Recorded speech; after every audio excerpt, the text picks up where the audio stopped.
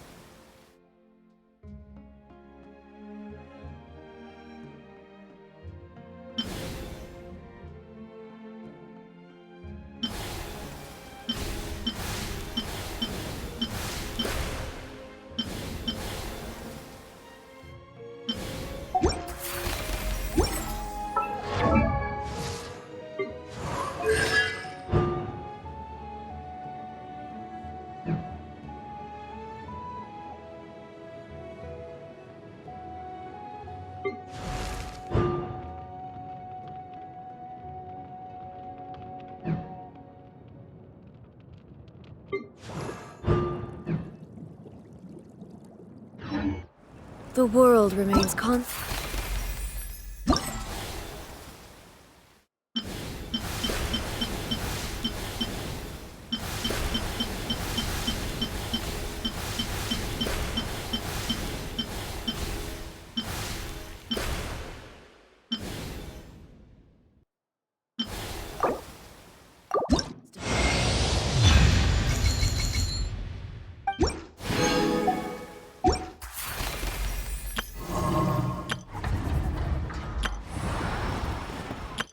I know. Present!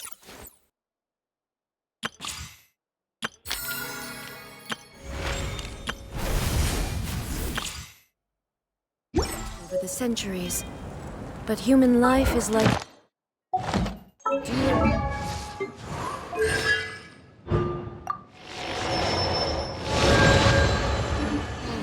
or a bubble.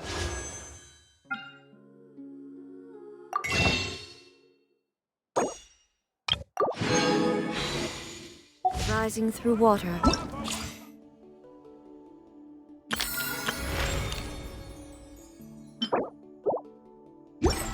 Transitory.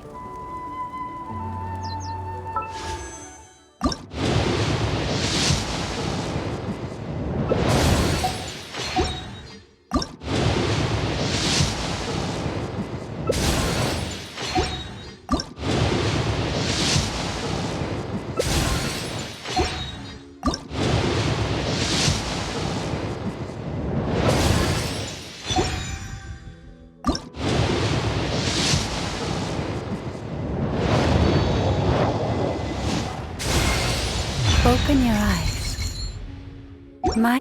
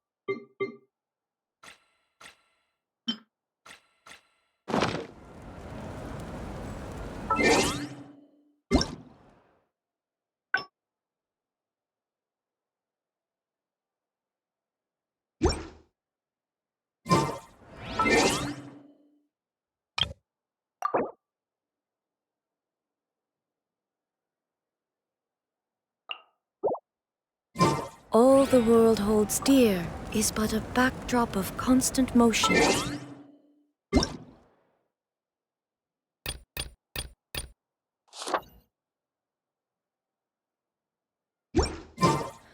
I stand before it, alone and unchanging.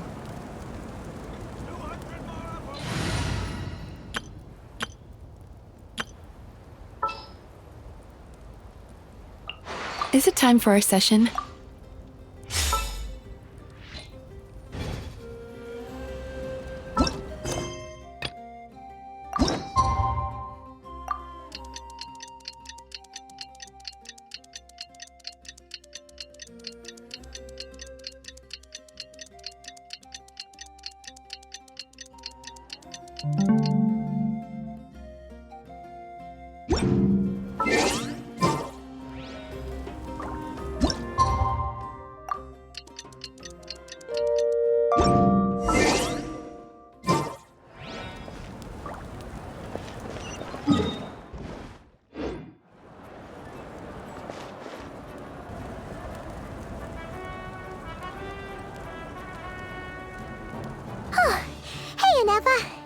Sorry to keep you waiting.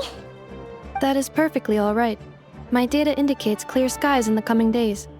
Current conditions for maritime travel, optimal. I'll be ready whenever you are.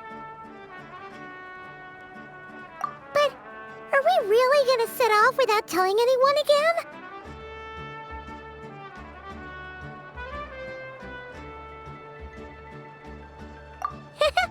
Funny you mention it. You'll never guess who Paimon saw on the way over.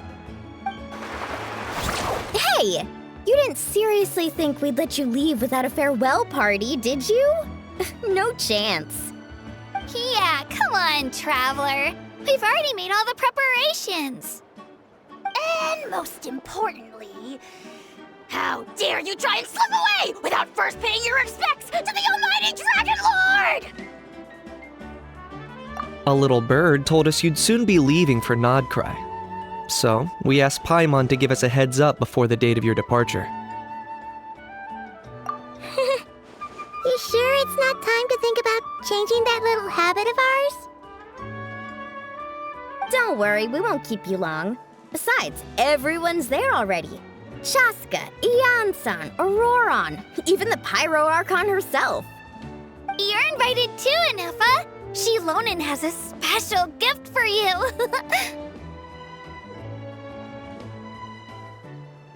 Accompaniment request accepted.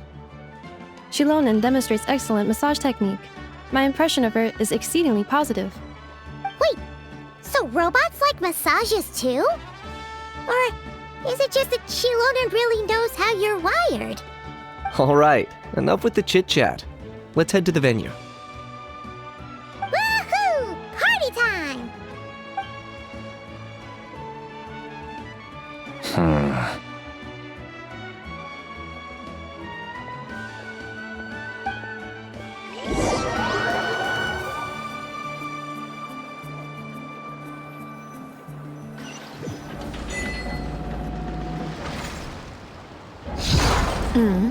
Spit it out, then. They've set off. Just as my calculations projected. About time I met this variable in person.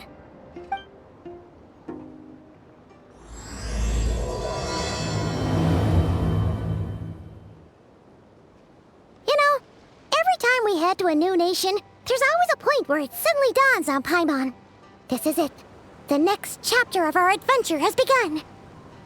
This time, it was the moment she realized she just polished off the very last of her Saurus crackers. Should have stocked up better at the farewell party. In other words, Paimon has marked the geographic coordinates from 2 minutes and 40 seconds ago as the boundary between Natlan and Nod-Krai. This deviates somewhat from the official coordinates stored in my database. Paimon meant more in terms of how it felt on a psychological level. Anyway, what about you, Traveler? When did it really sink in for you? Huh, that actually kind of makes sense. What about you, Anefa? Come to think of it, maybe we should be asking the other way around. So, when you came over to Natlan, what was the moment you felt like you'd left Nod-Krai? In that case, probably when my sensors could no longer detect the moon's power. The moon? You mean that one we can all see in the sky? Negative. I was referring to... Huh? Here we are. Paimon, Traveler, we have arrived in Nod-Krai. Oh, wow!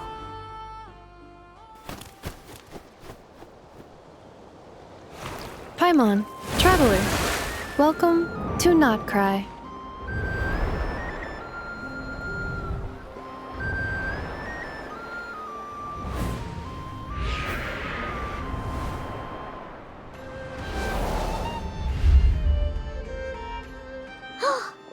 That must be Nasha Town up ahead! That's the place you were telling us about on the way over, right?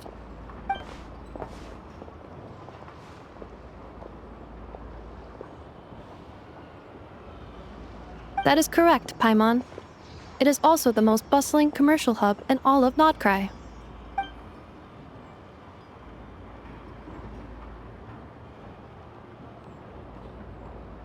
Oh, sounds like the perfect place to start trying out all the local specialties. Huh? Is something up, Traveler? Paimon, this is where our spaceship landed when Aether and I first arrived in Teyvat. Huh? Are you sure? But how come you've never mentioned that before? Seems pretty important to Paimon. Well, because those memories are really hazy. All I remember is Aether waking me up and us leaving the ship. But just now, setting foot on this land, I felt something. The kind of power I sensed in those moments. Are you referring to Kuvaki? Kuva, what now? The locals refer to it as Kuvaki. It is a unique elemental force found only in Nod-Krai, or rather, a pure, primordial form of elemental energy. That is correct. Another similar concept I have found in my database is the primordial sea. Legend has it that long, long ago, the moon that shines in the sky above us once rose from the land of Nod-Krai. Modern geological surveys and meteorite studies conducted in the region have since supported this claim. So, when you mentioned being able to detect the moon's power earlier, you were referring to Kuvaki?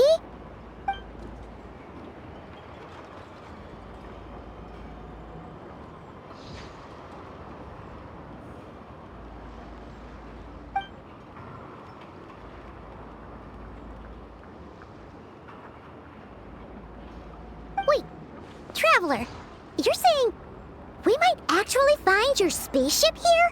Do you still remember where it landed? Nod-Krai is surrounded by the ocean. In other words, it could have been anywhere along its coastline.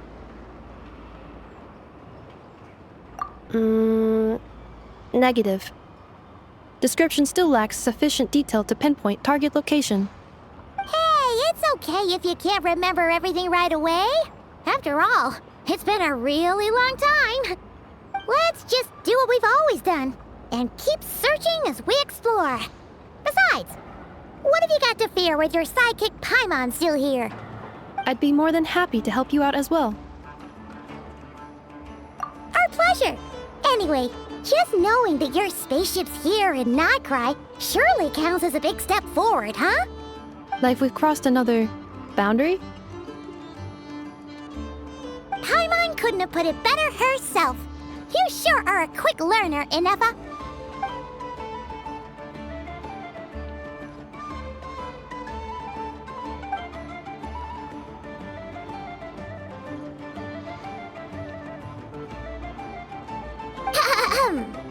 Well, as the best guide in the whole of Teyvat, Paimon hereby does solemnly declare, Nod-Krai, here we come!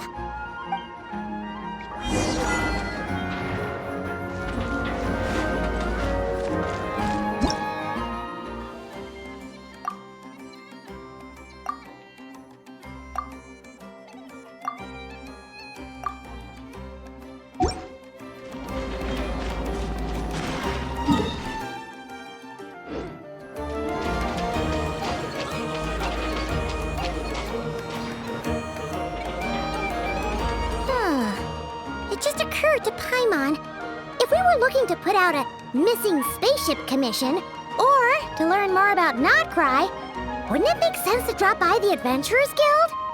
The guild is located in Nasha Town. Simply follow this road and you'll reach it.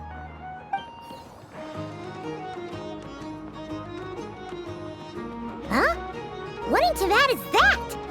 Looks kinda like a Sealy, floating around in the air like that. That is a Kuhenki, a species unique to the land of Nod-Krai. A Kuhenki? Does she have something to do with the moon, too? Indeed it does. According to the Frost Moon Scions, the indigenous inhabitants of this land, the Kuhenki, are said to be familiars of the moon goddess, leading those who walk in the moonlight's glow to things of great importance. The moon goddess? Don't all people here worship the Tsaritsa? Although Nod-Krai lies on Snezhnaya's border regions, the people here have held their own unique beliefs since time immemorial. As I mentioned, everything in this land shares a deep connection with the moon and the sky above. The beliefs of the Frostmoon Scions seem to date back to the civilization of the angels. According to the documents in my database, even the 7 Archons did not exist at that time. Wow! So the origin of their beliefs goes back even further than the Archon War? Correct. At some point, you may come across some statues of their goddess. The Frostmoon Scions carved these as well. Hey! Looks like she's floating away! I suggest you follow her. The probability of an ordinary person encountering a Kuhenki lies in the single digits. Many here consider them heralds of good fortune.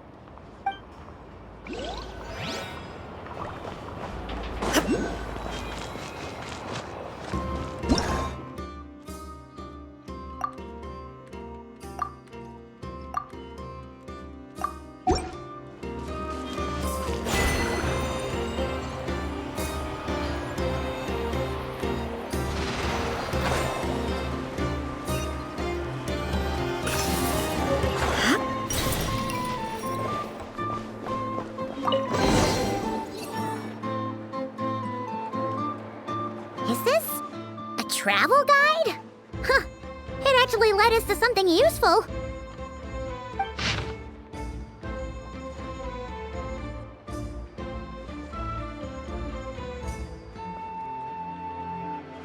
Are there any particular points of interest?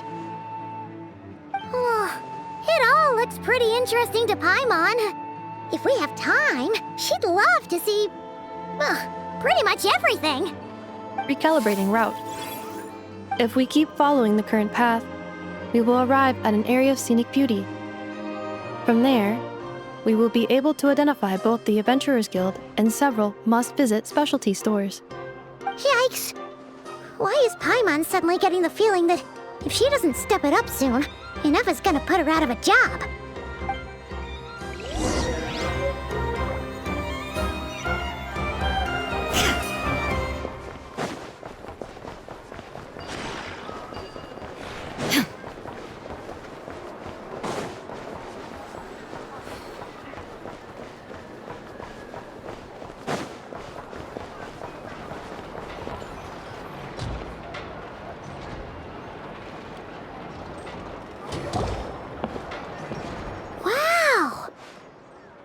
Town actually looks pretty big from here. Feels a bit different than Paimon imagined, though. Which aspects in particular deviated from your expectations? Well, Paimon keeps hearing people describe Nod-Krai as an adventurer's paradise. So she kind of thought it'd be a bit more picture perfect somehow. According to legend, there was indeed an era of peace in Nod-Krai's past, the age of the Fae. Tales of those ancient heroes are still told today. One of the most well-known is that of the Lantern Fae. This individual performed many good deeds for Nod-Krai. The present-day Lightkeeper's nightly lantern patrols are, in part, a tribute to their memory. But then, one day... What happened? There came a devastating abyssal calamity that swept across Nod-Krai, and for a time it was left desolate. Heartbroken by what had become of the land they had so cherished, that Fae extinguished their light, just as the abyss had extinguished all hope. Nowadays, the paradise people speak of is more of an aspiration, Or an irony, perhaps. An irony? Today, no official authority governs Nod-Krai. In theory, at least, it is somewhere a person can do whatever they wish, and become whoever they want to be. The Adventurers Guild is just over there, in Nasha Town's Central Plaza, and the flagship tavern is over that way. Hey, what's that building over there? You know, the biggest, tallest one.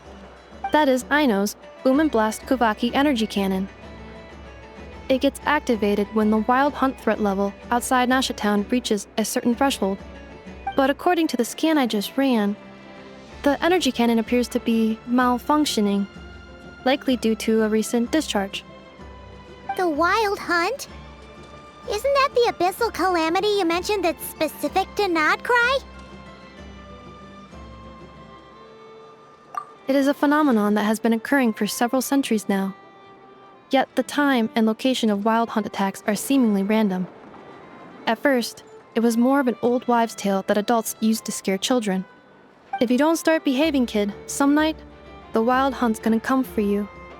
Listen, do you hear that? That weeping in the fog? Those are the cries of a young woman being dragged away. You're saying people actually hear things like that? I have not witnessed enough wild hunt attacks to give a statistically sound answer. But the oldest legends say that all people saw was the ghostly shadow of a woman in the mist.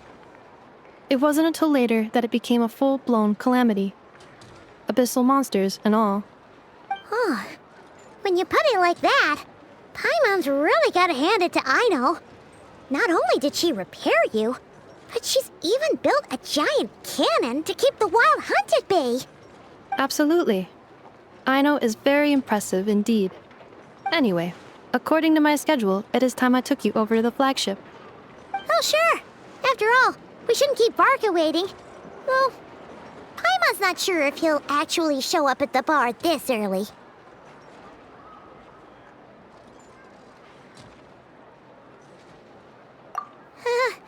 You're right about that.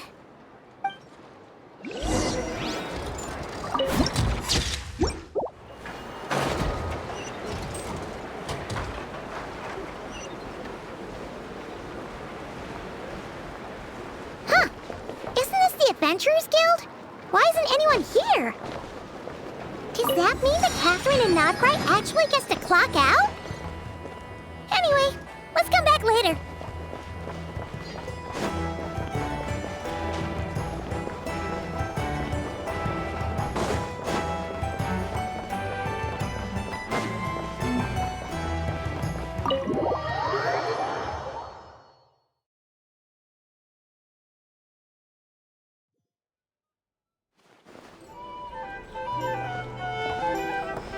Here we are, the flagship.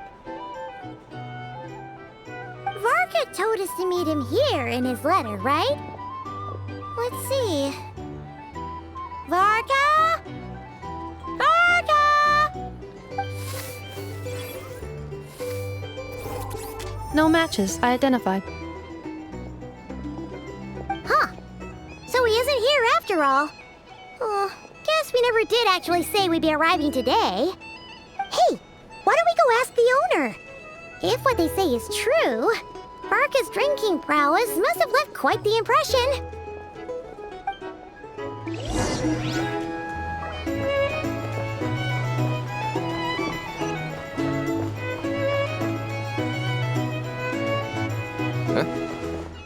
Well, well. If it isn't the ineffable Ineffa. Hello there, Demyon.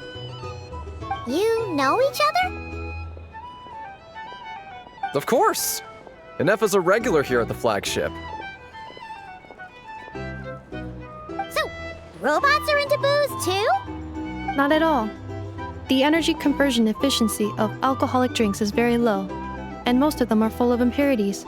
Still, I can affirm that your berries and fried meat deserve a solid 9.12 out of 10.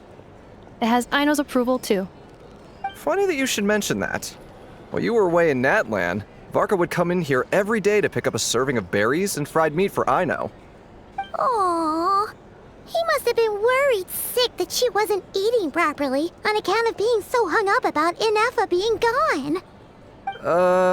Actually it's 'cause Varka found out that Aino went wild after Ineffa left, gorging herself on snacks she normally couldn't get her hands on. So it was more worry that she wasn't getting a balanced diet. I think I might have just put my foot in it. Anyway, since you're back from Natlan, these two must be the ones Varka mentioned. The Traveler and Paimon, yes? Yep, that's us. So, from the sounds of it, you must be a close friend of Varka's too. Varka? Goes without saying. After all, he's the only one around here who's ever managed to stay standing after 10 rounds of the roulette special. Paimon can't believe he's made such a name for himself. Though, guess it's hardly surprising how. Right now? Must be somewhere near Anvantinjarvi. That's quite far from here. Huh? Where's that? It's a lake in the northern part of Nod-Krai. Word reached him of trouble brewing around those parts, so he took his knights to check it out. Oh. So, we missed him?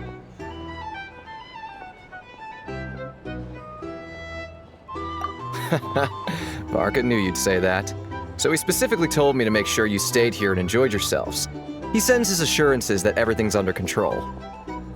Well, if he's that confident, guess our only option is to accept. Anyway, it's not like there's any special cause for concern. He is the Grand Master, after all. Exactly. Plus, not only has he booked you into our finest room, he's paid for it in advance, too. Whoa! It's so generous of him! We might not have met yet, but Paimon's got a feeling that we'll get along with Varka like a house on fire.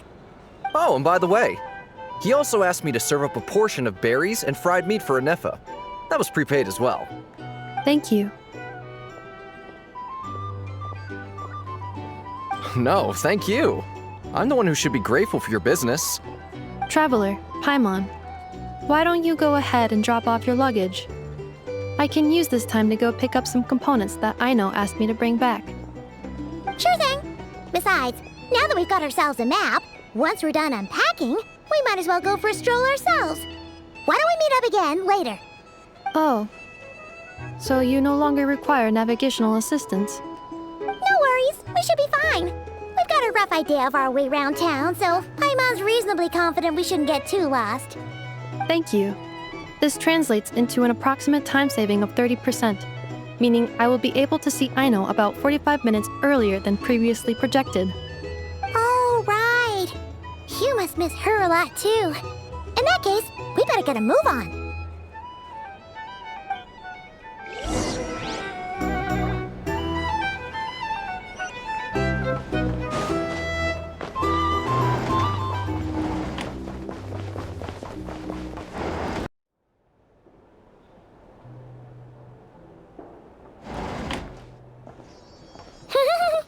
Feels pretty nice having someone sort out our food and lodging for us, huh? But is this really the flagship's best room? It's pretty big, make no mistake, but it looks a little worn out, right? Though, to be perfectly honest, that feels right at home with everything else we've seen of Nasha Town.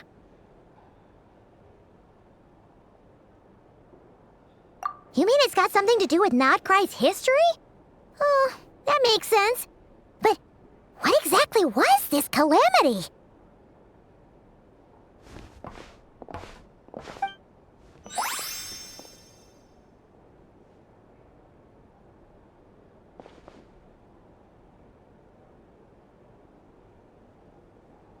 Oh, should we try the berries and fried meat too?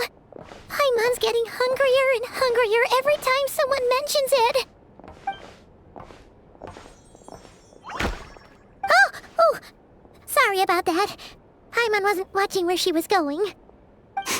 Please, there's no need to apologize. If anything, I'm the one who should be sorry. Clearly, I shouldn't have gotten lost in my thoughts in the middle of a hallway. Wait a sec. Are you staying in the room next to ours? Ah, quite the perceptive one, I see. First things first, allow me to introduce myself. My name is Kirill Chudamirovich Flintz, but please, just call me Flintz. Whoa, that's an impressively long name for sure. Ah, is that so? Names like mine ought to have been fairly common in Snezhnaya, at least in the past. Would I be correct then to assume that the two of you are travelers in this land? Yep, you sure would be. Paimon is Paimon, and this is the Traveler. We've been to a bunch of nations already, but we only just arrived in Nod-Krai today. What a rare honor it is to meet such worldly travelers. Are you here for travel too? If only I had the time to spare. No, I'm just staying the night. Oh, so you're here for business? That's certainly one way to put it. I'm a Ratnik of Nod-Krai, normally stationed near the burial grounds to the north. My sole cause for being here today was to repair this lantern of mine.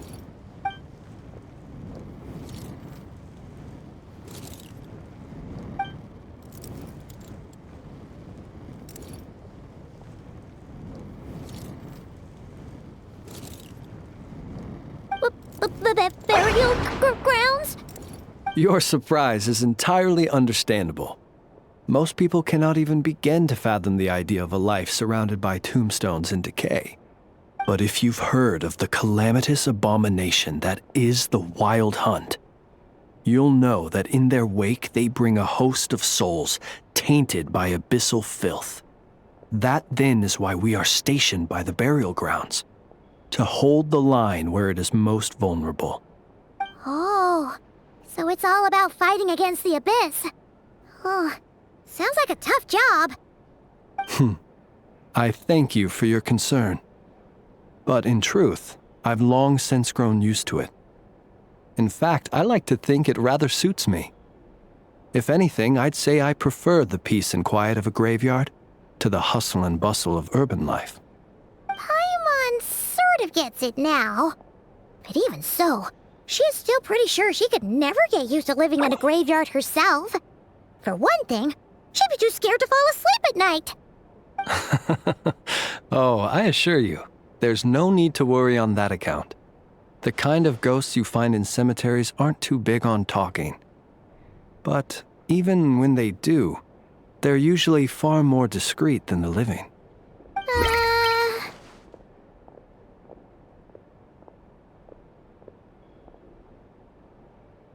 Well, would you look at that? Who'd have thought we'd end up chatting this long? Must have a lot in common, huh?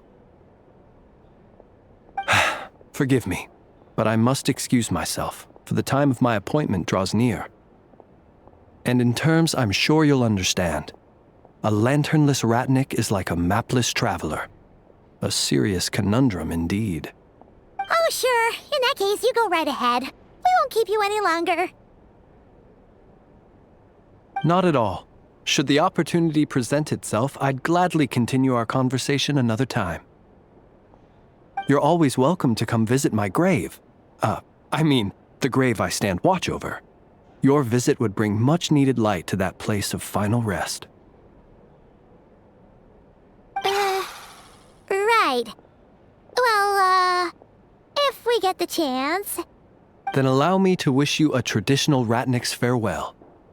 See you by the graveside. Ugh. Jeez, what a weirdo. Not to badmouth him at all. In fact, he seemed pretty cultured, but at the same time, kinda spooky? Must be all that time he spent around graveyards.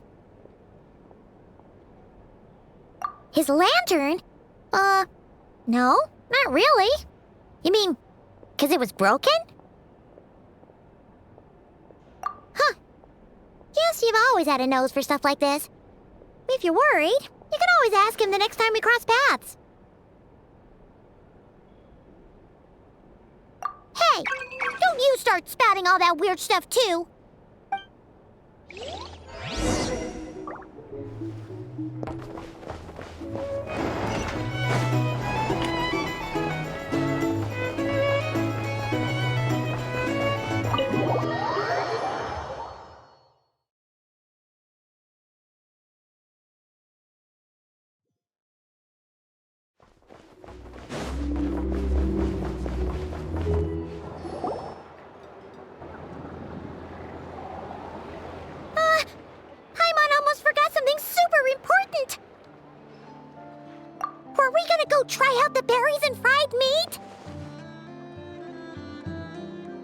But now, heading all the way back to the flagship feels like such a waste. Please, accept today's boon. Come night or day, may the blessings of the moon goddess shine down upon you. Huh? What's going on over there? Wait, free food? Wow, the people here are so nice! Quick, let's grab some too. Paimon's super curious what their food tastes like. Moonlight illuminates the path before you, travelers from afar. Huh?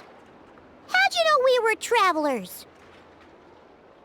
Just now were a song the birds in the sky, singing of your wanderings. You are no ordinary guests, it seems. The birds and the... what now? Forgive me. I should not have laid the words of others out as a welcome mat for our very first meeting. You, too, must be wondering who I am. I am Lauma, moon chanter of the Frost Moon Scions. Please, as do our followers and other passers-by, accept today's boon. Happy to oblige. Paimon's name is Paimon, and this here is the traveler. Thanks so much for sharing your yummy food with us. We'll take one each.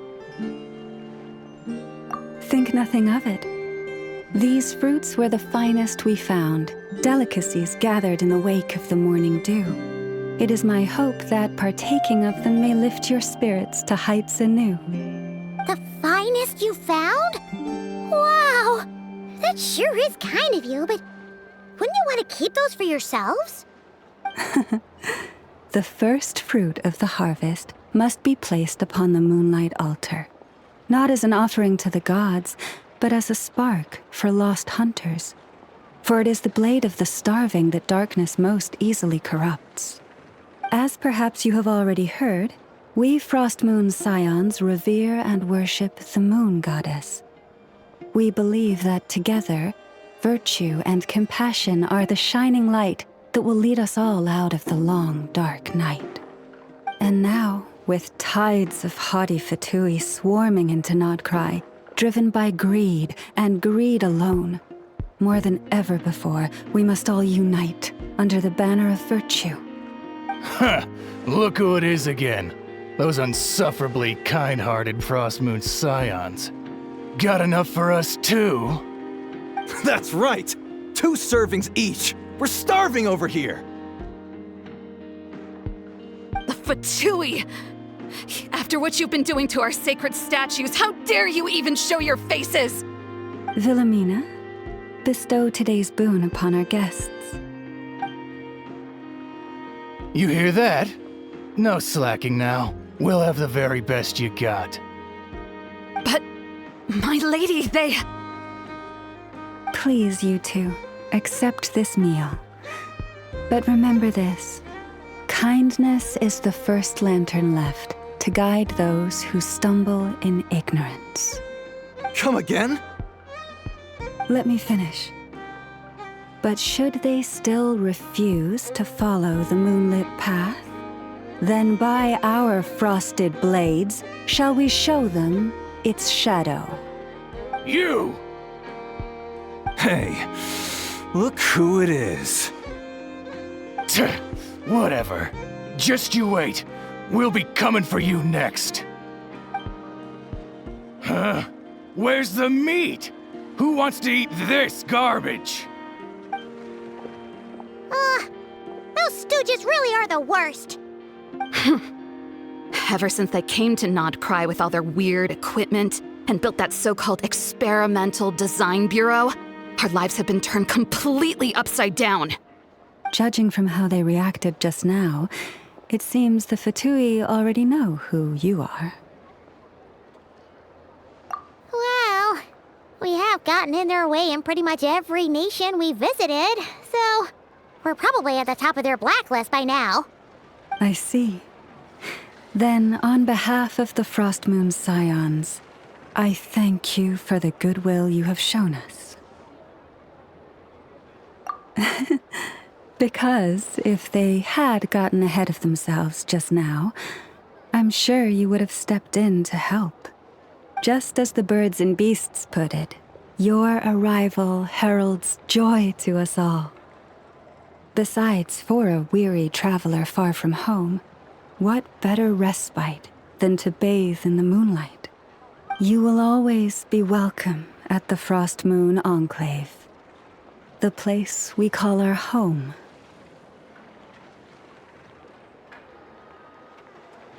May we meet again in the moon's gentle glow.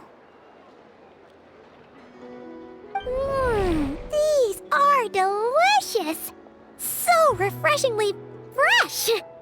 Those two for Tui wouldn't know a good thing if it came up and bit them on the shoulder. Looks like Anefa isn't done with her shopping yet, and the Adventurers Guild is still empty. Where should we head next? Good idea! Wouldn't want to let the Kuhenki down, after all. Let's see. Okay, Paimon's got our route all figured out. So, all that's left to say is, don't fall behind. This is Nuts and Nuts. It's mostly a fruit shop, but there's a crafting bench too. This is the Speranza, one of the travel guide's recommended restaurants. All the waiters here are kids. This is the Vesnitsi Prolegiate Greenhouse. Apparently, their flowers are all made of metal, so they'll never wilt away. And this is the Rossum Workshop. If you ever need a weapon made, this is the place to go. And over here, they've got a super tall observation deck. Whoa! Take a look at that! You can see really far out into the distance. That way's north, and that looks like something built by the Fatui? And then over there to the west, that must be the place Lauma mentioned, where the Frost Moon Scions live. So, what'd you think? Even if Anefa kinda stole her limelight earlier, this just goes to prove that Paimon's own tour guiding skills aren't too shabby either, right? She sure is! It'd take hundreds of years of practice to be the best tour guide in all of Tibet. Huh? Look! There must be someone at the Adventurers Guild now. There's already a line forming outside. Looks like we'll finally be able to ask about your spaceship. Oh, or was there anywhere else you wanted to stop by first? Where? Which one are you... Oh, now you mention it, Paimon's noticed it too. Ugh, better not be who she thinks it is. Anyway, where we go first is completely up to you. Either the Adventurers Guild, or that suspicious-looking shop. A word of warning, though. If we step into that shop, be sure to keep a very close eye on your Mora.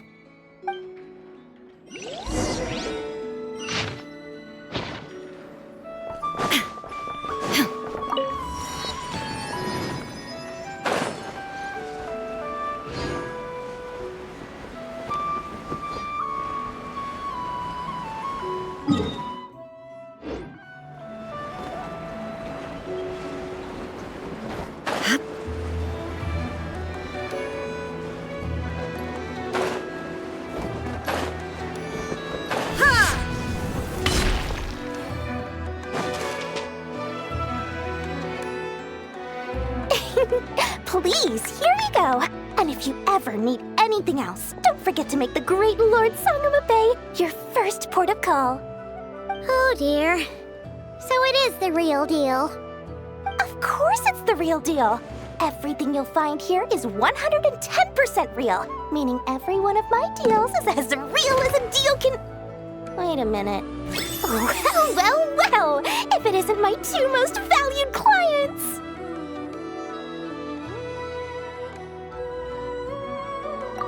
And with no small thanks to your munificent patronage. Come, how could you just sneak into Nod-Krai like this without telling your dear Lord Sangama Bay? If I'd known earlier, I would have made an absolute pulled out all the stops to ensure that your boat ride over was as comfortable as humanly possible. Thank the Archons we didn't tell you. Oh, come now. You know as well as anyone how impeccably and conscientiously above board I am when it comes to doing business. Well, right regardless of whether that's true or not, the main issue here is that we had no idea you had a branch in Nod-Krai. A clever merchant always has a backup plan. Or two, or three up their sleeves. As the saying goes, a rabbit with many burrows fears not the hunter's arrows. A merchant with stores galore hears no debtors at the door. Since you're both here in Nod-Krai, would you care for some of my finest local souvenirs? Whatever you're looking for, I have it. Or if it's Sumeru you're missing, I've got that covered too. We literally just arrived. Do we look like we're on the hunt for tourist trinkets to take back for our friends? My, your high-minded tastes never cease to impress. In that case, I know just the thing. You must be on the hunt for something like this? What's that? Your hat? Information, of course. Information about Nod-Krai, locked securely in the otherwise impenetrable vaults of the Lord Sangama Bey's brilliant mind.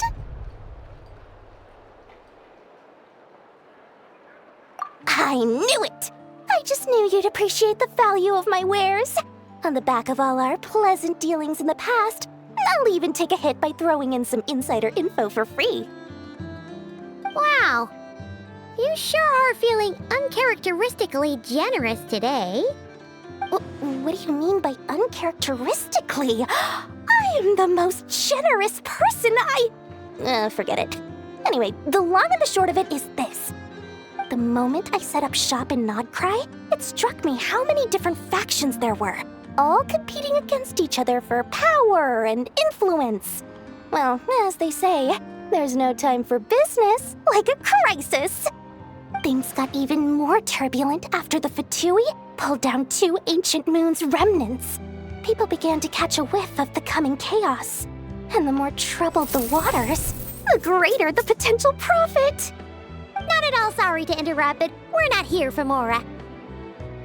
Oh, really? But surely it was the tales of an adventurer's paradise that brought you here. The chance to take your very own slice of all the latest and greatest business opportunities? In that case, what would you like to know about? The Frost Moon Scions? You mean the people who believe in the moon goddess? They're not a bad bunch. It's just, well, they have such simple tastes. No luxuries, no indulgences, no nothing. Trying to earn a little more from that lot is like trying to squeeze blood from a stone. Still, things between them and the Fatui have gotten pretty tense. It's only a matter of time before the powder keg goes boom. And when that happens, that's when business will start to boom too. Oh, they're an organization set up to keep the locals safe. Apparently, they have a long and glorious history, and they're made up entirely of volunteers. But seriously, a volunteer organization in Nod-Krai? This place is hardly a magnet for noble hearts. No pay, all work. That's not a business model, and it's certainly not for me. Everyone knows they're here for the Ancient Moon's remnants, but no one's sure why they pulled them down in Nod-Krai of all places. Anyway, they've been acting mysterious enough, but if you ask me, that Kuvaki Experimental Design Bureau of theirs up north hides secrets wilder still.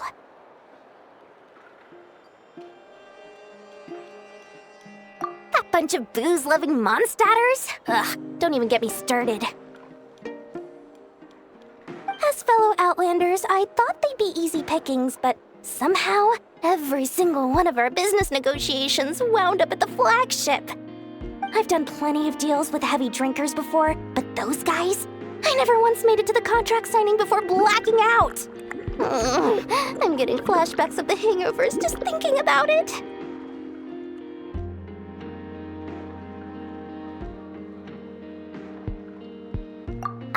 What now? A spaceship? Nope, never heard of anything like that. Don't you two get involved in any big business here without so much as a heads up, you hear me? At the very least, consider letting me in as a key investor. Oh, I almost forgot to mention. Sooner or later, you'll no doubt end up doing business with some other merchants in Nod-Krai.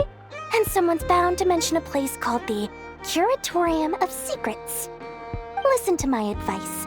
Do not, under any circumstances, go there, no matter how much trouble you're in. The Curatorium of Secrets? What do they get up to there? Just a place that handles all kinds of disputes. But the owner will charge you an absolute fortune, and she has a temper to match. Nothing like your friendly neighborhood, Lord Sangama Bay. You're not just saying that to stop your competition from undercutting you, right? When did that little pipsqueak get so sharp? And after I gave them all that info for free just to win them over. What do you mean? Of course not. I'm only thinking about your wallets. I mean, on behalf of your wallets. You're really not convincing anyone, you know. All right. Business is a cutthroat business. I won't argue with that. But I'm not lying about that boss lady. Not only did she make it into my top 3 people not to mess with in Nod-Krai, she's also in my top 3 people most eager to trade in favors. Seriously?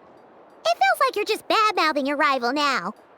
Fine. If you don't believe me, go see for yourselves. We might both be from Sumeru, but compared to hers, my conscience is so large, why, it could fill 3 whole palaces of Alcazar's array.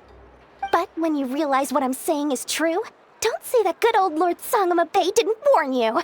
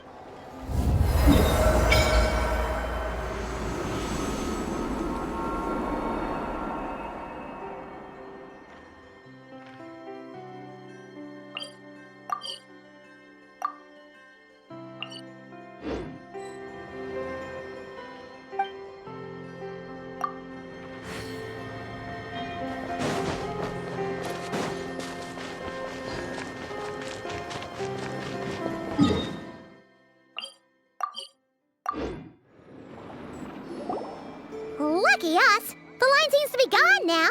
Come on, let's go say hi to Catherine. Hey, Catherine, we meet again.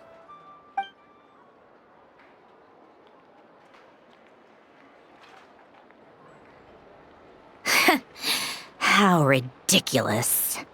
Huh? They often say that mortals, shackled by their own flesh and blood, may fail to perceive the truth of this world, even when it is right beneath their very noses. Yet I had not expected to have the pleasure to witness such heights of absurdity firsthand. But Paimon must have gotten the wrong person? At second glance, you do seem a bit younger than Catherine, and you certainly sound a lot less friendly. A creator might forgive ignorance, but being mistaken for one of my own creations is beyond all pardon. Look very closely, for standing before you is none other than Marionette, 7th of the Fatui Harbingers. A Harbinger?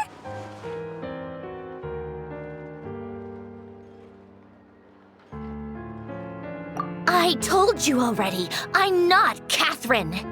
Just how obsessed are you with my machines?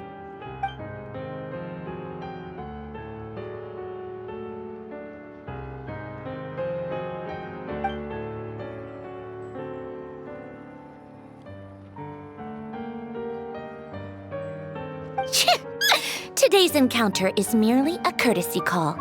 A friendly warning, if you will. You interfered with my work once before, with that little robot. I let it slide. After all, it was nothing more than a distraction, a side project at best. But we are in Nod-Krai now. And as such, I strongly advise you not to stand in the Fatui's way. Otherwise, the next time we meet, I might just have to drop all this meaningless etiquette. Oh, please. You've got some nerve coming out with barely veiled threats like that. You're the one stirring things up here. Oh, perhaps you have misunderstood. Just because Nod-Krai lacks a ruler at present, that does not mean it should not be ruled. We Fatui are simply establishing a new order. Yeah, right. More like shady experiments, judging by your massive creepy research facility. I've said what I came to say. What you do next, only you can decide. So why don't you start by using your already limited processing capacity to calculate your even more limited options? And, being the refined young lady that I am, I shall indulge you just this once. Ad Astra Abyssosque. Welcome to Nod-Krai, Dominion of the Fatui.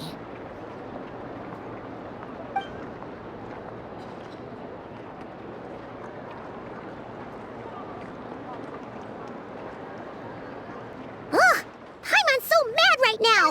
How can anyone so obviously evil be so annoyingly self-righteous?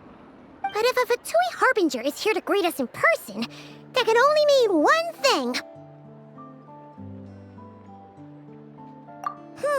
We'll have to be extra careful from here on out. Paimon hates feeling like she's being watched. Hey!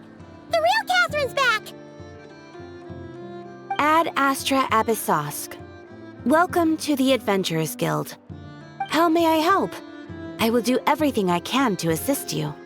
Oh, you're so much nicer to talk to, Catherine. Please don't leave us again, okay?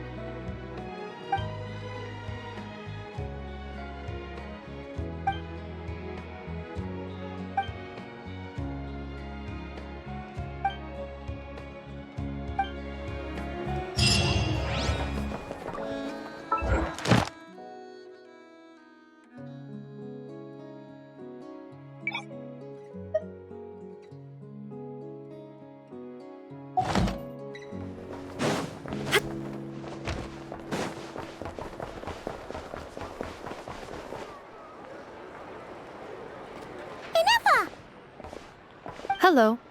I was just about to start tracking your whereabouts. Did you manage to get everything Aino asked for?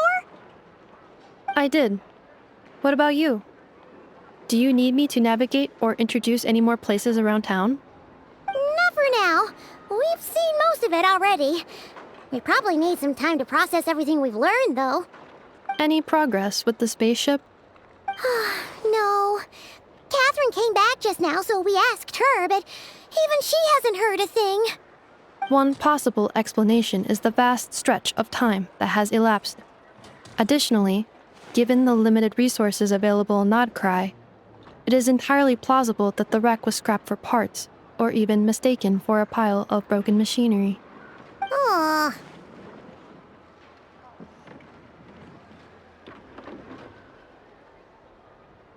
Understood. In that case, why don't we go ask Aino together? After all, she was the one who salvaged me, ancient dragon technology and all. If there really are any unusual parts floating around Nod-Krai, there's a high chance they've passed through her hands at some point or another. Good point. And since you keep mentioning her, we're curious to meet this whiz-kid mechanic too. Understood. Then I'll handle navigation as before. ETA at the Clink Clank Krumkake craft shop. 34 minutes ahead of schedule.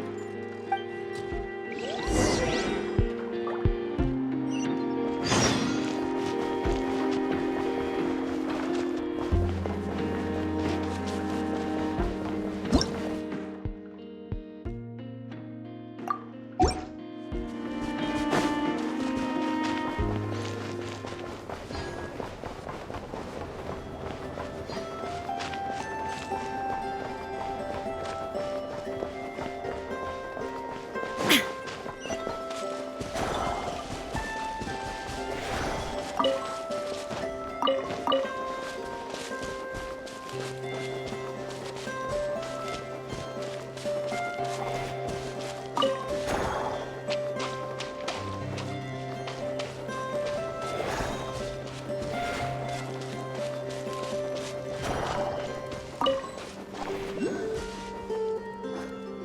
no!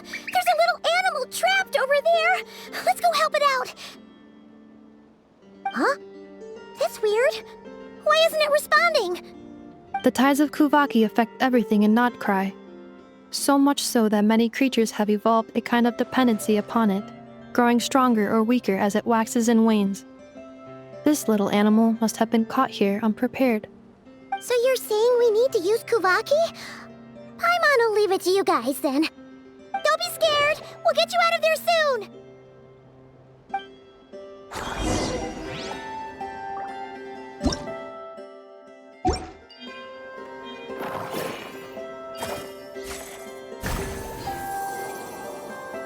Oh! It worked! Off you go now, little one. Don't go getting yourself caught again.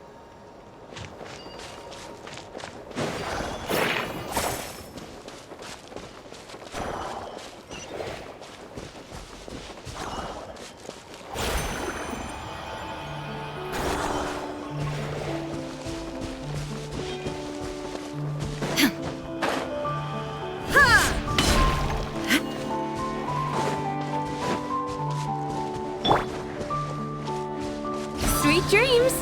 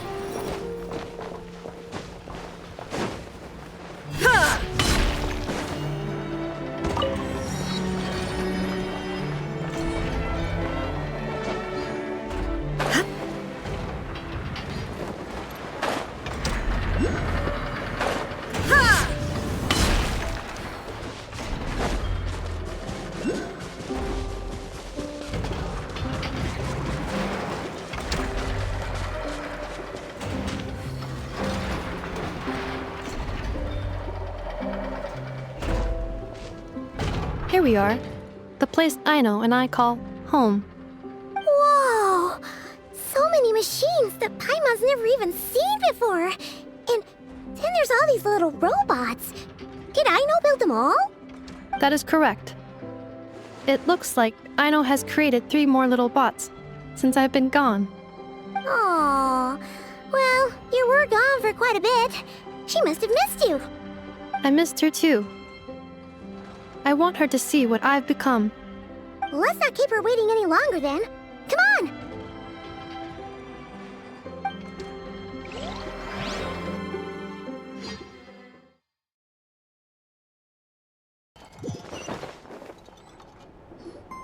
Aino, I'm back.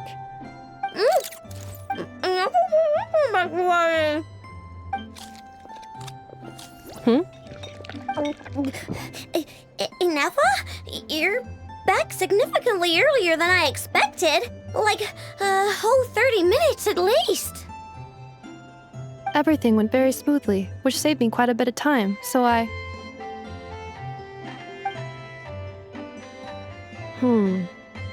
know. Could you turn around for a moment? I know. I've been on my best behavior the whole time you've been gone. She's got chocolate all over her mouth. I know. While I was away, did you strictly abide by my tailor-made snack intake schedule? Oh, of course I did. 1 whole cake, 1 crumb cupcake, and 1 pack of chocolates a day, right? It was either a cake or a crumb cake or a pack of chocolates per day. Oh, shoot. When did you finish the snack stash I left for you? Literally just earlier today. Let me just go run a scan on that. I meant today, a week ago. And then you restocked an entire week's worth on your own initiative? 2 weeks worth.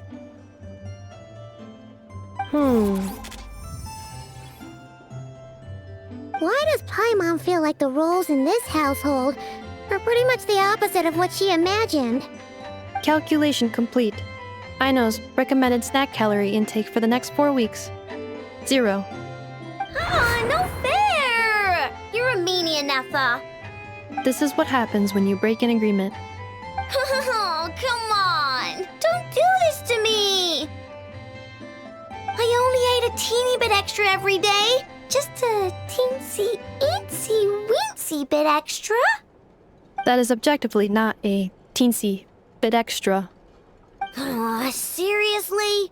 If you'd only arrived half an hour later, I would have had everything cleaned up and you wouldn't have noticed a thing. But now that I think about it, you even said you'd come back a bit earlier than you did, so I wouldn't have to worry.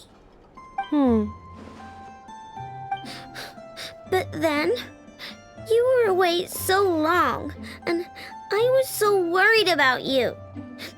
And that's the only reason I even... Oh. I know. I am very sorry to have kept you waiting. I'm back now. Welcome home. Oh. So, will I be able to keep eating snacks as usual now? Negative. Okay. Well, given that I am later than I initially projected, I'll let it slide. But just this once. Thanks, Nefa! You're the best! I know. Allow me to introduce. It's the honorary knight and Paimon! I know. Uncle Varka talks about you guys all the time. Nice to meet you, I know. And Nefa's told us all about you, too. Huh? Really? She actually said that about me? Well, she's not wrong. Oh yeah, so, you're here to see Uncle Varka, right? A couple of days ago, he suddenly said he had to head out on business, and that he might not be back for a while. He asked me to let you know if I saw you. Yeah, we heard about that at the flagship. Did he say what he was doing? Nope.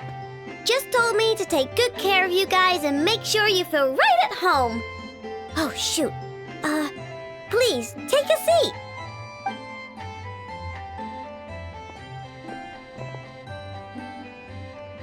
Do either of you need my help with anything? Anything at all? After all, I'm the head of this household. Sure wouldn't know it from that snack tantrum she just threw.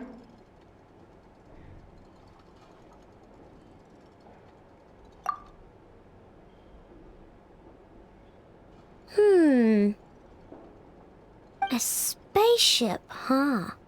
From outside to that? Exactly. So, ring any bells?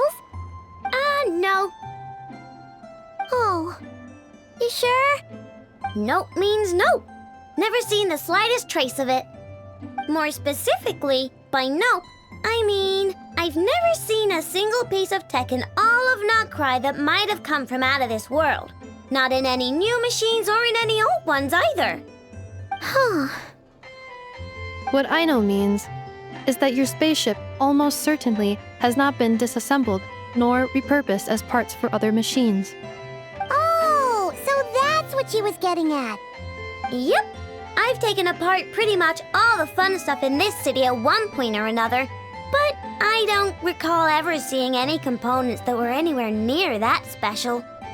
So, either your spaceship crashed somewhere it's never been found, or someone did find it and then hid it really, really well. But who would even do something like that? Beats me. Maybe someone who thought they could stash it away for a rainy day. Just like how I sometimes hide snacks in the...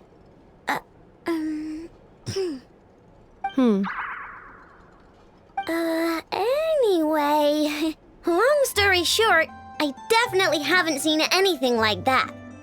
Besides, sounds like it would practically be ancient history by now. If anyone still has any leads on what really happened, it'd be the Frost Moon Scions.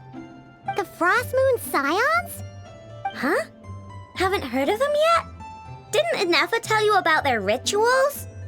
There wasn't enough time to delve deeper into their history and traditions. What kind of rituals are we talking about? I've never actually seen them myself, just heard bits and pieces here and there. They say that each of their moon chanters has had access to an ancient relic that lets them see the true past.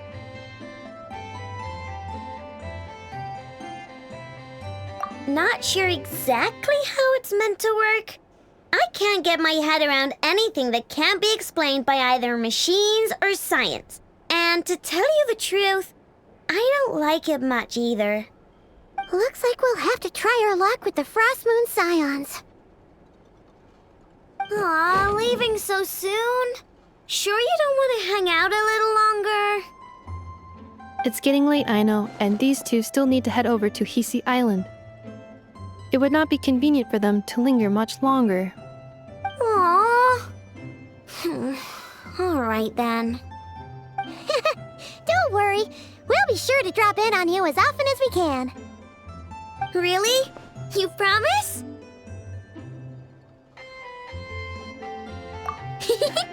Sounds like my type of visitors. You're welcome anytime.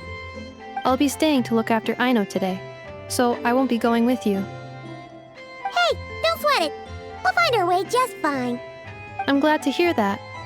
Also, I must admit, I have very much missed the charging bed that Aino made for me.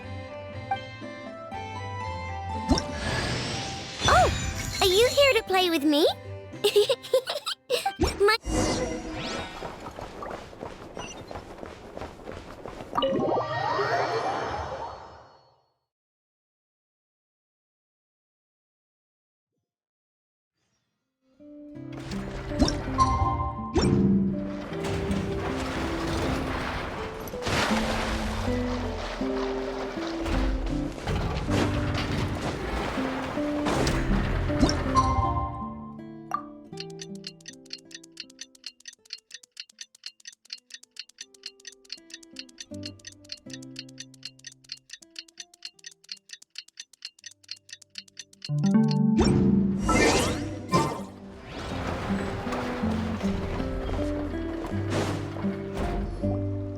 Nothing's going right lately.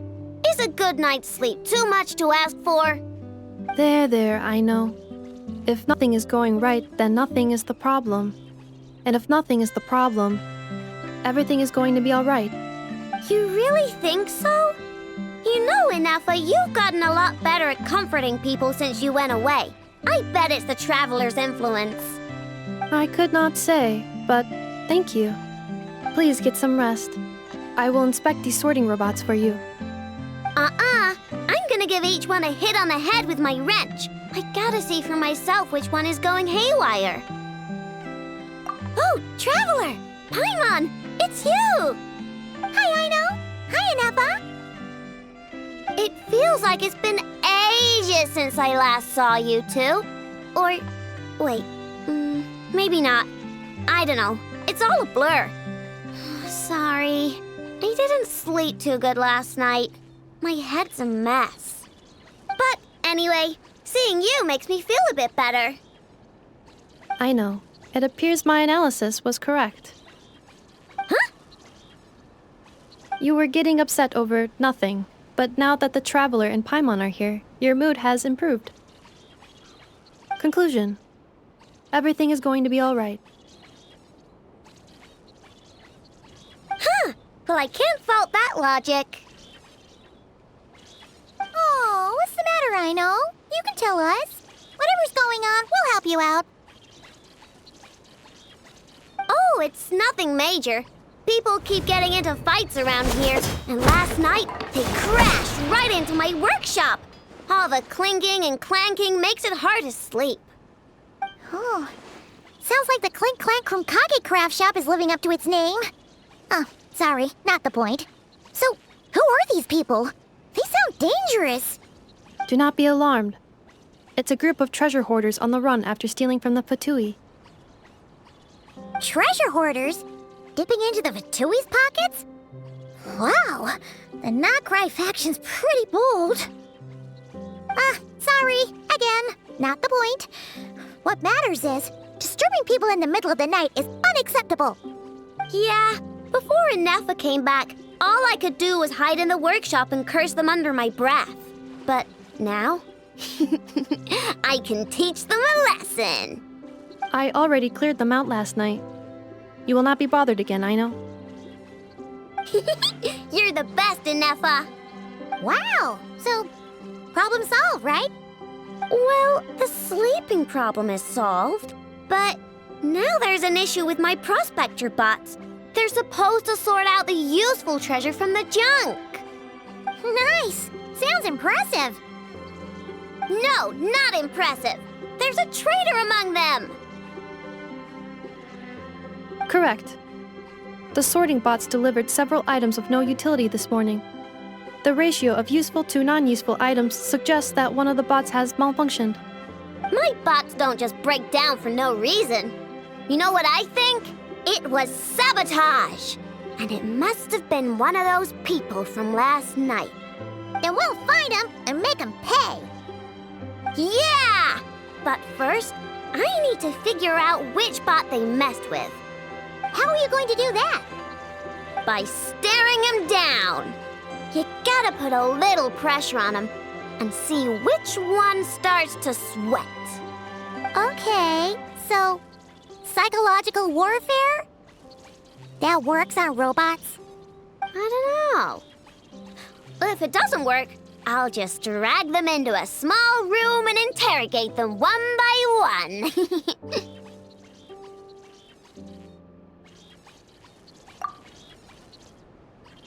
Whoa! How's that fair? Two of them are just hard-working little bots. If I take them apart, even though nothing's wrong, it'll hurt their feelings. Okay then. Ahem. All right, listen up, you three.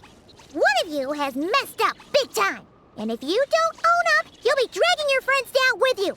So, time to come clean. Or we'll... what are we gonna do again? We'll let you off. But just this once.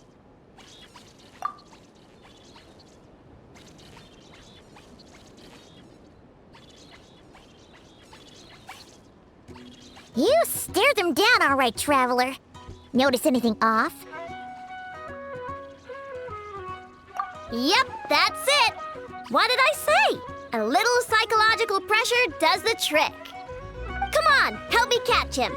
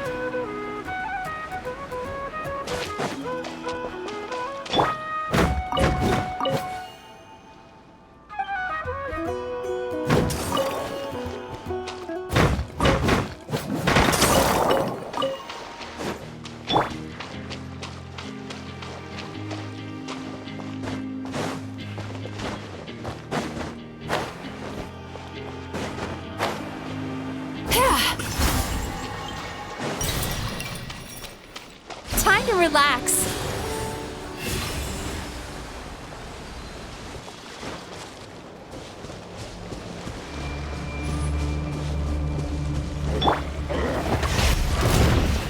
There is no escape. Sweet dreams.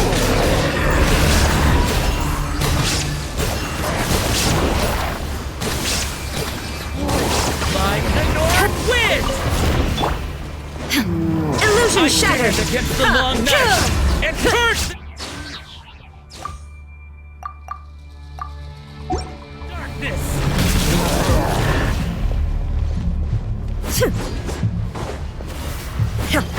There is no escape!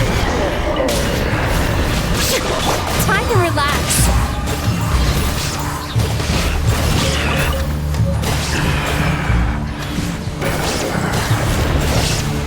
Strike them down! Shine down! I stand against the long night and purge the darkness! Illusion shattered!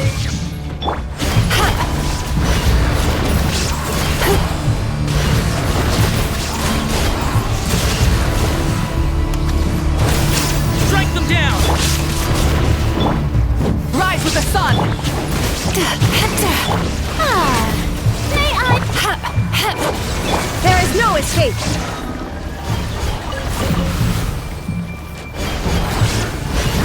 Strike them down! Light it up! Turn that frown upside down.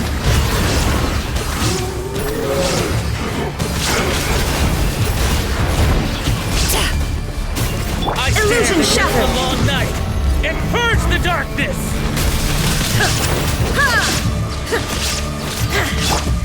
Rise with the sun! Shine down!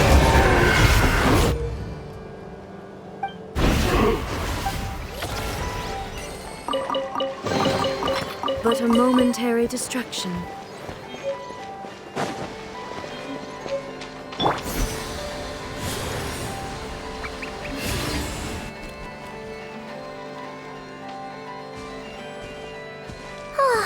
Seeing Anafa and Aino reunited like that sure was heartwarming. We should definitely hang out with them more in the future.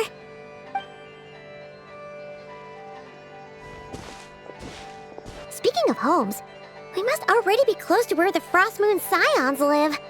The vibe here feels different, just like the scenery.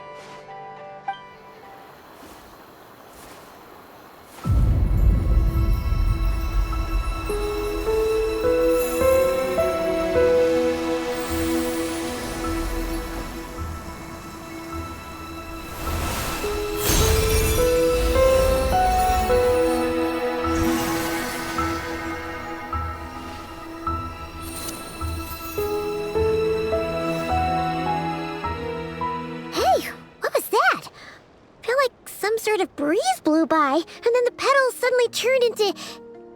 Huh?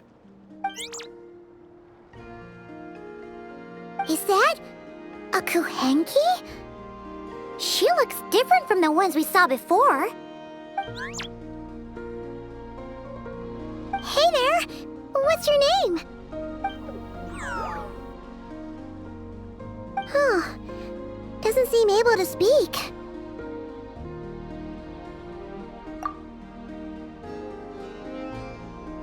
No idea what she wants. Unless you want to stop, maybe we should just keep moving?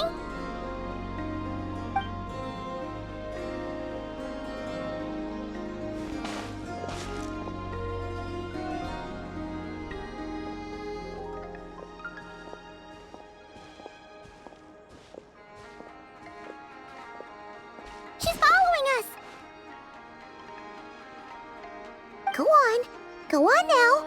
We've got stuff to do. Best you find someone else to hang out with.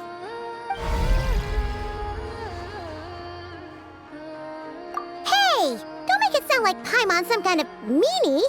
Paimon had no idea what she wanted, okay? Ugh.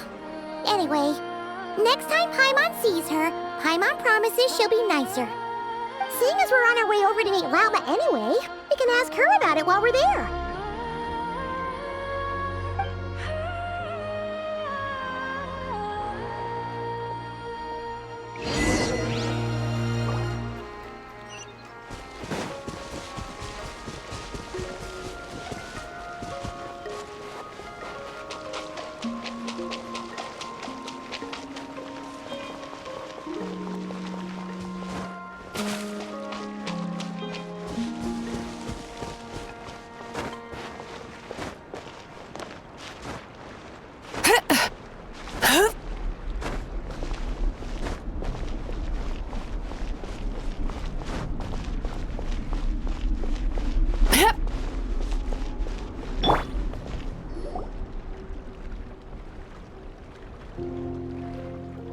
Huh? Hey, look! Isn't that Lauma? The moon chanter? Let me take a look at your wound. You must be more careful. Doesn't matter how much of a rush you're in, your safety always comes first. Oh, you're back too. How was your day? You what? Those two Fatui? The ones who were causing trouble in Nasha Town? You went to teach them a lesson? And you put that in their food? You naughty little thing! How could you do that? They didn't notice. That's not the point. You mustn't do that again, okay? Next time, at the very least, bring a few of your friends along too. You'll be an easy target if it's just you on your own. Hey, Lauma! Still remember us? Oh, it's the Traveler and Paimon, isn't it? Welcome to Hisi Island.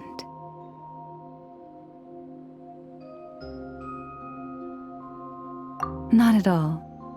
Those who come with kindness in their hearts are always welcome with the Frost Moon Scions. Were you just talking to those animals? I was indeed.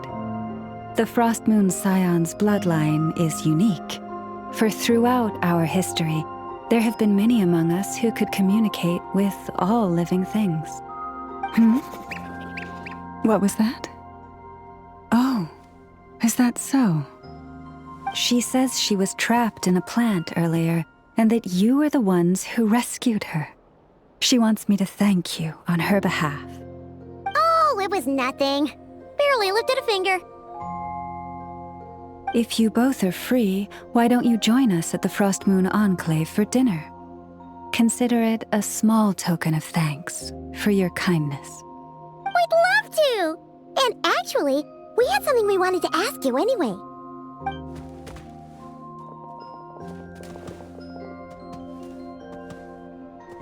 Oh, you're interested in the story of Kutar? Kutar? Yes, Kutar is our moon goddess, the moon maiden who guides us. But up close, this one somehow seems a bit different from the one in Nasha Town. It's like it's more... natural? Or like... more harmonized in its design. That is because, ever since the Fatui arrived in Nod-Krai, they have been modifying and defacing our statues as they please. These statues were made by the Frost Moon Scions who settled here hundreds of years ago, crafted from the very finest Lunasol stone. Not only is this stone exceedingly rare, but it also brims with Kuvaki. I suppose the latter must be what caught the Fatui's eye. For a time, we put up fierce resistance. But now, this is the only one left that still retains her original form. We heard they even pulled some ancient moon's remnants down from the sky. That's right. The two largest remnants landed in Nod-Krai. One here on Hisi Island, and the other on Paha Isle. The Fatui built their research facility on top of the remnant over on Paha Isle, but they've had their sights set on the one here, too.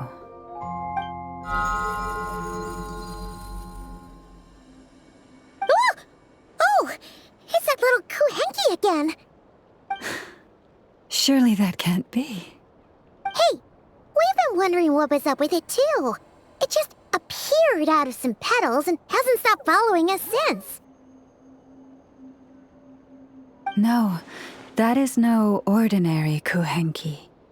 These we name Luonnotar, beings born from the moon goddess's blessing. Can you understand what it's saying? We honestly haven't got the slightest idea why it's been following us. I'm afraid not. I cannot fathom its thinking any better than you can. Sometimes a long time must elapse before the moon goddess's blessings turn into Luon-Notar. Perhaps you two were simply there to witness that transformation. Oh, maybe. Legend has it that the Luon-Notar bring good fortune. Given that it seems to have taken a liking to you both, why don't you let it come along with you? Really? Then you can start by helping us find some more treasure chests along the way. Capiche?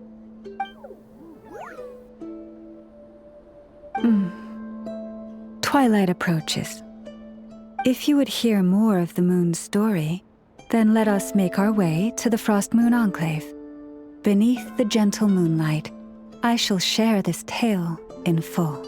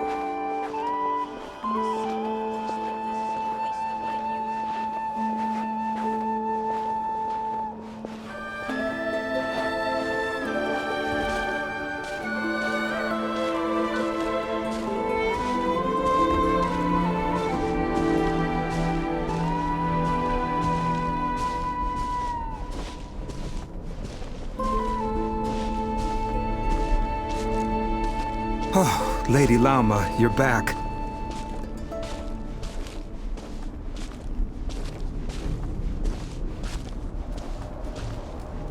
Come day or night, may the blessings of the moon goddess shine down upon you.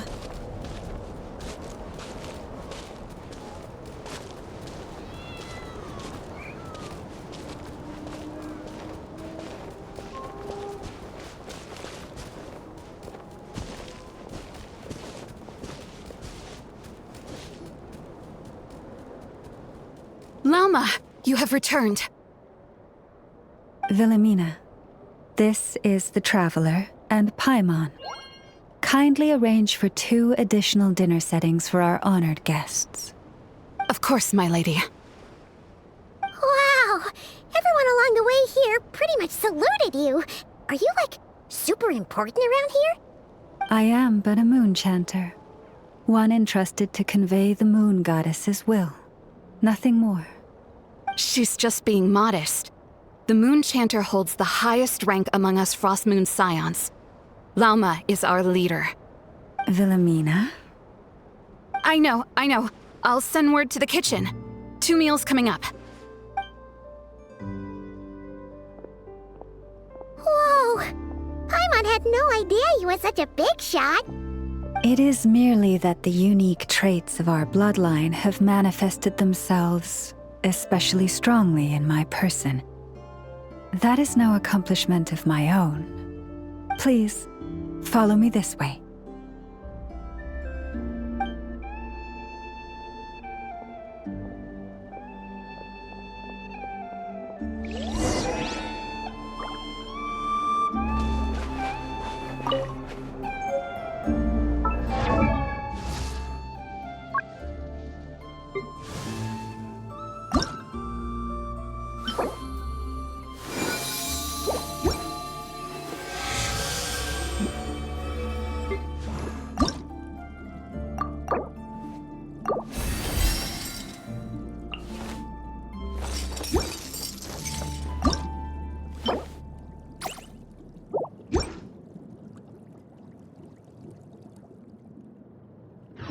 The world remains constant over the centuries, but human life is like the dew at dawn, or a bubble rising through water.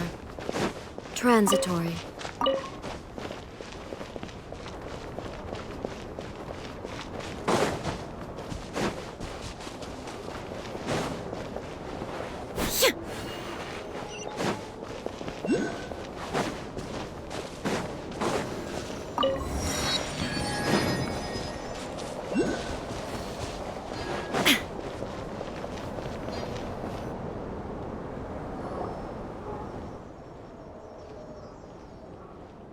Even to this day, I am still trying to piece together the many fragments of our past. It is a story not only of the Frost Moon Scions, but also of the moons themselves. A story of the moons? Yes. We Frost Moon Scions are the last descendants of the ancient golden realm of Hyperborea. Its former glory may have faded, but what remains is a memory uniquely ours. In the distant past, Tevat had not just one moon, but 3. It is said that they were created by the primordial master of this world, cast into the firmament to keep peace in the land below. Firstborn was the eternal moon, largest of the 3. Legend has it that it was her immense Kuvaki that gave rise to the ocean tides. Next was the Frost Moon. Smaller than her big sister, yet brightest in radiance. Her glow became the cold, undying lantern of the night. Finally came the iridescent moon, smallest of the sisters. Most of the time, her light was barely visible to the naked eye. Yet when she shone, her fleeting halos were all the more mysterious for it. Wow! Sounds like it all happened so long ago. So, what happened to them afterwards? Afterwards, well, as you have seen, the 3 moon goddesses perished. This happened in a war triggered by the Descenders, and of the 3 lunar husks, only the Frost Moon survived unbroken, while the others were shattered to pieces. Oh, so that's why there were ancient moon's remnants in the sky. Yes. It is also said that when the moons shattered, most of their fragments rained down upon this land like stardust. That is why Nod-Krai is blessed with such an abundance of Kuvaki. As for the remnant that the Fatui recently pulled down, that belonged to the Eternal Moon. Wait a sec. But you just said that 2 of the moons were shattered, so where are the remnants of the iridescent moon? The iridescent moon's remnants were never found. What happened to her after the war remains a mystery. Some say she vanished in an instant, while others believe that her remnants are simply too delicate to leave a trace.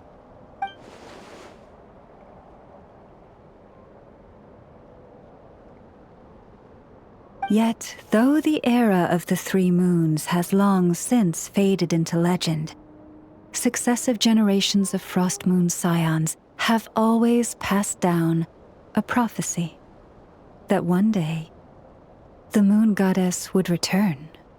And in the end, that prophecy did indeed come to pass, though not quite. Lady Lauma! Lady Lauma, are you there?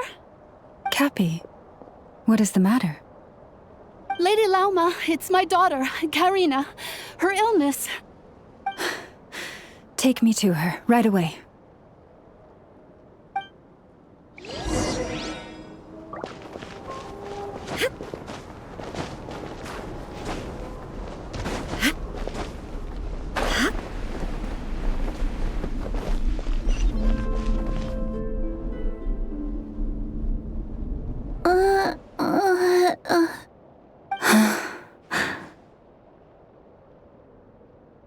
Her sensitivity to Kuvaki is flaring up again. After her last treatment, did you follow my advice and seek medical help in Nasha Town? But those doctors are all Snezhnayan. They're outsiders, compatriots of those brutes who invaded our homeland. How can we possibly trust them? Not all outsiders are enemies, Cappy. They've been treating this condition for generations. They have the experience we lack. But we're Frost Moon Scions. Should we not remember what the outsiders did to our moons? Surely the Lady Kutar will reward our devotion. But Cappy, Kutar is long... This isn't the time for a debate. O lost child, snow-swept and buffeted by the howling winds of the frigid night, let not the silver flame within you fade. By the frost moon's grace, I shall warm you, curled up as a fledgling in frozen soil. Praise be to the moon goddess, my Karina.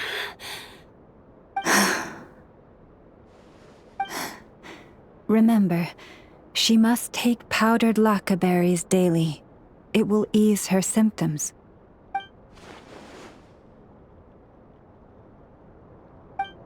Lauma? Philomena, what is it? Dinner is ready. I see. Cappy, let her rest here for the night. I'll have someone bring her a blanket. All right. Thank you so much, Lady Lauma.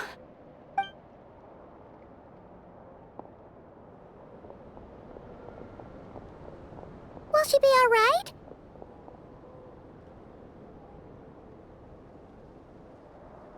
Yeah. If there's anything at all we can do, please don't hesitate to ask. Thank you for your kindness. For now, though, Karina should be fine. She'll be feeling a lot better tomorrow.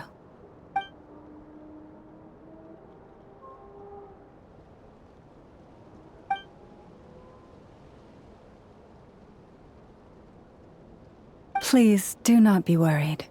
Come, let us head to dinner. I believe you still have some questions for me.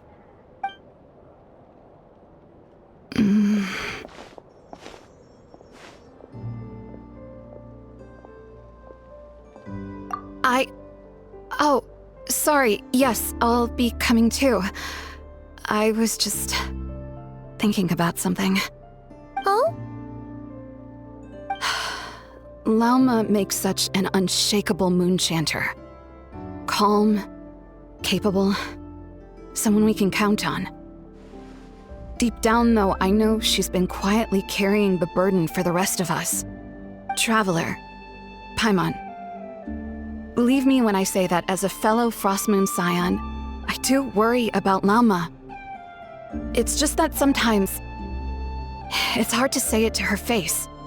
Could I ask you to look out for her? I can tell she really trusts you. Thank you. It means a lot. Sometimes I really admire her strength, but at the same time, I can't help feeling powerless myself.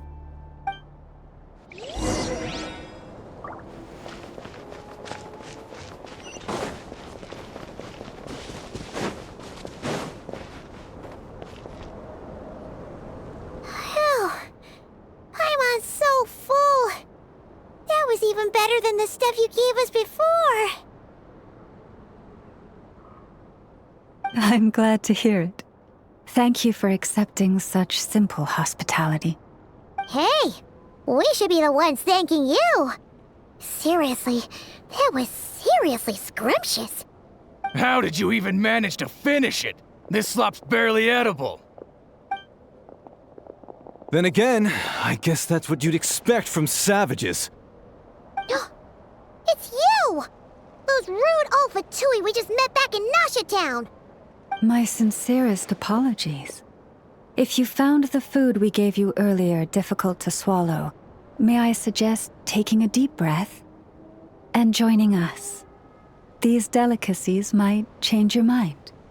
After all, I suspect that your previous meal may have been tainted with something most unpalatable.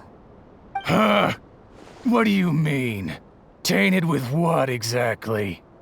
With the bitter snobbery of those who call themselves civilized. Why, you? Looking for a fight? Sure, I'd be more than... Hold it! We're not here to brawl. Yet. We're here on official business. Orders from above. We're here to deliver the Frost Moon Scions a warning. Or rather, a final ultimatum. You have 3 days to hand over the relic and reveal the whereabouts of your so-called Kutar. If you fail to do so, the Fatui will immediately begin the cleansing of Hisi Island. Which, by the way, is the sovereign territory of the Tsaritsa of Snezhnaya. What insolence! Your demands are outrageous! For generations, this land has belonged to the— Dear guests, allow me to save you both time and trouble with a speedy reply. The Frost Moon Scions will never hand over anything to the Fatui. And to those who set foot on our land with ill intent, I say this. With your blood, we shall draw an inviolable line in the snow. That applies to you, too. Stubborn savages, the lot of you! Now who's time? Who's there? Burn it down! How brilliant! You poor lost lamb. Do it.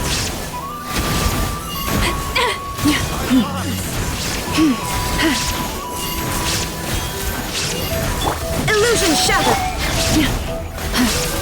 Boys, protect us. Time to relax. You're pretty sharp. You'll pay for this. Mark my words.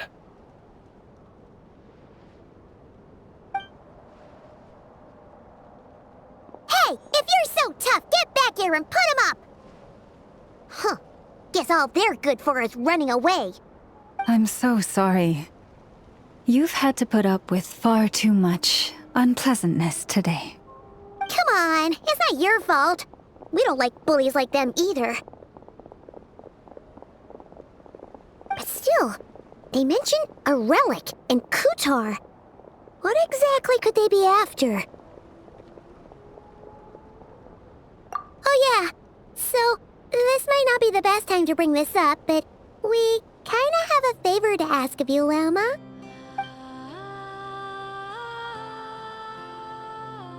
I see. So your questions concern the sacred relic too. Please, do not hesitate to speak your mind. Unlike those insolent intruders, you walk in the moonlight with open hearts. You stood by us when we needed your help, so it's only right that I return the favor. But let us continue this conversation somewhere more fitting. As it happens, there's something I'd like to show you, too.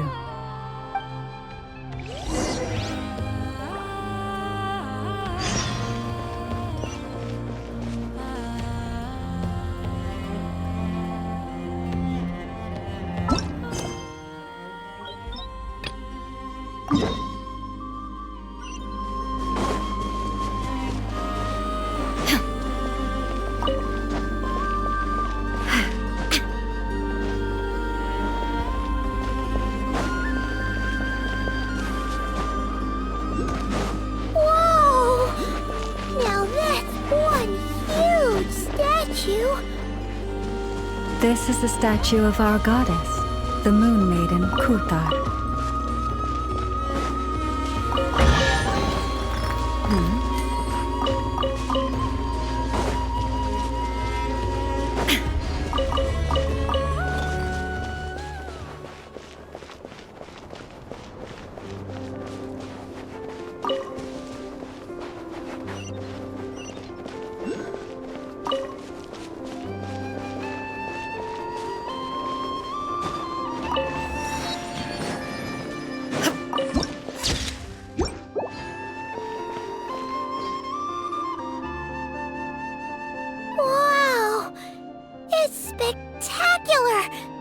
Kutar was born here on Hisi Island around 500 years ago. As it just so happened, a priestess of the Frost Moon Scions witnessed the moment of her birth. Instantly realizing that this was the prophesied rebirth, she quietly recorded the event and carved this statue to honor that miracle. According to legend, Kutar's birth was accompanied by the sudden appearance of many Kuhenki, who wove the moonlight that bathed her into silken vestments fit for a goddess. Hey! It's like it knows we're talking about it. From that day forth, the Kuhenki have been regarded as Kutar's familiars. Some believe that their habit of guiding travelers to hidden treasure stems from an instinct. The same one that not only drives them to protect the moon goddess, but also to make her smile. After all, according to the records, Kutar always looked lonely as she gazed up at the distant moon.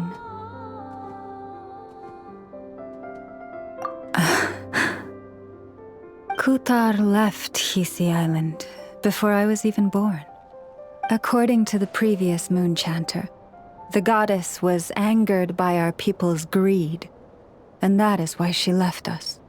Where did she go? No one knows what happened after she left.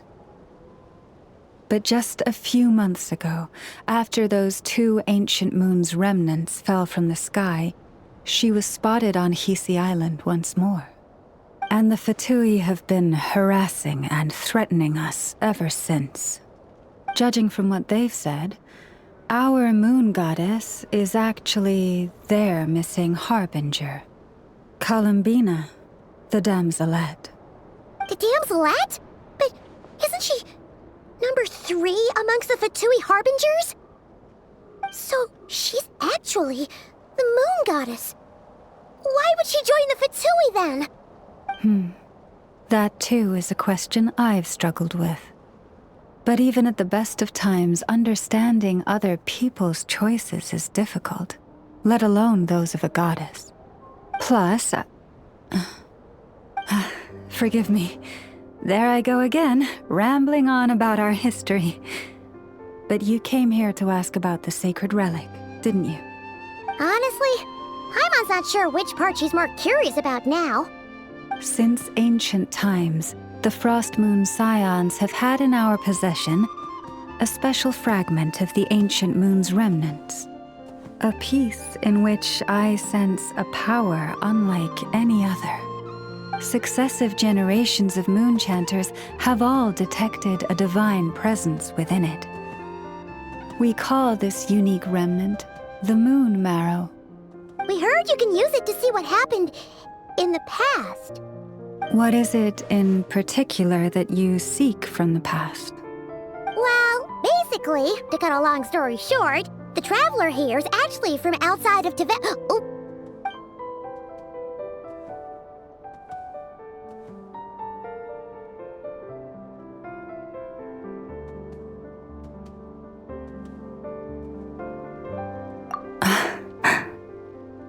Thank you. Your honesty is a sign of your trust, both in me and the Frost Moon Scions. Unfortunately, though, I won't be able to use the Moon Marrow to shed light on your past just yet. Our people revere the Moon Marrow as a sacred relic. I'm only permitted to retrieve it from the secret chamber in which it is hidden once a year, on Moon Prayer Night. Oh, really? So, when's the next Moon Prayer Night? Judging from the tides this evening, a little less than 2 months. Huh? Does that mean the date changes every year? The ceremony is held on the night when the moon is closest to Tevat. This is also when Nod-Krai's Kuvaki reaches its peak. Only then can the seal on the secret chamber be lifted. Oh, guess we've got no choice but to wait. I am truly sorry that I cannot help you sooner. But, as the Moon Chanter, I swear that I will do everything I can to help you find the answers you seek. Think nothing of it. After all you've done for us, you deserve nothing less. Who'd have thought today was only our first day in Nod-Krai. Feels like so much has happened already. If I may be so bold, what does family mean to you?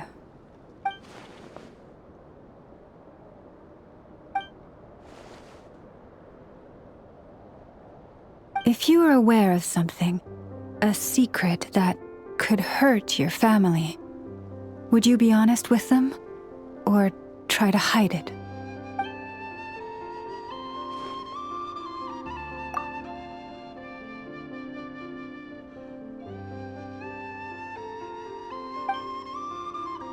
Oh, I'm so sorry.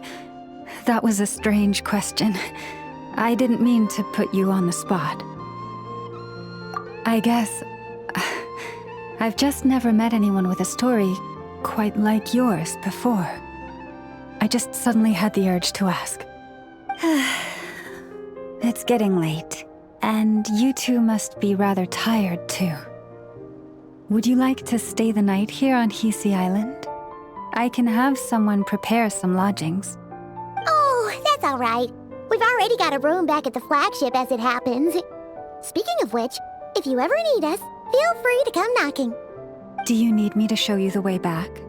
No worries. It's quite a way, and you should get some rest too, Lauma.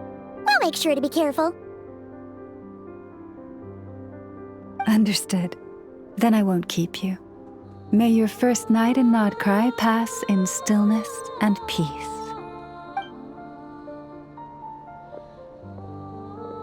So, what you thinking? Sure was an eventful day, huh?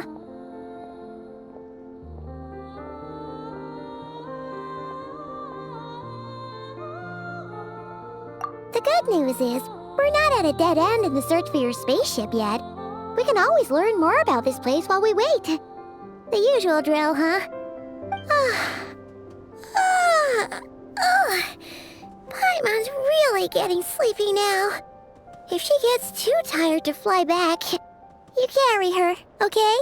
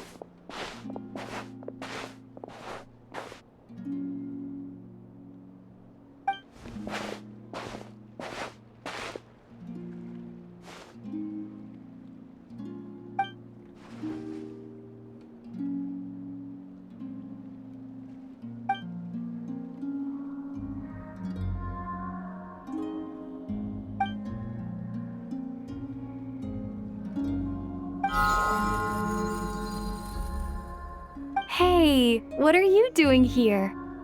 Oh, these flowers. I remember when you first appeared, there were flowers like this all around you.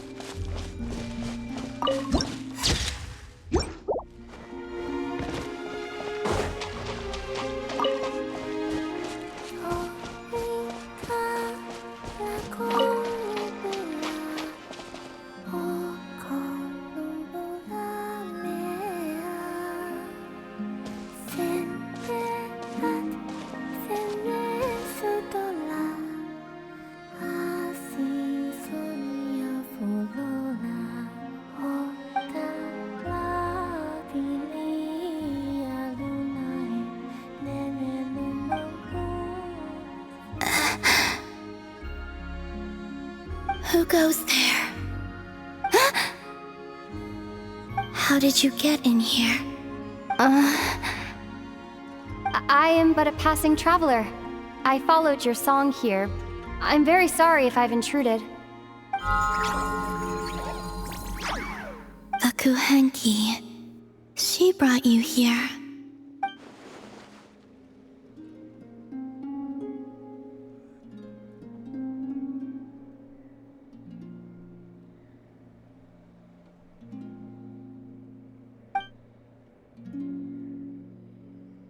May I ask, are you the one they call Kutar? And the harbinger that the Fatui referred to as the Damselette? The Fatui? Are you here at their behest?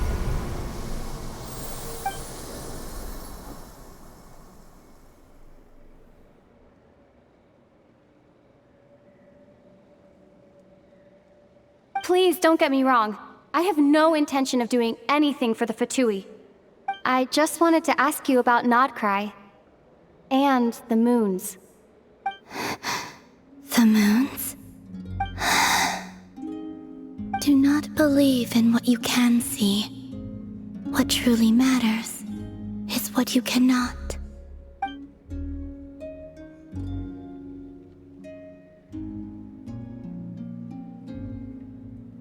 What do you mean?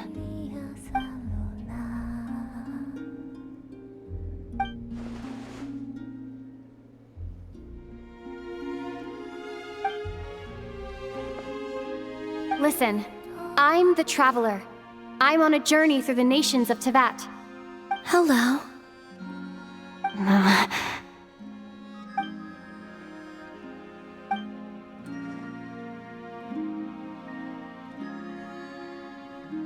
Could you tell me your name? Columbina. Kutar. The Damselette. The moon goddess. Pick whichever takes your fancy. I do not know my own name.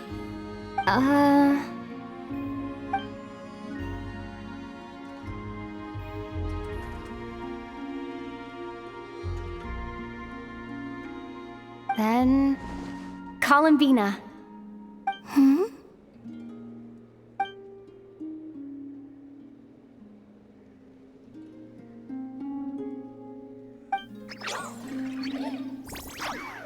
This Kuhenki, this Luanatar, did you bring her into being?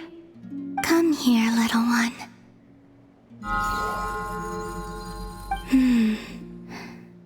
The trace of a blessing, but not one of mine.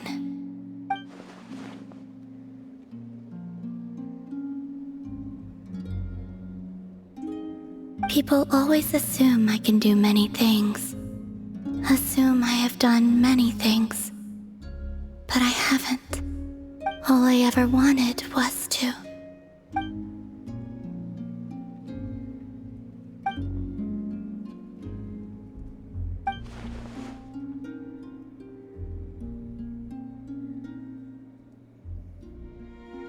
It's about time I got going.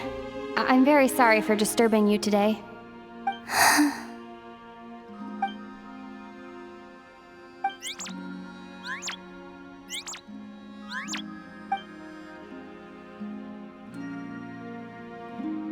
Columbina, that Kuhenki... Oh, you're leaving?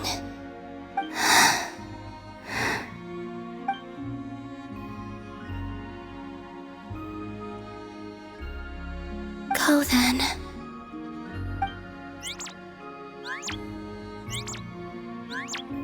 Goodbye. Take care. The moon can be treacherous.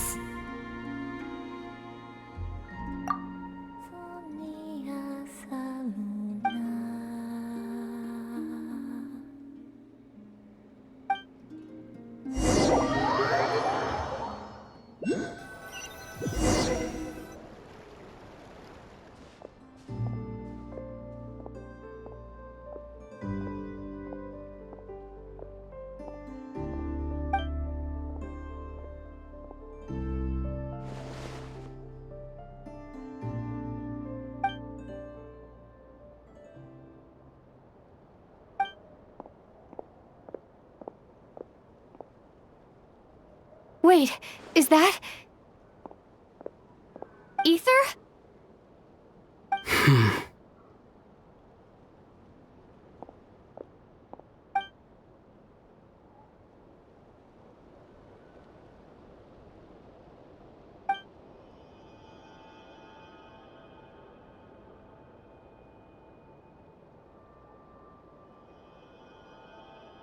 Aether! Aether!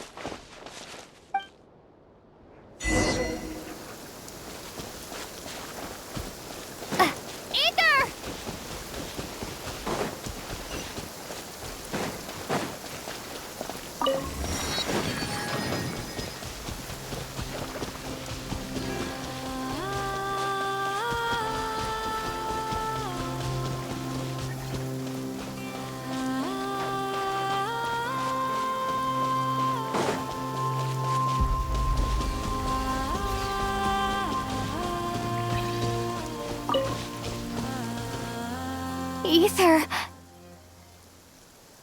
Lumine, it's you.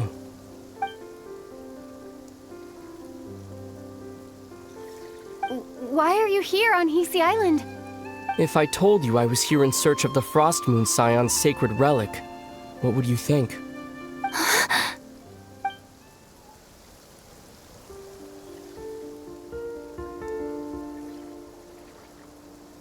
Are you also here to uncover the truth about our past? That's right. What happened to us in the past? How we came to Teyvat? Why our spaceship crashed here? There are things I want to know too. But I'm not about to sit around waiting for another 2 months to find out. Wait! Wait? But I still have unfinished business.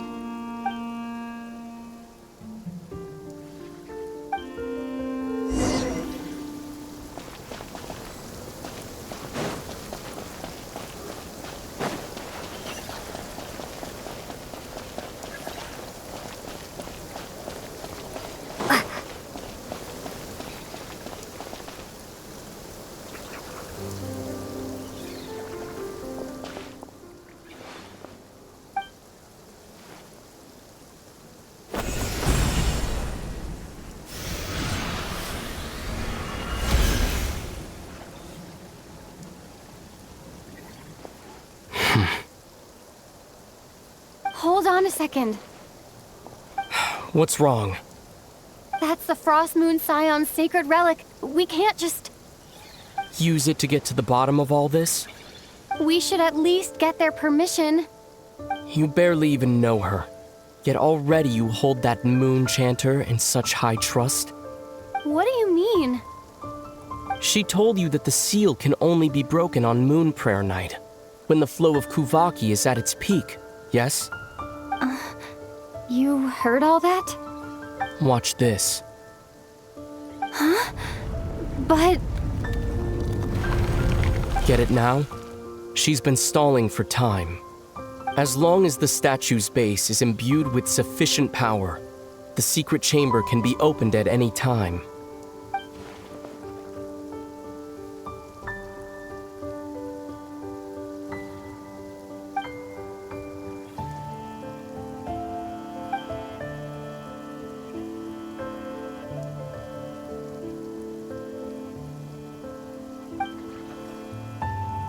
Is it such a sin when I don't put all my cards on the table for you, but not when someone else is doing it?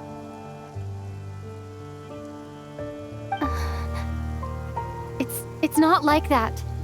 Is it? Aether, you've got it all wrong. This whole time I've wanted to ask you, what happened to make you like this? I admit, I've been having trouble accepting it. But after all this time apart, I've finally come to terms with who you are. Willful side and all. I trust you. I still do. Through all the worlds we've traveled, you've always been there by my side. If there are things you can't explain yet, I can wait while the journey goes on. I'll wait as long as it takes, until the day you're ready to talk. Lumine.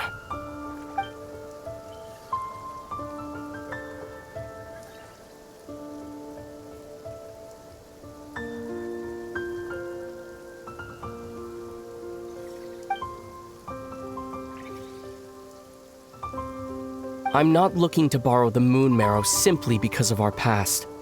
It holds answers about the very origins of Teyvat. I've always believed that if you want the truth, you have to see the whole story for yourself. I'm not asking you to trust me, Lumine. Just don't try and stop me. If this choice weighs on your heart, then let me go in alone. Forget this meeting ever took place. A bit late for that now. But maybe this is the chance I've been waiting for all along, even if it fades with the morning light. I want to go with you. You sure? Yeah. Then let's go. Aether, It's been ages since we went on an adventure together. I can't wait. Really? You think I'd lie to my little sis?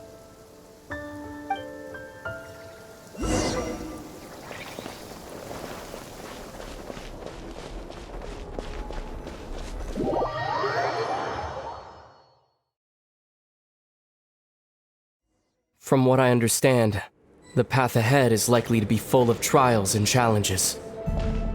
A deterrence against intruders, and a test for those who truly seek entrance.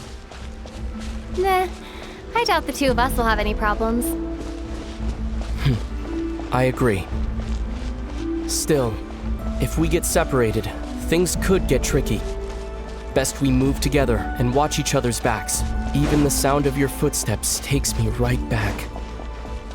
As a warrior, as a traveler, as my little sister.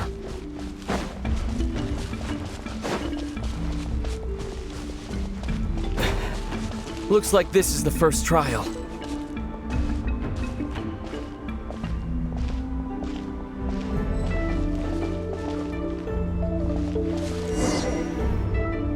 Lumine, do you understand how Kuvaki works? How it exacts force through push and pull? Okay, I'll leave it to you then.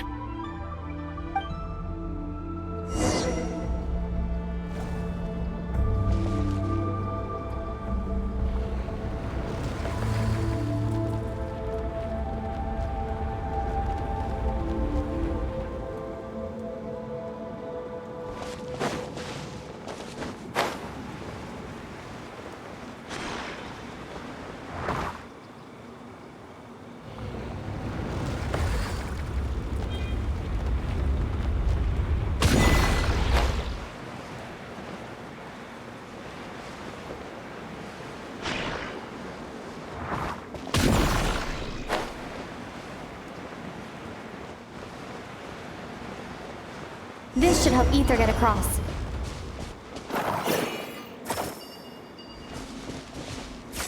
Aether!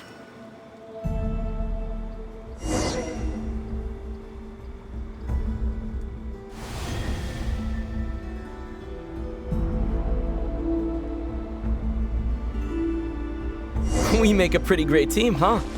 Just like the old days.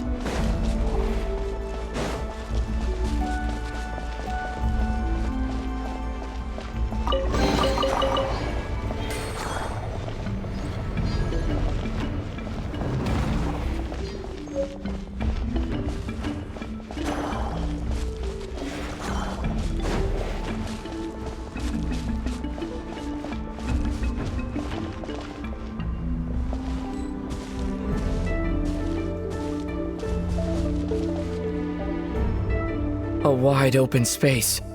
Must be in for a fight.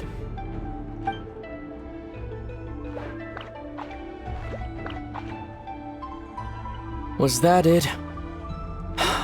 What a letdown.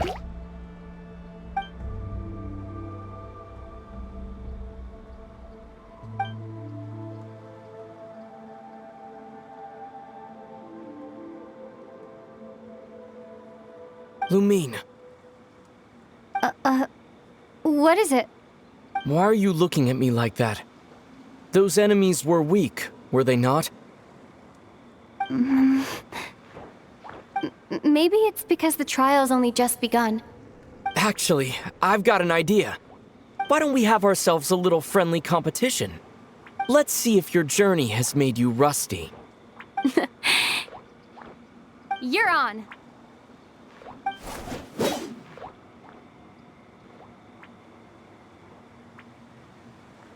I won't lose to you, Aether.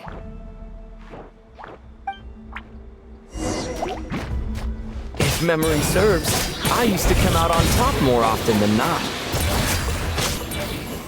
You sure you're all right? Seems your memory's slipping, Aether.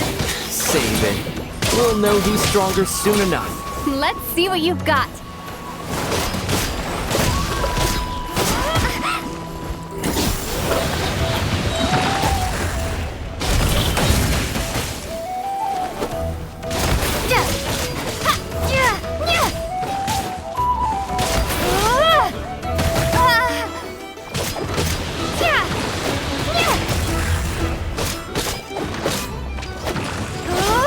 Here, I'll let you take this one.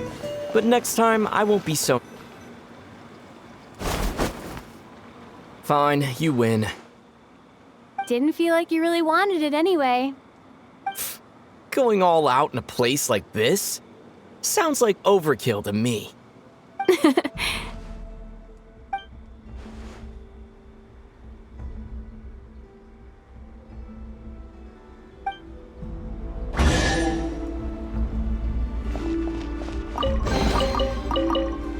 Let's keep moving.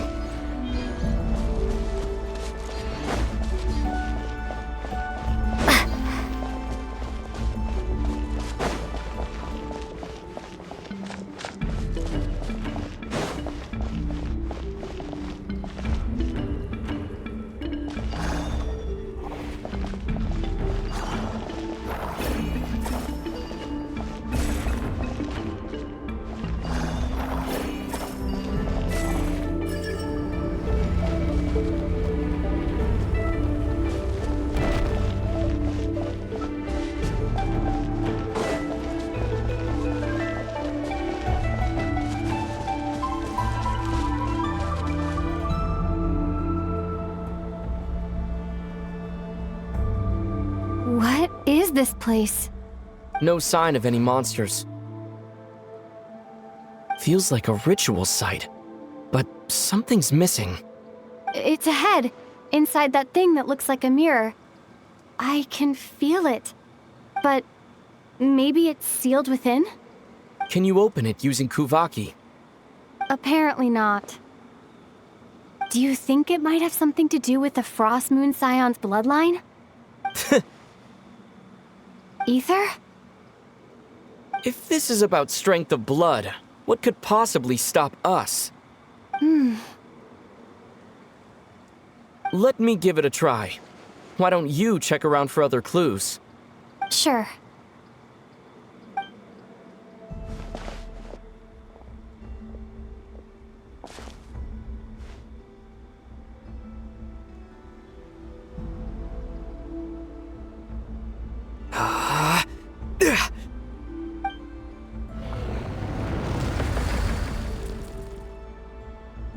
Found it. This should do the trick. Okay.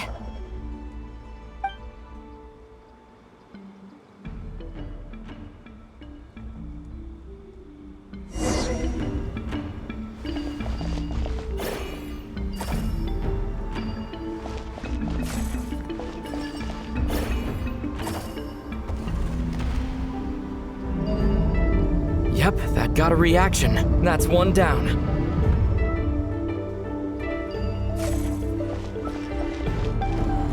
Nicely done.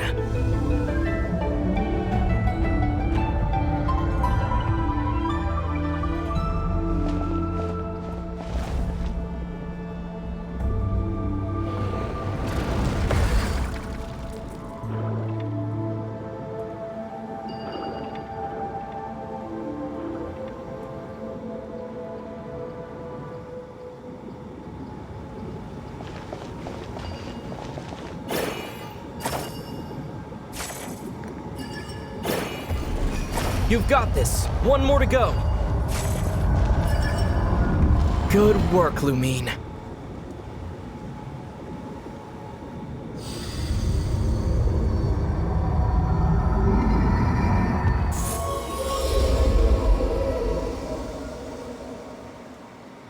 The door's open. Come, we must be close.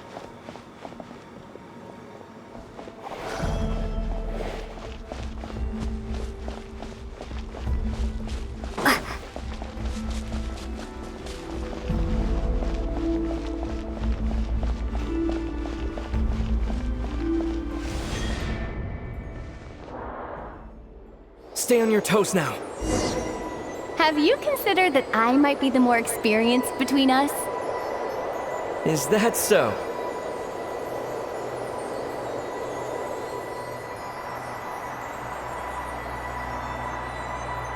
So, will you be heading off again after we're done here? Maybe. Maybe not. Another cryptic response. Don't worry about things that haven't happened yet.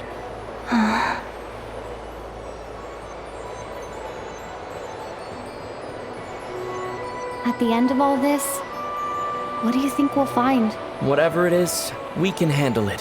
What about the end of our journey? That's not something we need to worry about right now.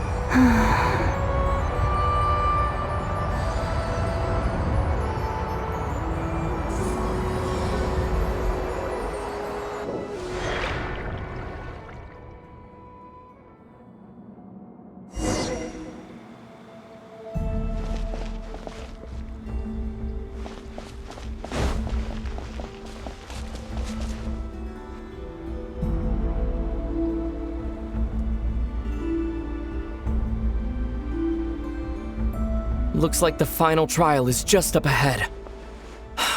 Ready for battle? When have I ever not been? What's wrong? Going on an adventure with you side by side, it's been so exciting. But at the same time, it just feels surreal, I guess. Maybe because it's been so long. You know, this is only the second time we fought together since the day we both woke up in Teyvat. Maybe that's it. Lumine, let the light of our blades come together once more, just like they did in the past. Aether. This is a night of miracles, an adventure that belongs to us. Let's not weigh it down with worries and regrets. This is our adventure.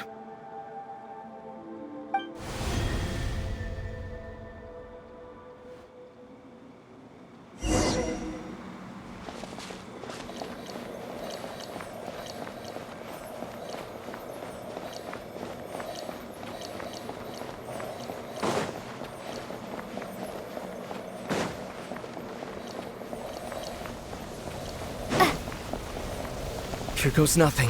Prepare for battle. Stay focused! Dodge its attacks! Don't forget to heal yourself!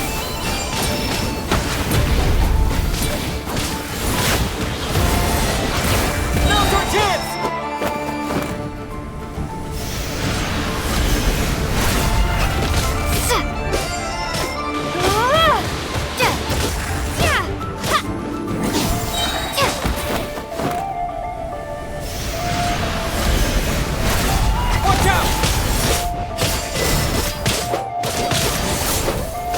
Time for the finishing blow!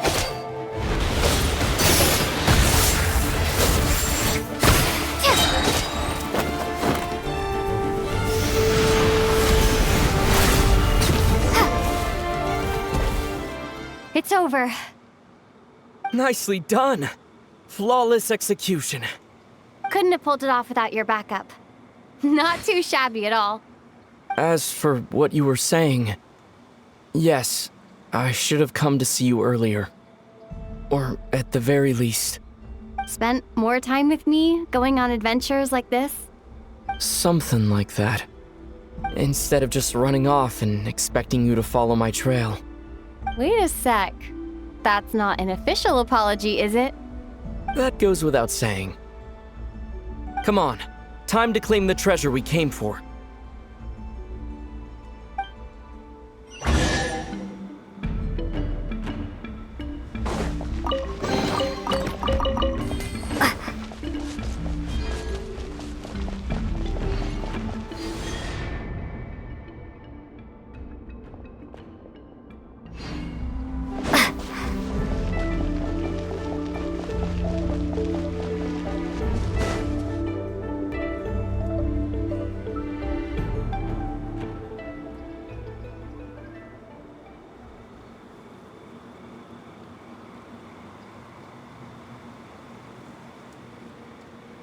So this is the Moon Marrow, the treasure we've been after.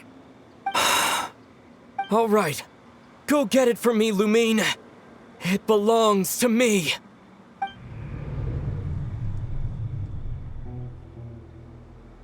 What's wrong, Lumine? After everything we've just been through, you still don't trust me? Don't you want to know the truth too?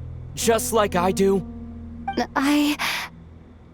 Rest assured, I'll share the truth with you afterwards. Now go, Bring it to me!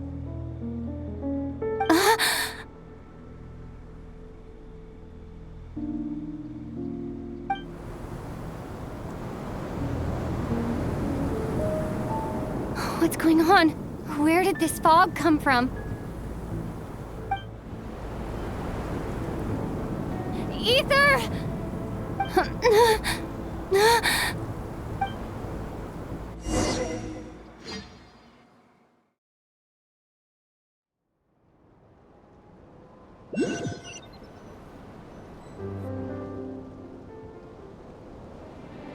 Aether!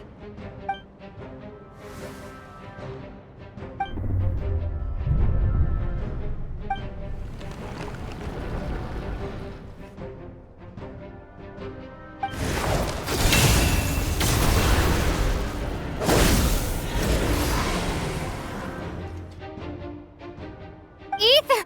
Huh? Huh? What are you doing here?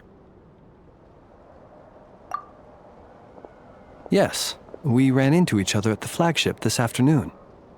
I'm honored you still remember.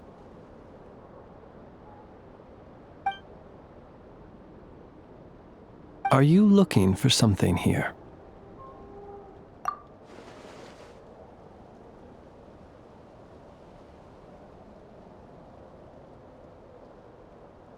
And you just happened to end up surrounded by the Wild Hunt.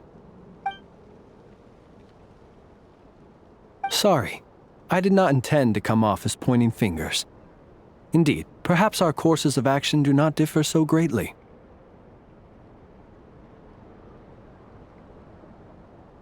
Not exactly. We Lightkeepers are accustomed to patrolling at night. A long-held tradition, you understand. I was just passing by when I noticed that the Wild Hunt had struck. So I simply did what I am duty-bound to do. As a matter of fact, I just saw someone leaving in quite the hurry. Was that your companion?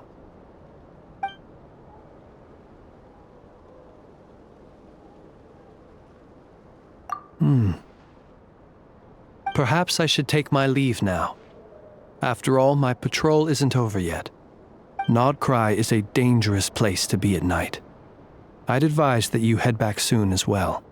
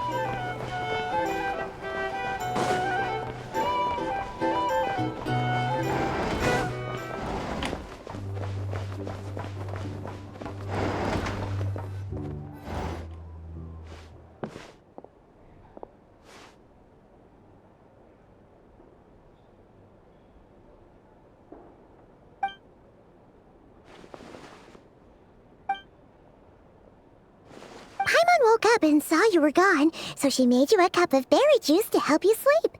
Her own secret recipe.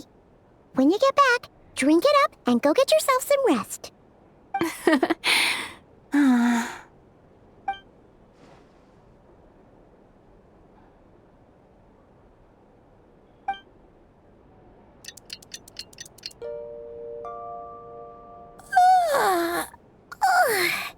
Good morning?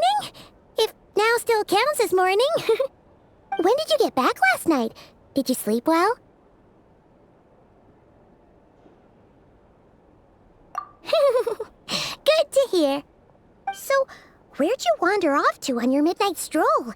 Anything interesting to see in Nod-Krai at night? Oh, really?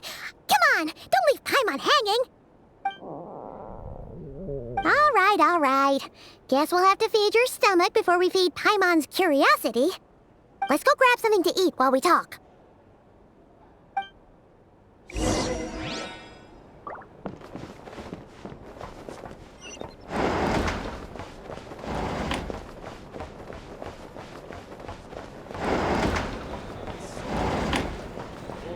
Our drink recommendations? Well, for starters, I recommend you drink less.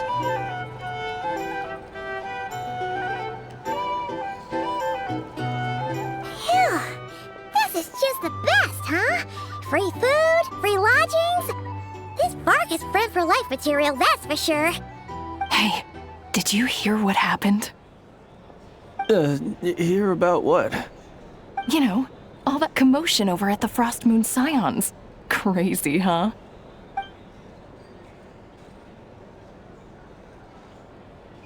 Huh? What happened? See what I mean? Completely oblivious to what's going on around you.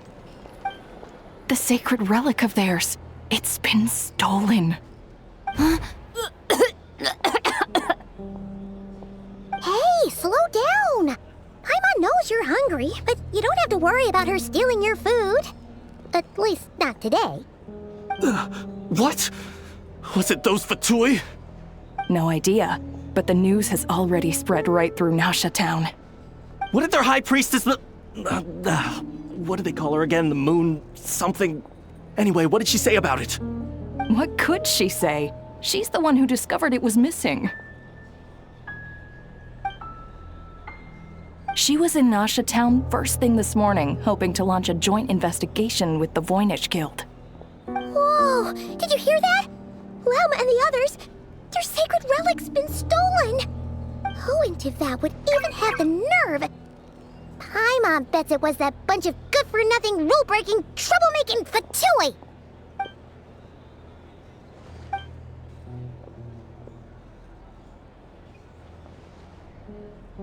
Huh? What's wrong? You feeling okay? A joint investigation? Good luck getting any takers.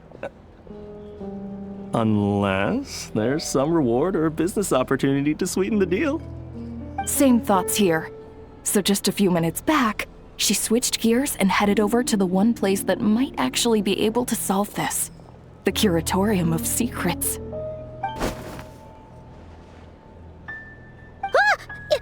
You scared, Paimon! What is it? Huh? Okay, just... Hey! Paimon's not a baby, you know! Quit pulling her arm!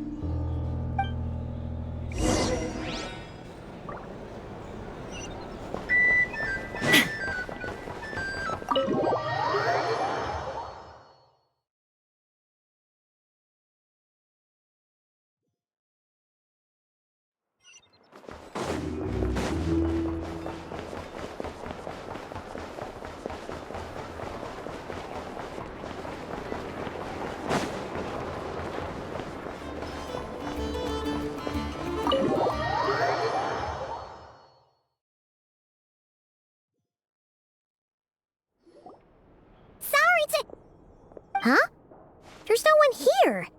But didn't they just say Lauma came this way a few minutes ago?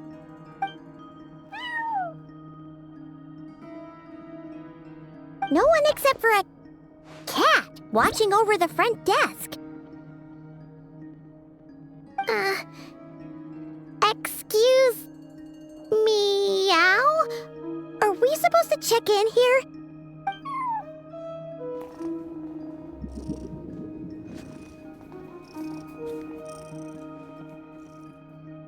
No idea what that means. Is this Lauma's personal receptionist or something? Pretty sure she'd be the only person who could actually understand it.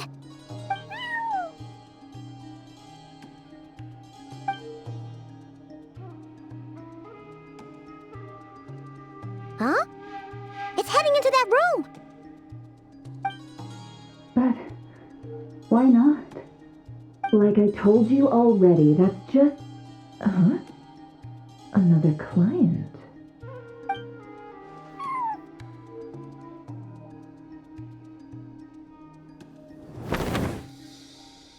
Ah! So, you were in this room the whole time? Something I can do for you. Traveler. Paimon. Oh, you're acquainted then? Yes. They visited Hisi Island yesterday. We had dinner together. Allow me to introduce you. Traveler, Paimon. This is Nefer, boss of the Curatorium of Secrets. Pleasure to meet you. They are travelers who arrived in Nod-Krai just yesterday. Greeted by the birds and beasts of this land, they are kind-hearted souls who walk in the moonlight's glow.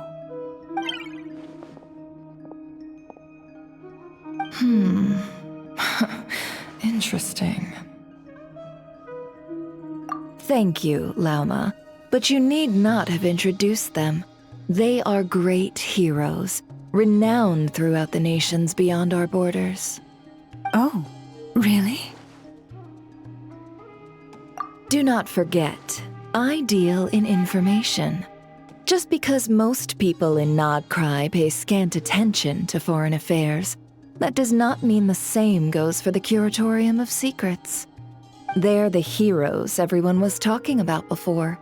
The ones who saved Natlan during the Abyss crisis.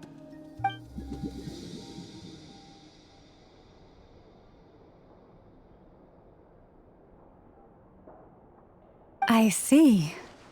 We Frostmoon Scions seldom leave our domain, so I had not heard of your heroic deeds. Please, forgive my ignorance. It's no big deal. We were hoping to keep a low profile anyway.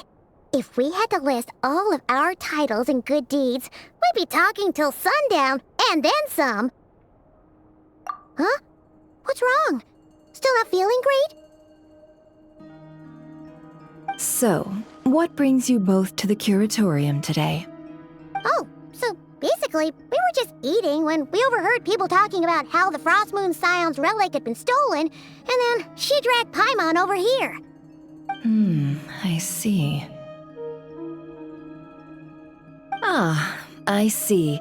So you came over here because you were worried about Lauma. A combination truly befitting of great heroes.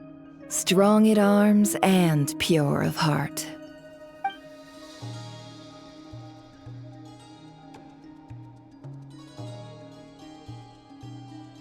In that case, Lauma, I've got a suggestion. Why not ask these battle-hardened heroes to take the commission for you?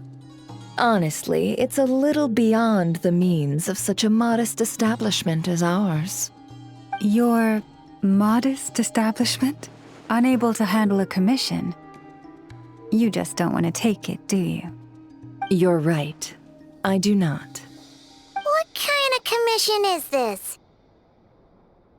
Surely it's not to recover your stolen relic? Yes, that is it. Recovering the relic is both my duty as a moon chanter and a step toward fulfilling a promise I made the traveler, to help uncover the truth of the past. But Nefer has already declined our commission multiple times. And yet, just as it always has, the moon will continue to illuminate the sky above the Curatorium. Come night or day, may the moon goddess keep you. Enough of that.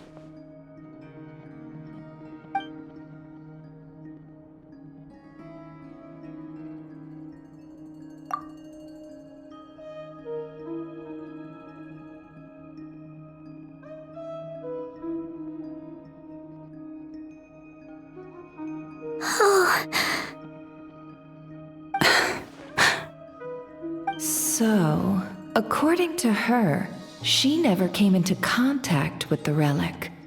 So she suspects her brother may have taken it.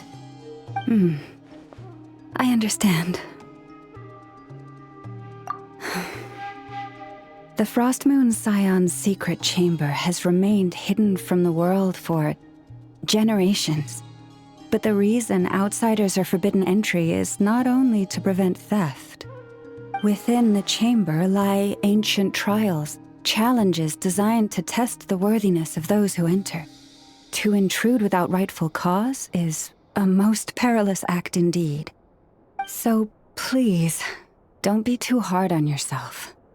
The fact that you made it through those trials proves your right to stand before the relic. To put it simply, the moon marrow itself has deemed you worthy. No. Your honesty tells me everything. You never sought to take the moon marrow for yourself.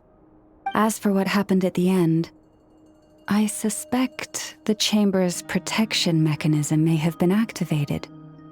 Among those who entered the final chamber, there was either someone with impure intent, or else an abyssal presence. The Abyss? Perhaps that's why, then. Either way, the moon marrow was taken. And I believe you. So the problem remains the same. I need to recover our relic. See? Didn't I tell you it would all work out in the end? But before everyone starts celebrating, forgive me for asking just one more thing. Are you absolutely sure your brother took the relic? What do you mean? Weren't they the only ones inside at the time? Who knows? Think about it. After your brother broke the seal with abyssal power, what was to stop someone else from following you in there? In theory, nothing. And as it just so happens, I received a tip-off from one of my sources earlier this morning. Word is, today of all days, the Fatui suddenly called off their search for the relic. What? Huh? Why? Well, either they woke up this morning and suddenly decided they'd lost all interest, or... Exactly.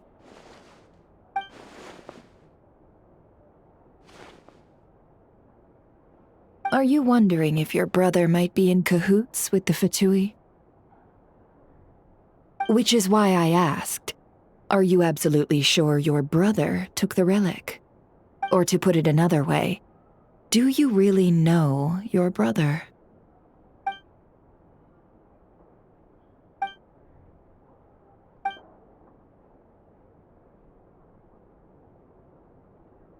In other words, it's highly likely that the Fatui already have the moon marrow.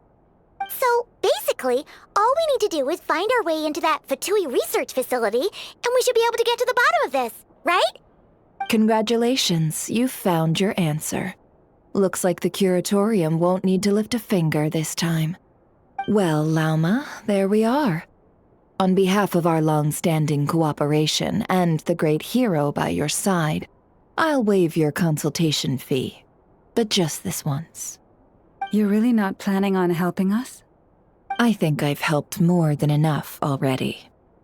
If we're to stand any chance of infiltrating that facility, we'll need the help of a specialist. Just so you don't get the wrong idea, let me make myself crystal clear. The Curatorium of Secrets has always striven to abide by a policy of strict neutrality. We do not take sides with any faction in Nod-Krai. I cannot help the leader of the Frostmoon Scions sneak into a Fatui facility. That would make me their enemy. When one of their harbingers asked me to help them infiltrate your territory, I gave them the same answer. No. All right, I understand. But I do have one final request. I promise it's my last. It had better be. No matter who it is, I want you to help us persuade the next person who walks through that door to join us. What is she up to? You're that desperate for help? What if it's a member of the Fatui? It doesn't matter. You're welcome to tell them everything, even about our plans to infiltrate the Experimental Design Bureau. All I'm asking is for you to say one thing, just one thing to help persuade them. If you do that, I promise I won't ask you for anything else. Made up your mind? Fine. Fine, I'll play along with your little game. Besides, as long as I'm not personally involved, no one can accuse us of taking sides. Boss, I'm back!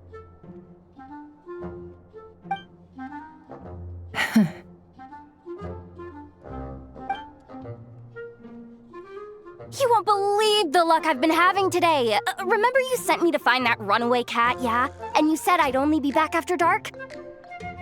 Well, guess what? Right after I left the house, this big ibis flew over and the missing cat was right in its claws. And once it got close, it loosened its grip and...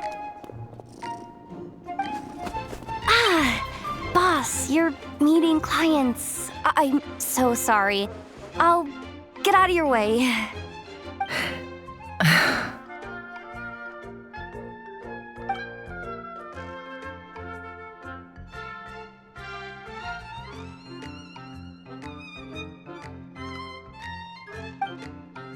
Yehoda, dear, come here. Huh? Me? Is something the matter? Oh, hi there. My dear Yehoda, I have a request. Yikes! Why does the boss sound so scary? Did I do something wrong? Would you be so kind as to accompany these 3 delightful clients of ours and help them infiltrate the Fatui's Kuvaki Experimental Design Bureau? What is going on here? Boss usually just says things like, hey, go do this, or you, go take care of that. Why is she being so scarily polite? And wait a sec. The Fatui's research facility? That's basically a death sentence. Made your mind up yet, my dear?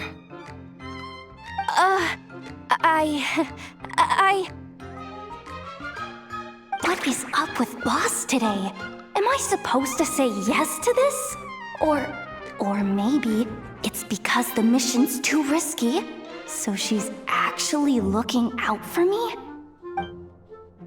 Why is everyone looking at me like that? Is this some kind of test? I can't let the boss down. Can I? Have you made up your mind?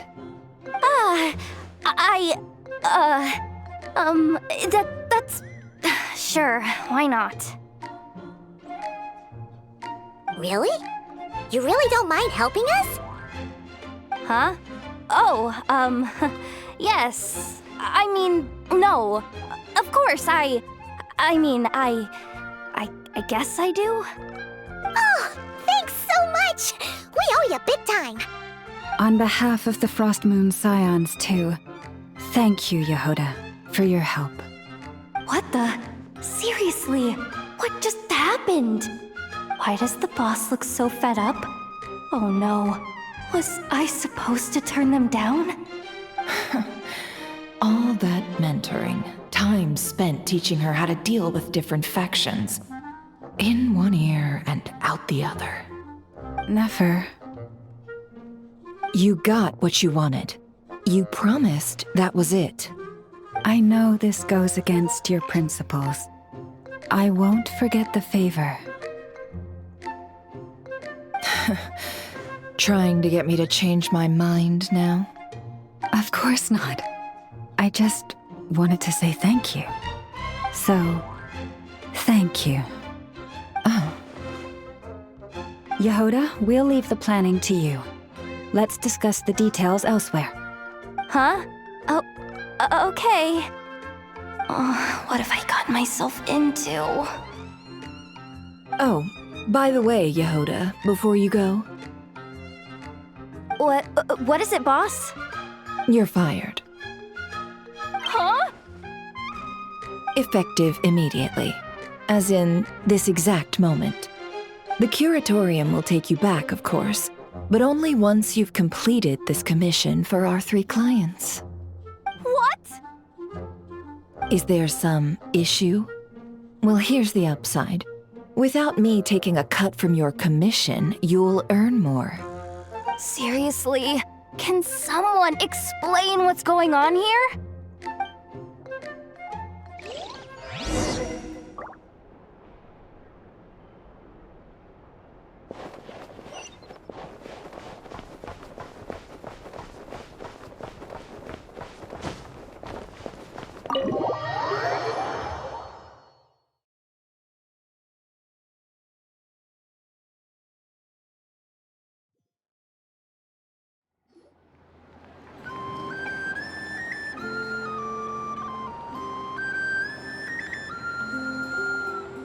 Are we sure Yehoda's alright?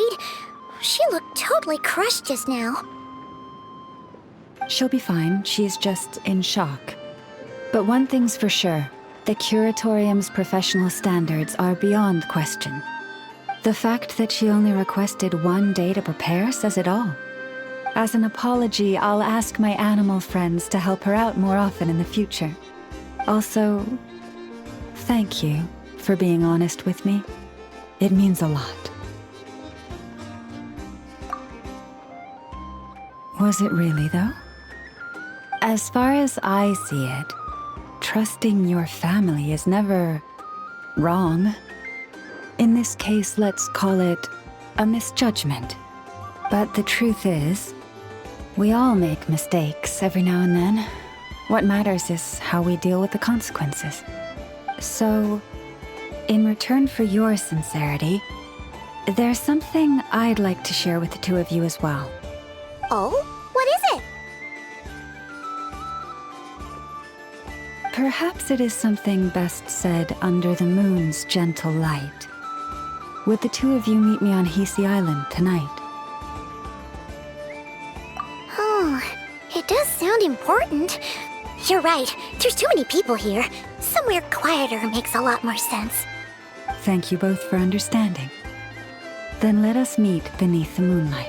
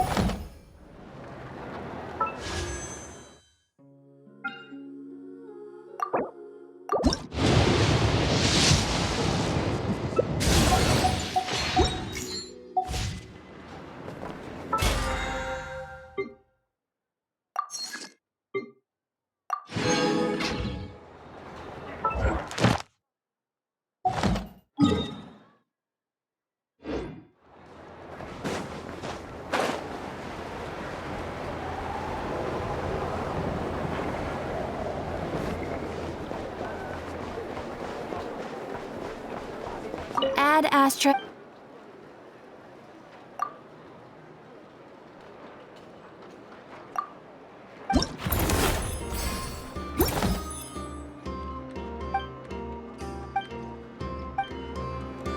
Ad Astra. Thank you for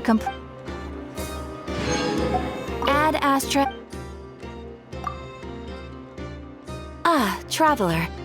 You have come at just the right time. I have something for you.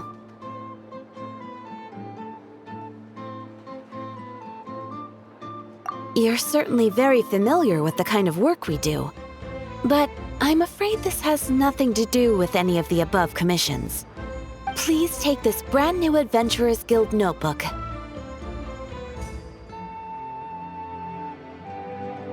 The Adventurer Handbook is for recording details of your completed commissions and intel on all sorts of monsters. Whereas this notebook is for recording the marvelous people and wonderful events you encounter on your travels. I hope it will be of help to you. Anyway, that's all for now. My commission is complete. Safe travels, Traveler. Ad Astra Abyssosk.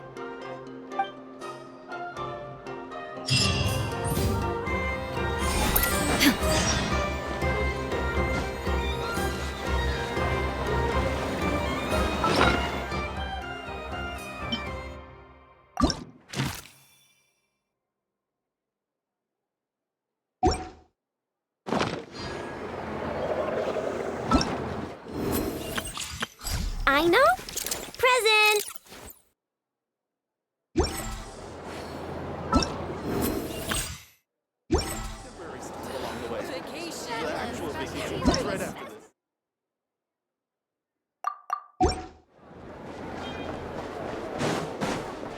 Add Astra.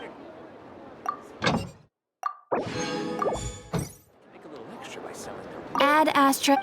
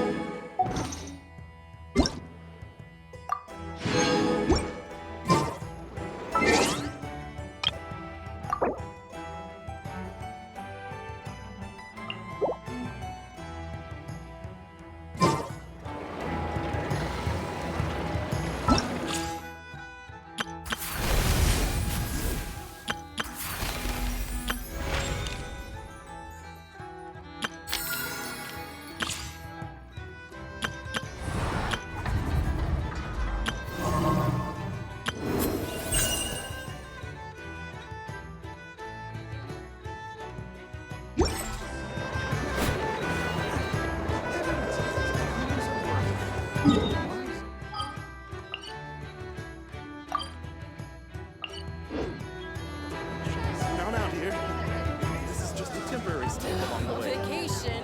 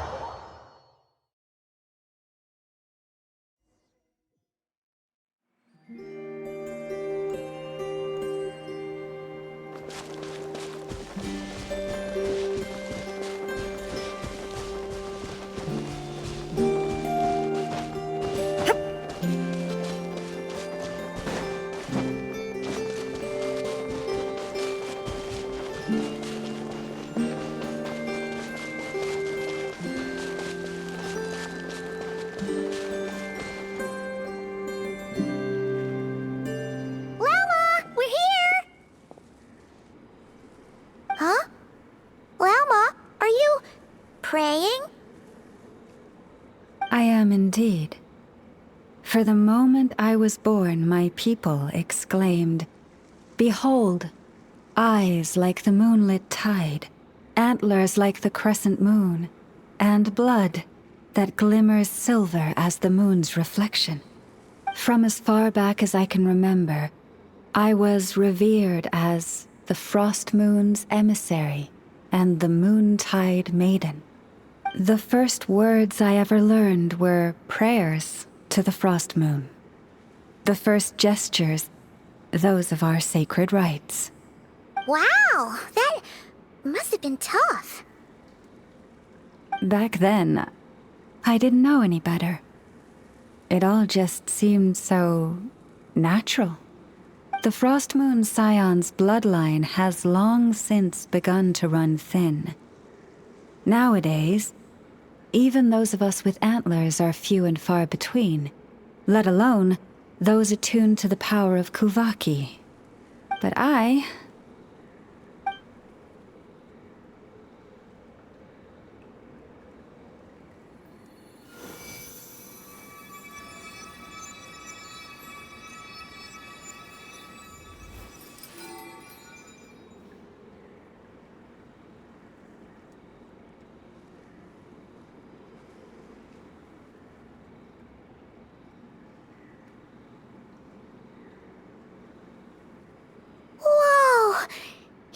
Antlers are so pretty. They say it's an extraordinarily rare condition. Once in a century, if that. I am unusually sensitive to the moonlight, as well as to the Kuvaki's ebb and flow. As a child, I could barely sleep because of it. Oh no! It was that serious? To others, fluctuations in Kuvaki are something you easily get used to. Like a gentle tide lapping away at the shore. But to me, that same tide is a towering tsunami, a surging swell crashing against me. Of course, as the years went by, I learned how to suppress my senses and my power, enough to keep it all from overwhelming me. But because of that, I also had to walk the path of concealment. Concealment? From the moment I was first taught to pray, my kin would point up to the night sky telling me, that Lauma is the Frost Moon, the last of the moons, the sole surviving truth. But I would ask them in response, why? Why can't I feel anything from it at all? Later, I came to understand that they simply could not tell where the real tide was coming from. They couldn't sense it. The true moon beyond the sky's veil.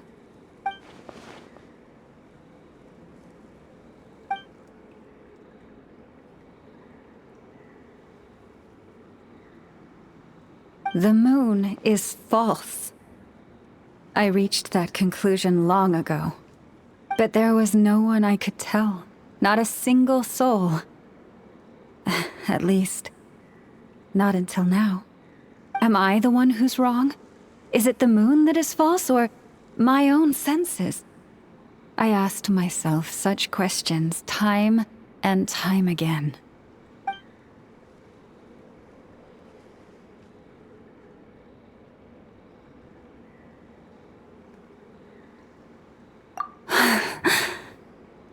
Thank you. When you called yourself a descender, I had a feeling you might be able to confirm what I had always suspected. And now that you have, it's exactly as I imagined. I feel relieved. Oh, Paimon kinda gets why you couldn't tell anyone now. It's not easy to change people's minds on something they've believed for hundreds of years. That's what I meant by concealment. I knew too much, so I had no choice but to keep my people in the dark. Every prayer I offer feels like a lie to keep myself going.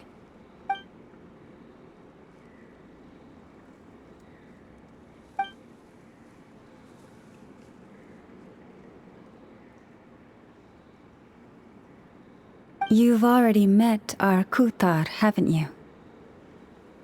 Huh? When was that? And, more importantly, when were you planning on telling Paimon? Ah, no wonder. What did you think of her?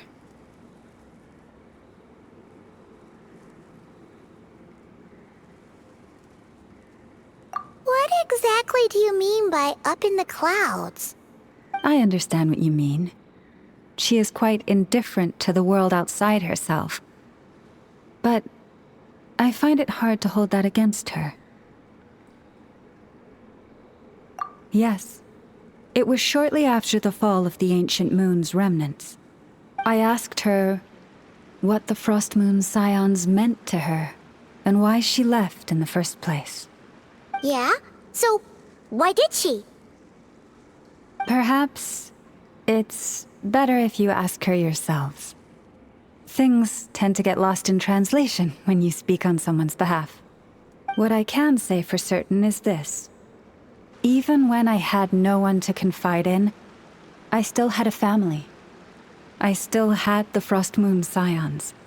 But that girl, born beneath the moonlight, perhaps she's never felt she had either.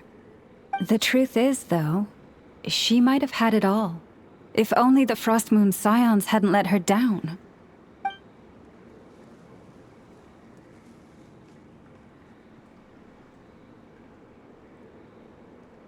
The Frost Moon Scions now walk a path of error. They offer their prayers to a false moon, and to a goddess who can no longer answer them. I want to change all that. But with the Fatui closing in on us day by day, the Frost Moon Scions must stand united, now more than ever. I just need to wait for the right moment. Lady Lauma! Lady Lauma! Cappy? Has Cardina's condition deteriorated again? Traveler, Paimon, we'll have to continue this conversation later. We'll come too!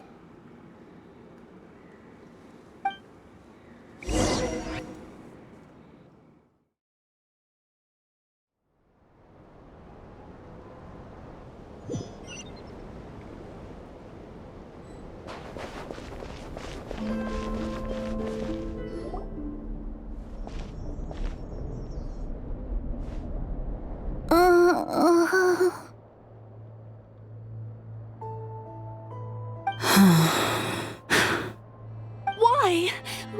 Did I do something wrong? I've been praying to the moon goddess every day. Why isn't she getting any better?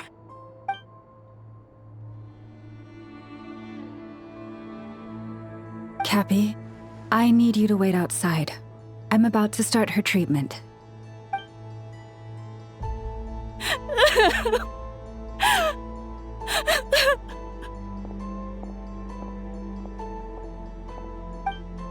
Is there anything we can do to help? Just don't be alarmed by what you're about to see. And please, don't let her mother see it.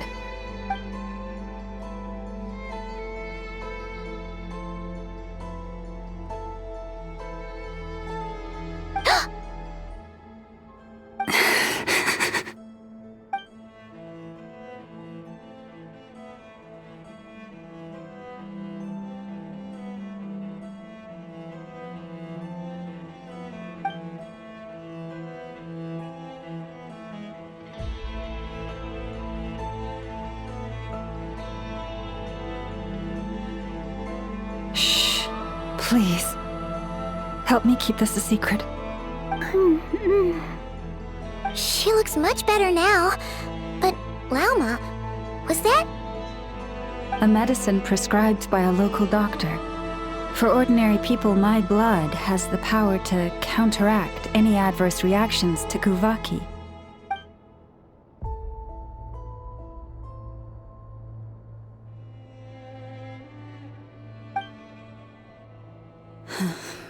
So, now you know another of my little secrets. I had hoped to guide the Scions out of error before Karina's illness reached this stage, but clearly, I was too late.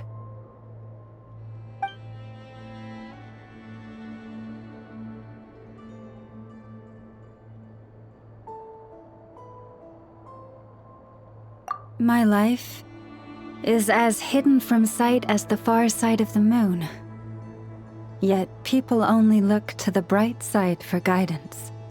If the day ever came when the two sides were reversed, could they truly accept it?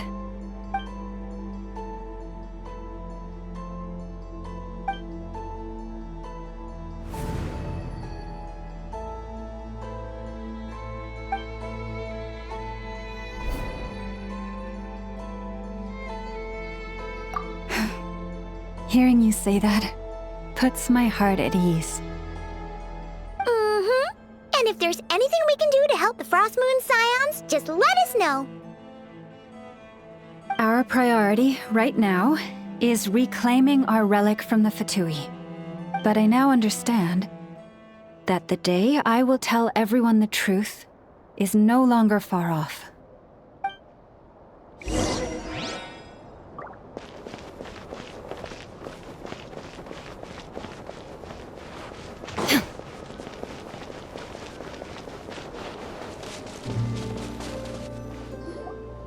Wow! Paimon would never have guessed Lauma had all that bottled up inside. Hey! Watch your step!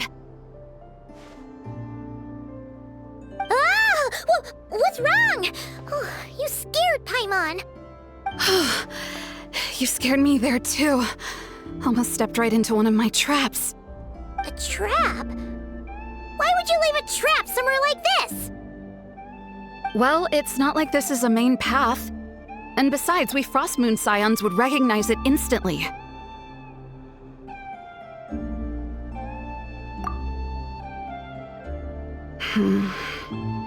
Alright. You don't seem like you're with the Fatui, so I guess there's no harm telling you.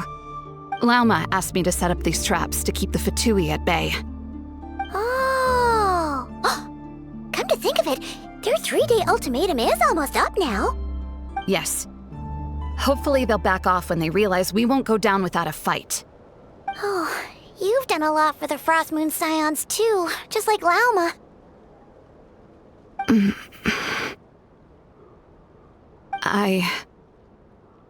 Philomena? It's nothing. I was just wondering if any of this is really worth it. What do you mean? Our people. So many are stubborn, stuck in their ways, clinging to a truth they refuse to even question. Do they really deserve everything Lauma's doing for them? Afraid. Huh. I suppose. Maybe you're right. No. I shouldn't be saying this. Just forget it, okay? Bye. Huh? Why did I say all that? Or really, why am I still doing any of this? Either way, this will be my final night with the Frost Moon Scions. Wow, she sure took off fast. So, are we heading back to the flagship for a break or what?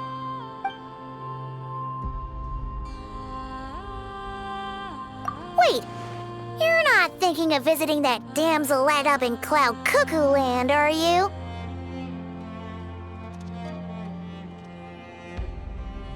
Huh. Given who she is, pushing her won't get us anywhere. Hey!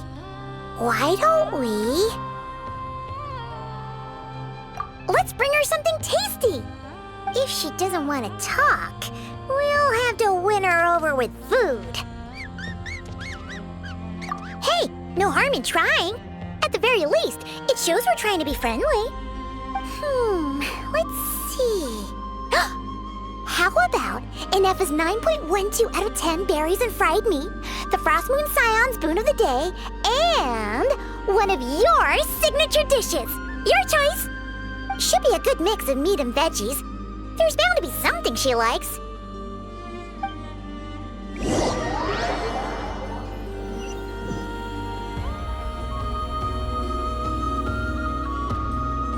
All right, food's packed and ready.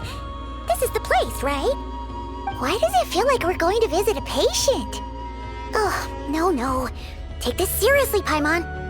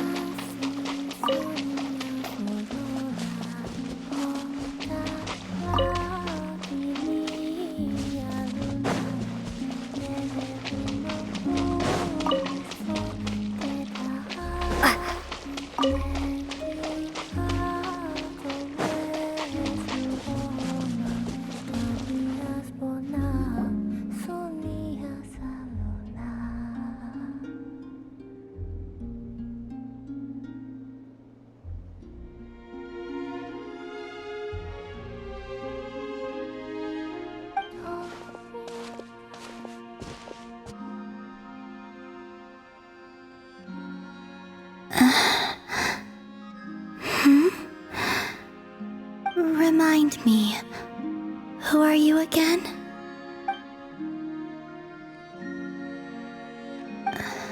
A different one floats by your side today. A different one? What's that even supposed to mean? Oh, there goes Paimon's perfect conversation starter. Hi there. Paimon is Paimon, and this is the Traveler.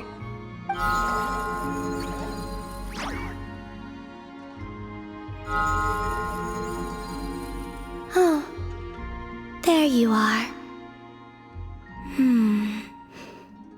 Between the two, I suppose you're cuter. Wait, what do you mean Paimon's less cute than that floaty thing? Columbina. What is it? What's your favorite kind of food?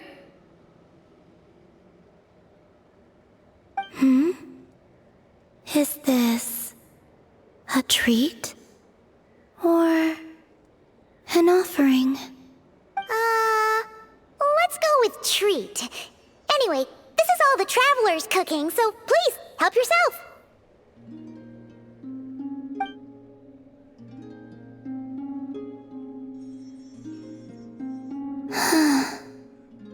Oh, that wasn't exactly a yes, but she didn't turn it down either. What could she be thinking?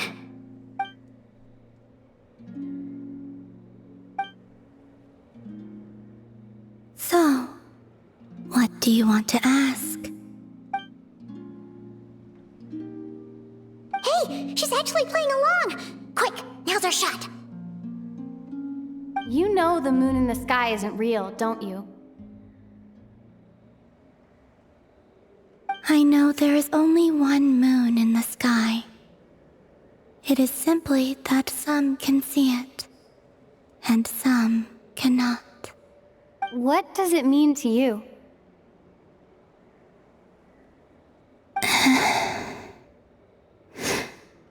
The missing prologue. What?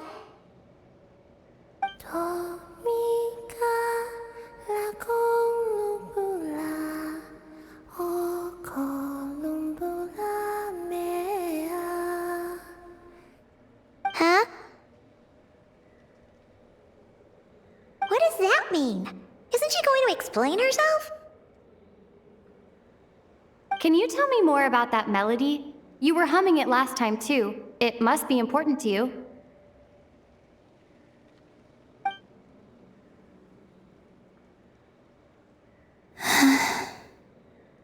It is all I remember from the moment of my birth. A melody. A few lines of lyrics. Like a lullaby from a foggy dream. Oh, so who was singing it? I do not know. I have nothing else. Just that song. Huh? And the Frost Moon Scions who found me. They had nothing either, but hope. Before I even knew what was happening, they were already calling me their goddess. And I had no reason to decline. Like two lost infants unknowingly exchanged, I adopted their faith. And in return, they adopted me. But my adoption drops you into the story halfway through. What came before was scribbled onto the wrong pages, never even bound into the book. That sense of something missing only served to nurture their greed and doubt. And thus, I came to realize that this place was never truly my home. Greed and doubt? O Moon Goddess, forge weapons for us, drive out our enemies, and expand our lands. O Moon Goddess, heal our wounds, ease our suffering, grant us strength. They asked for everything, and I obliged. Until the day came when no answer could be given. If mortals can turn to the gods when they are powerless, then who do the gods turn to when they have nothing left to give? You've got Paimon there. In those days, the Frost Moon Scions cared more for faith than for truth. Reality rewrote the sky in words I could not understand. I did not want to read a tampered version, so I simply stopped looking. The real beginning of my story lies up there, on the moon, forever beyond my reach. Like a message carved for blind hands, sealed away where no fingers can find it. Huh. So that's how it is.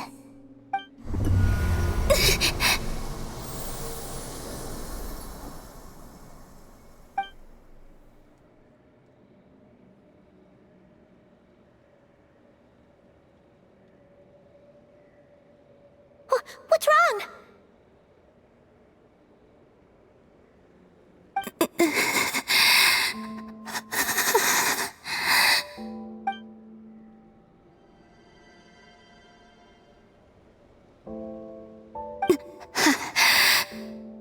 You should go.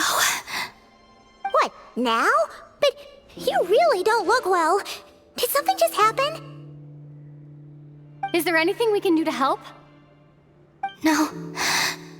Aside from answers, I have nothing else to give you in return.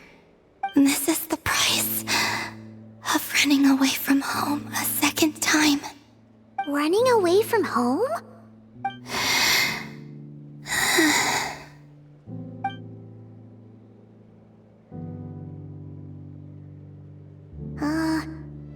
Is she heading towards the food? Did all of Paimon's questions make her hungry? Do you still have many questions? I know I should offer more in return for your kindness, but I'm feeling a little worn out. Oh, we're so sorry about that. The Tsaritsa was right. Freedom always comes with a price. She said I could treat the Fatui as a second family, a second home. But in the end, they were no different. All they wanted in truth was my power as the Moon Goddess. I'd rather not dwell on such unhappy memories.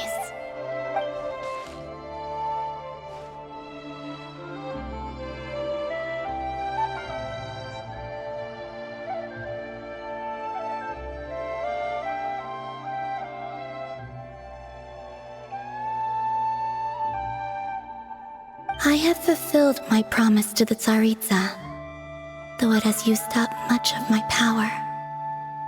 So you see, this has nothing to do with betrayal. So, you're just staying here for now, resting and recovering your strength? Yes. What about these flowers? They have grown in Nod-Krai for many generations. They're highly sensitive to the ebb and flow of Kuvaki.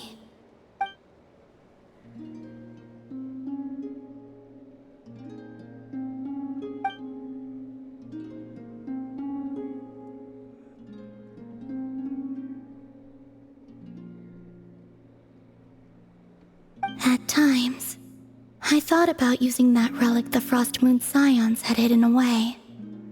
I could sense the power within it. But going out is such a hassle. People might see me, and I promised Lauma I wouldn't show myself to anyone. Besides, I know it's gone now anyway. Really? Lauma asked you to stay in hiding? Uh-oh, she's looking back at the food again. But Paimon still got some little crumb cookies here. You could have these for dessert if you wanted. Lauma said she wishes to change the Frost Moon Scions, which is why she asked me to stay out of sight. I don't really understand what she meant, and to be honest, it's not something that concerns me. But I wasn't planning to see anyone anyway. If they found their way here themselves, that's hardly my fault.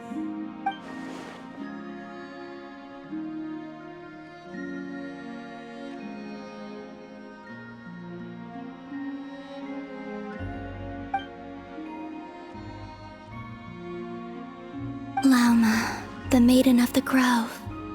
She is quite unlike any Frost Moon Scion I have ever met before. After hearing my story, she actually apologized for how the Frost Moon Scions treated me back then. She told us she feels like she's been living on the far side of the moon. Is that so? I actually got the opposite impression.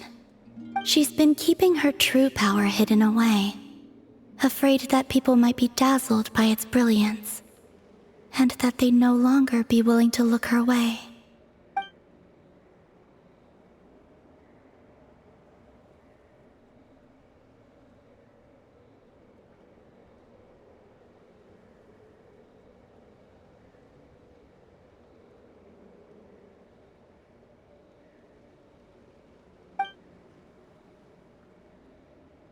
So, what do you wish for now?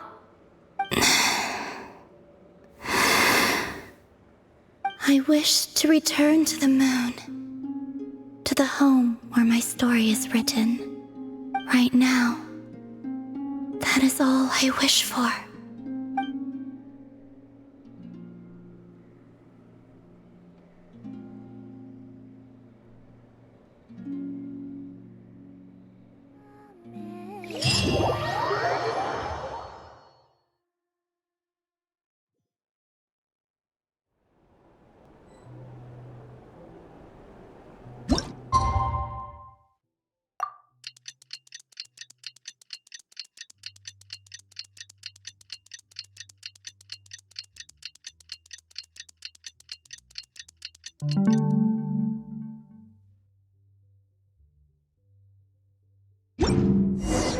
Tonight's the night we infiltrate the Fatoi's Experimental Design Bureau. Come on, we better go meet up with the others.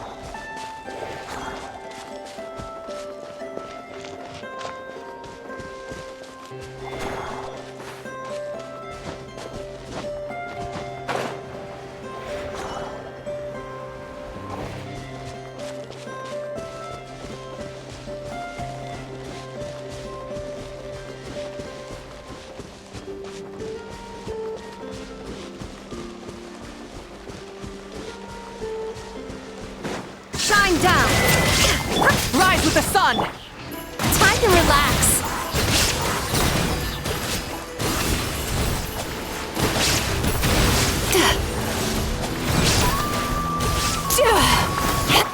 There is no escape! Light it up!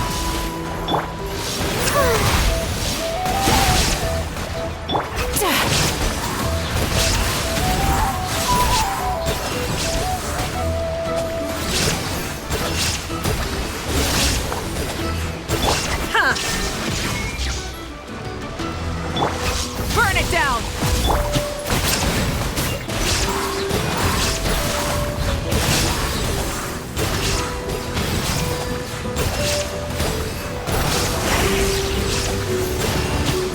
Shine down!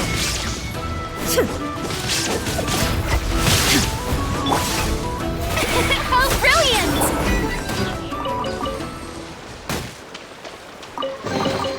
Take them. I have no need.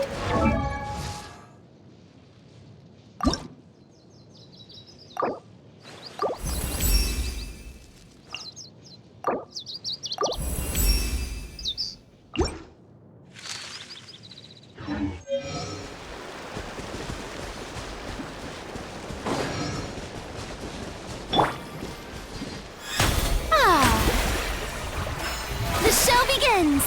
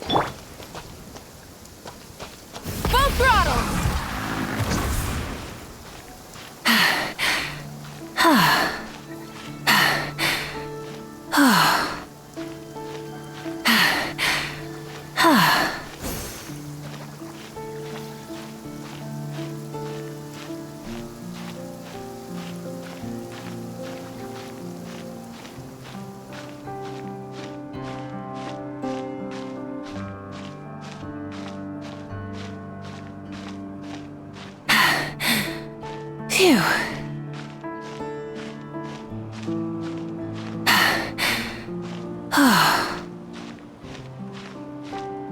Hip.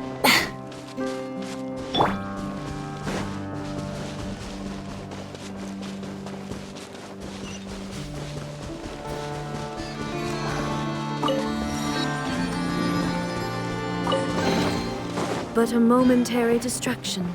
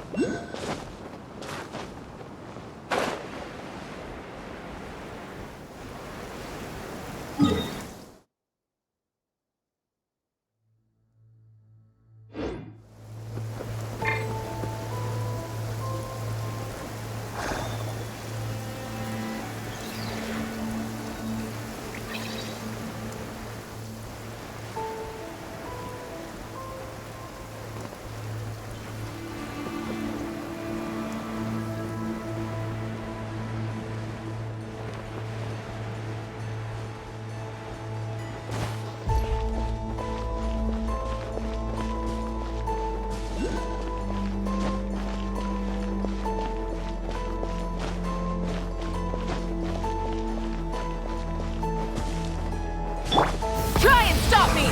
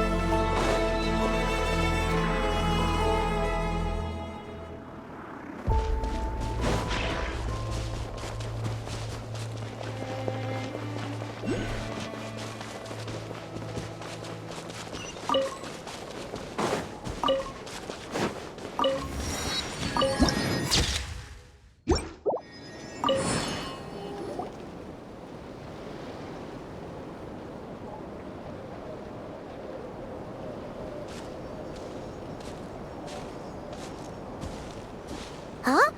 How come you're here by yourself, Lauma? Where's Yehoda? I haven't seen her. Seriously? Don't tell Paimon she's ditched us on our first mission together. I don't believe so. Nefer and I have our differences, but that shouldn't interfere with our shared objective. Recovering the relic is my duty. But as far as she's concerned, there's plenty to gain here too. In Nod-Krai, it's common knowledge that the Curatorium has a nose for profit and opportunity. The same way aphids flit from flower to flower in a never-ending quest to make honey. Huh. Sounds like you know her pretty well.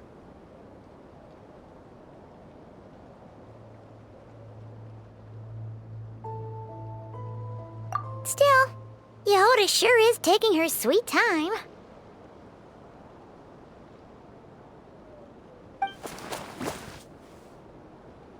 Hmm?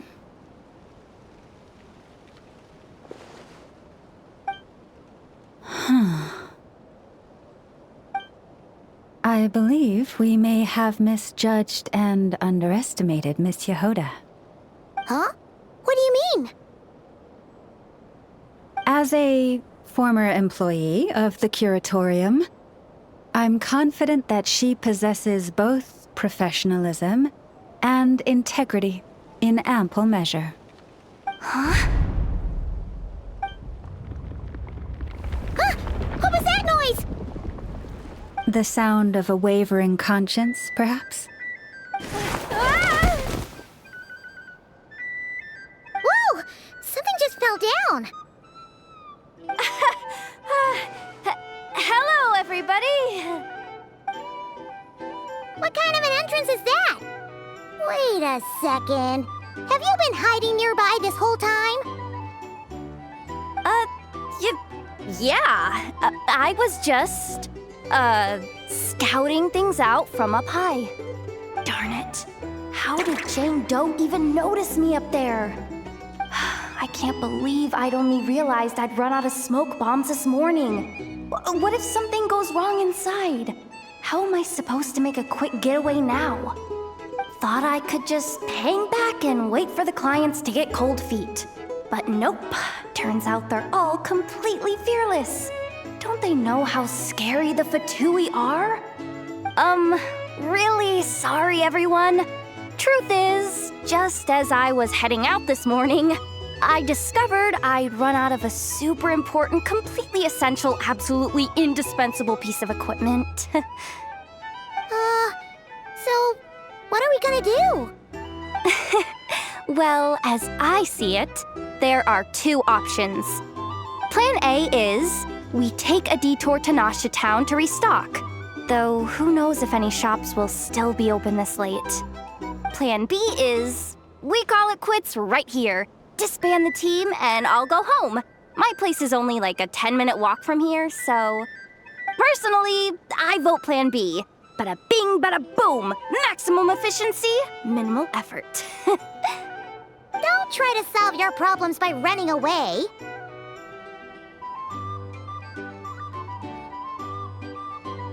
Not a fan of either? Then I guess our only option is to fall back on Plan J. That's J for Yehoda, by the way. Why didn't you just tell us that was an option in the first place? Come on, that would have totally ruined the surprise. Boss pulls this trick all the time, and it's always the clueless ones who end up praising her to the skies. Feels like you just threw shade at a whole lot of people. I have faith in your professionalism, Yehoda. You don't need those flashy tricks. Your abilities alone are more than enough to earn our respect. Huh, this Jane Doe sure has an eye for talent. Speaking of which, maybe it's time I started calling her something nicer? You really mean that, Jane? I mean, Lauma Doe? I do. I'll tell you what, it's not every day you get to work alongside such considerate clients. I have a feeling we're gonna make a great team. Plan J is this. We find our way in through the freight access on the facility's east side. It's tucked away from view, and security's lighter at night. I've prepared some special gadgets too, so we should be ready for anything. If we want this to go without a hitch, we'll need to work together every step of the way. So everyone, stick close behind me. Now that finally sounds like a real pro talking. Hey, you saying I didn't before?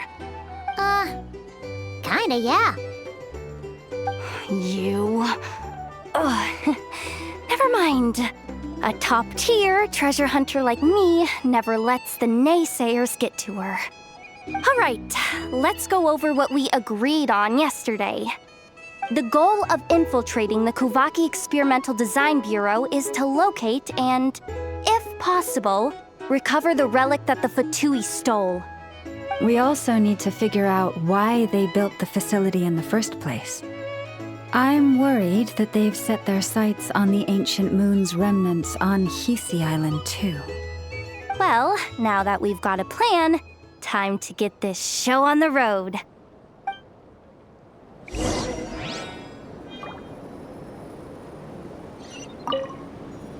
Everyone ready? Yeah? Then, let's move. All right then, let's get this job done.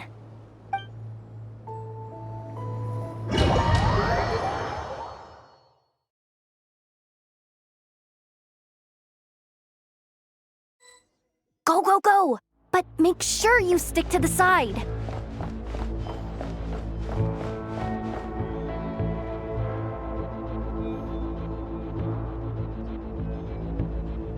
Just as I thought.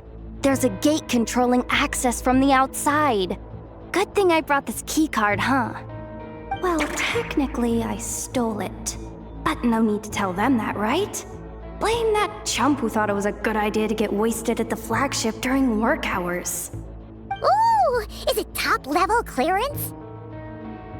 Of course, that goes without saying. Let me read it out loud for you.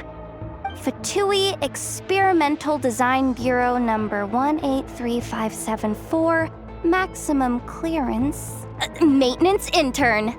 That doesn't sound very top-level to Paimon.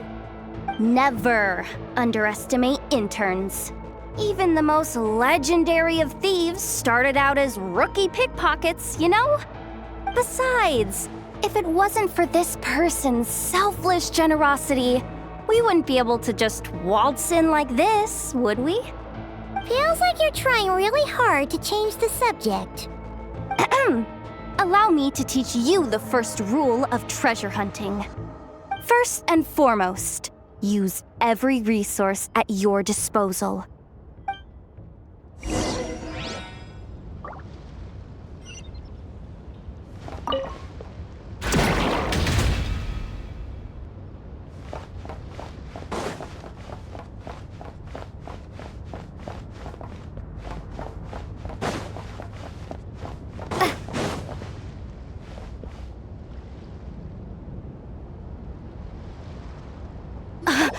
I get it now. It's like a pair of light bulbs just lit up in my head. What did you just get?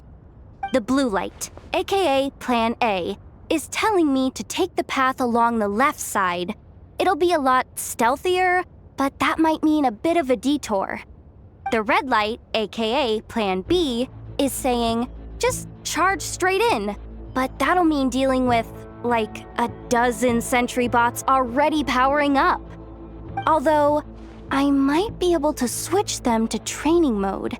Their attacks will be weaker, but we'll still be in for a fight. Can't you just put them in sleep mode?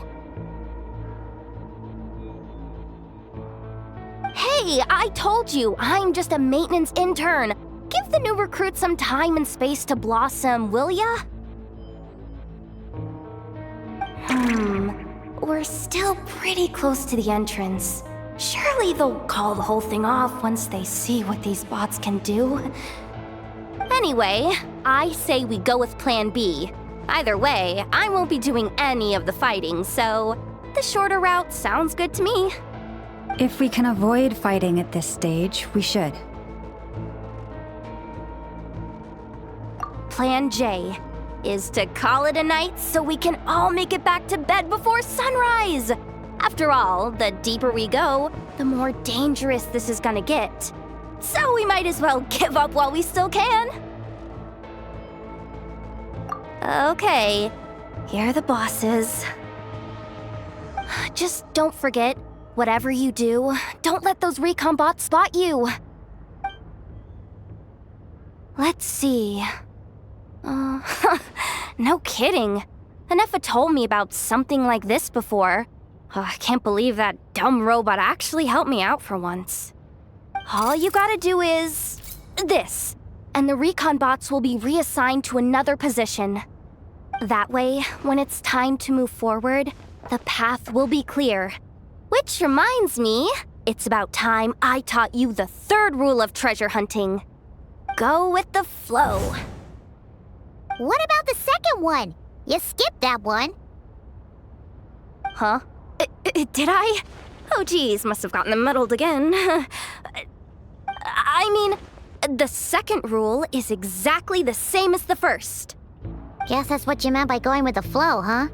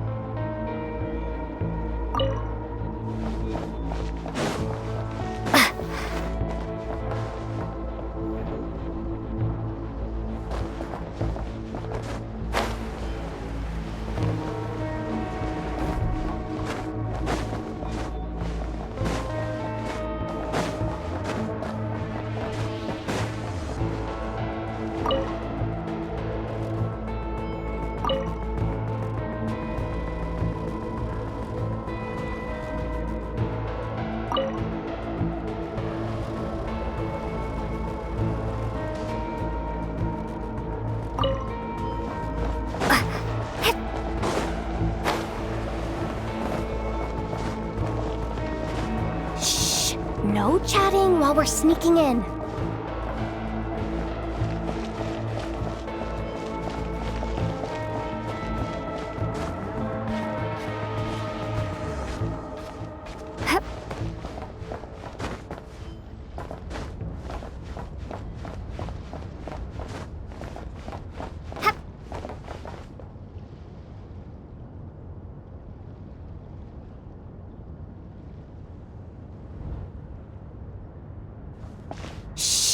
There's someone up ahead. Has the lockdown been initiated? Move it, soldier! The cargo has already been transferred. The lockdown procedure is complete, Commander. That sector is now fully sealed. The night shift. Just our luck. Don't they usually handle deliveries during the daytime? There's not supposed to be anyone here. We've come this far already, and they're really trying their best. If I suggest backing out again, it's not gonna look good. Come on, brain. Think!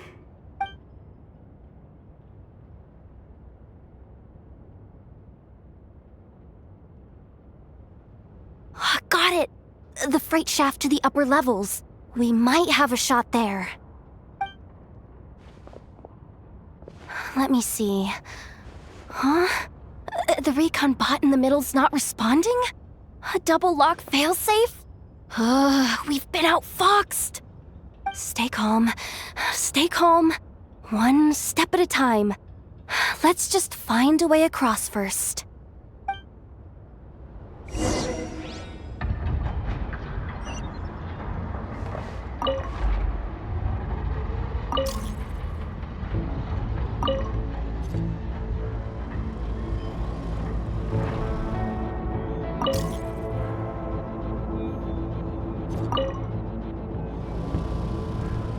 All set. Let's head down this way.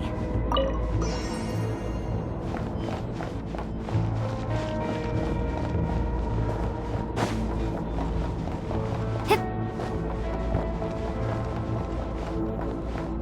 Hey! Another control terminal!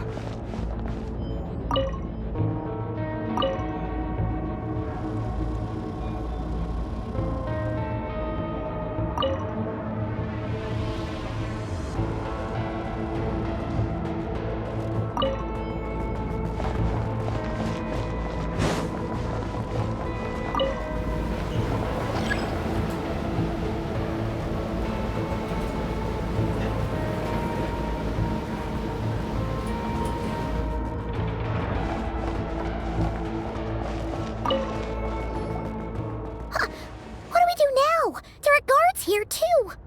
Don't worry. Bots are way easier to deal with than people. At least their behavior is predictable. First, let's find a safe spot to land. Good. That spot shouldn't draw their attention. Let's go.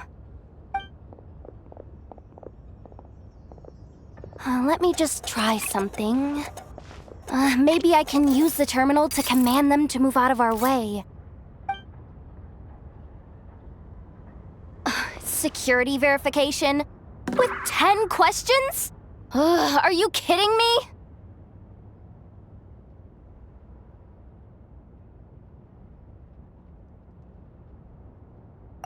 You really trust me that much? Fine. I'll do my best. But just to be clear, if I can't answer a question, I'm backing straight out of the terminal. No way I'm risking triggering any sort of alarm.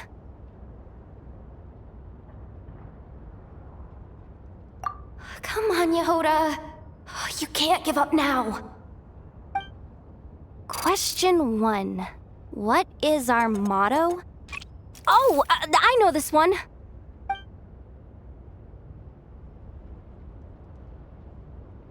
Question 5. The name of the harbinger in charge of this facility. Let's go with, Sandrone. This one should be... the Pale Star Edict. I've heard one of Boss's informants mention that before. Final question. Enter employee ID. And it's timed? Okay. 183574. Confirm. I actually got them all right? Oh, what a miracle. Not bad, Yehoda. Not bad at all. Guess you're an official maintenance intern now. Hey, that could be my personal plan B if I can't get my job back. Just kidding. The Fatui are awful. The bots have taken the command. They're moving off. Let's get going while the coast is clear.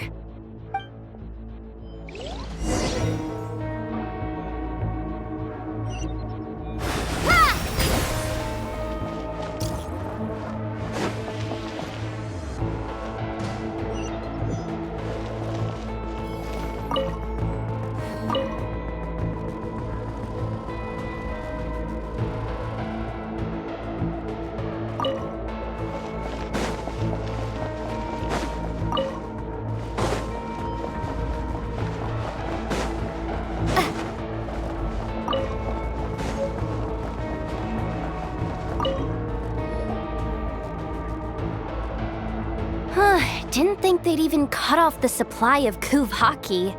They're being really cautious.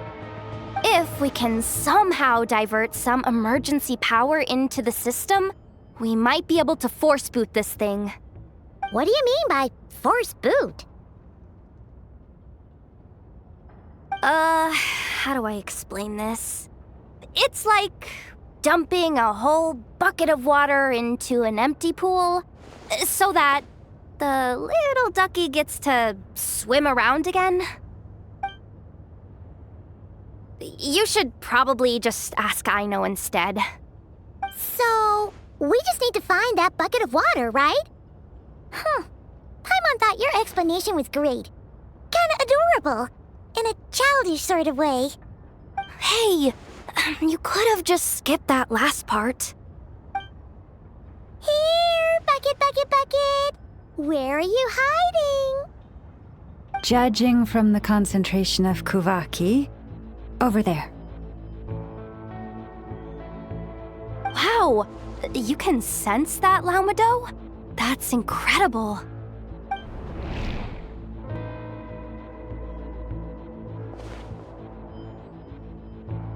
Let's move the recon bots above them out of the way first.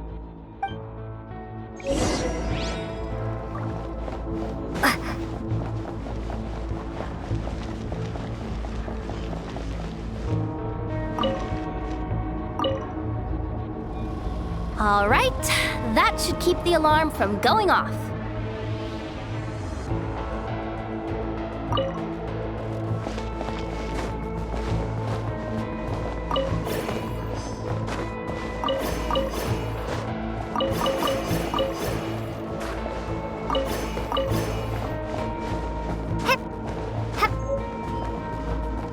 Time to plug in the charging component.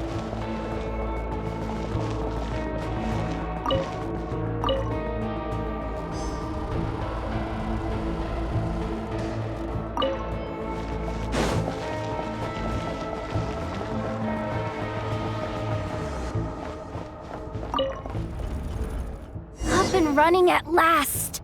Let's hope nothing else goes wrong. Please, everyone, step inside. Oh, it's so dark in here. Well, it is a cargo crate after all. No point in being picky about lighting at this point. Ah! Something sharp and pointy just poked me in the back! Sorry. That was probably just my antlers. It's pretty cramped in here, so I had to crouch down. Oh, having antlers must be inconvenient at times like these.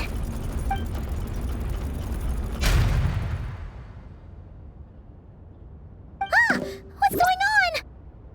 Don't tell me something's gone wrong already. Looks like there was only enough juice in the emergency power supply to lift us this far up. Ugh. Awkward. Am I gonna get docked for this? Based on the boss's policy of docking pay for every screw-up, No, wait a sec. I've already been fired. Doesn't look like it's moving again anytime soon. I think We can get through if we follow the ventilation duct along the outer wall. The entrance has gotta be somewhere. Don't worry, this was totally part of the plan.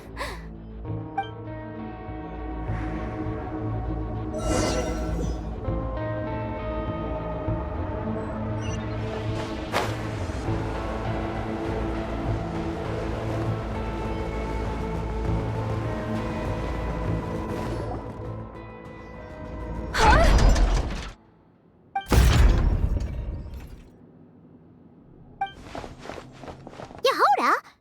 How'd you end up outside? Looks like she slipped out at the very last second, just before the gate shut. Impressive reflexes, I must say. Though I'd expect nothing less from a former employee of the Curatorium. I'm so sorry. That was pure survival instinct. I didn't mean to ditch you. Anyway, you guys just stay where you are. I'll figure something out.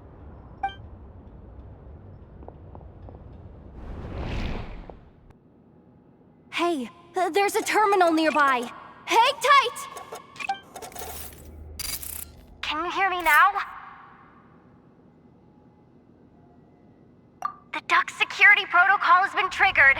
The gate must have dropped when it detected a living presence. Wait, so we're trapped in here? I'm checking what I can do from this end. Watch out for the laser up ahead. What laser?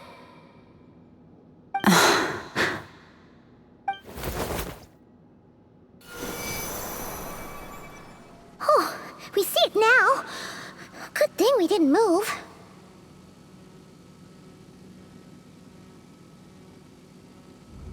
Got it. I think I understand the situation. Hang in there. Just one moment. This is killing me, but I think I've got it. I can try adjusting the direction of the Kuvaki flow inside the duct.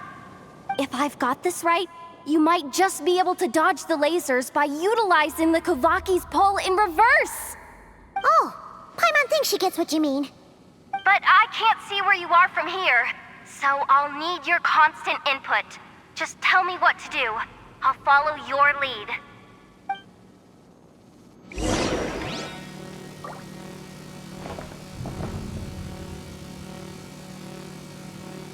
Like this, right?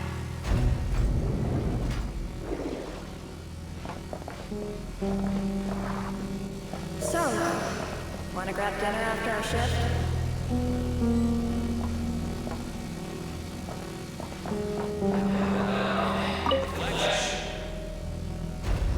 Too far. We're not exactly waiting for the hosts.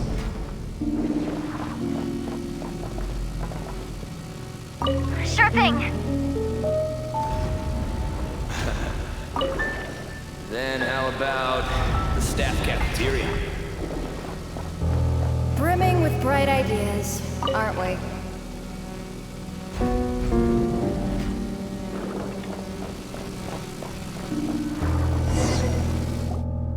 Oh, we made it to the other side.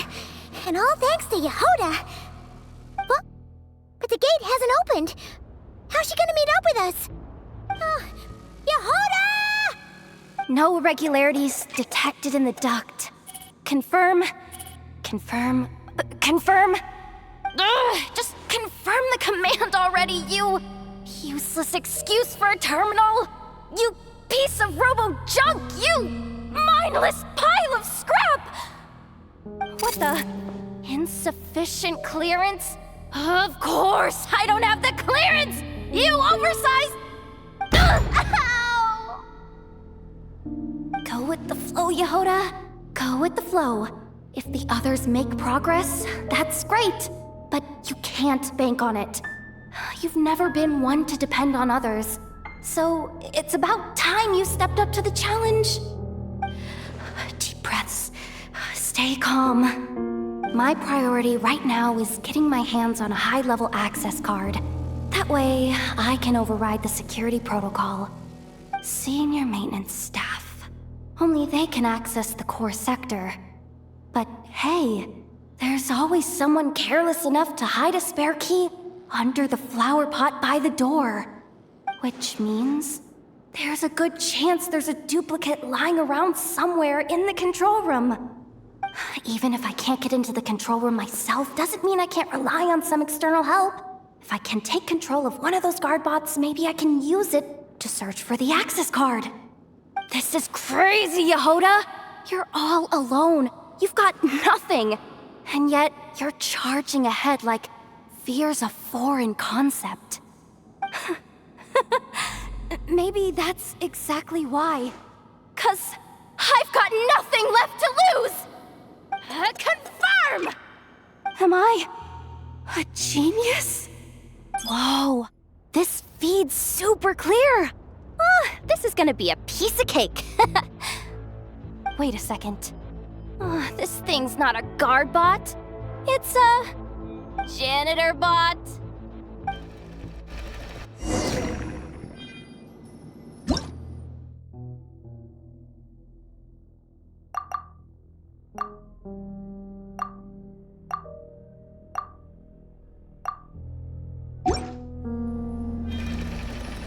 You think Marionette even knows what we do down here? She seems to spend all day either holed up in her lab or out doing the rounds. It's still a mess over there. Go clean it up. Why? Planning to skim a little off the top? No, nothing like that. Just wondering if anyone would actually notice if we didn't show up from time to time.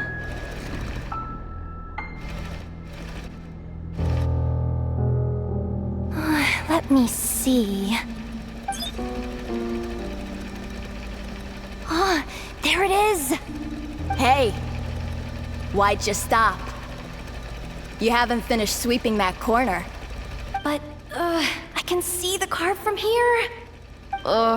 Guess I have no choice but to swallow my pride and stay in character for now.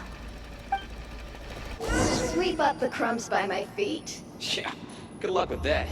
What are you gonna do when they ask for a progress report?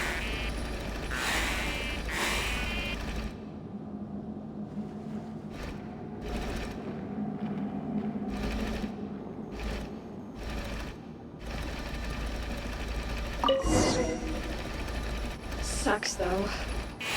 Finally sent somewhere warmer than Snezhnaya. Yet we barely get to see the outside world. Gotten rid of the dust behind the door yet? Clean this spot too. Come on. Where's that bot passage when you need it? There!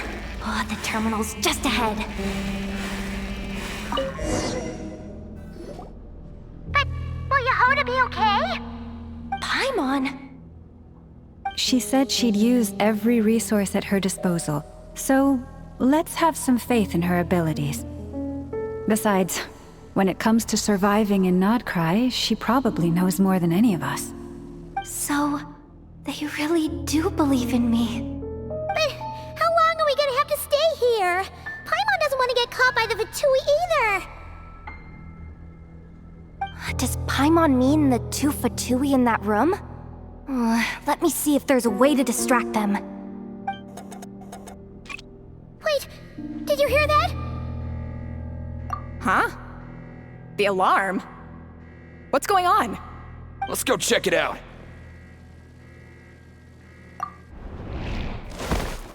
This looks like somewhere important, but there's nothing here. Hey guys! It's me! Yehoda, are you okay? I'm fine. I managed to swipe a high-level access card and triggered an alarm to draw the guards off.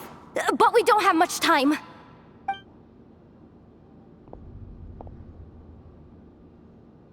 All right, looks like we can control the elevator. Come on, hop in. Let's take it further down.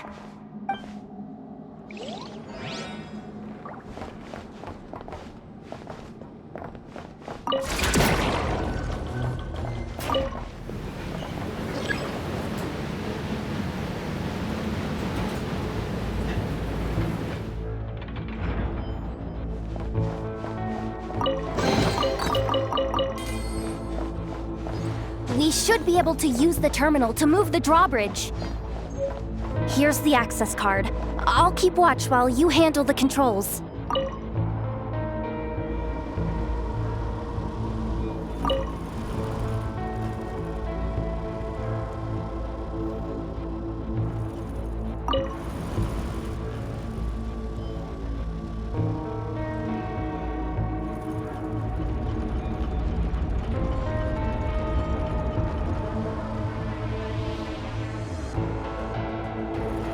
All done.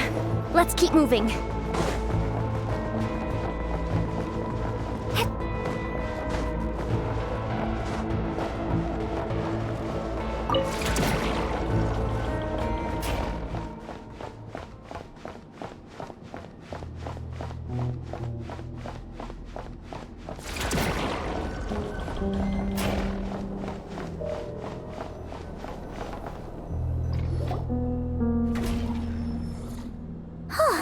There's no one here! That's good news for us. Let's head inside. Looks like a rest area for the Fatui's Oprishniki. Huh? The terminal's still on? Huh.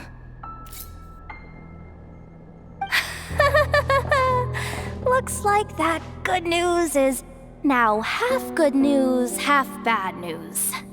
What do you mean? Well, it seems like that alarm I just triggered was so high level that even the guards in the rest area went to investigate. That's the good news, by the way. And what's the bad news? The bad news is that once they realize it was a false alarm, they're bound to circle back and check this floor. And then we're toast. So we've got to move fast here. If you need me to run a quick search, say the word.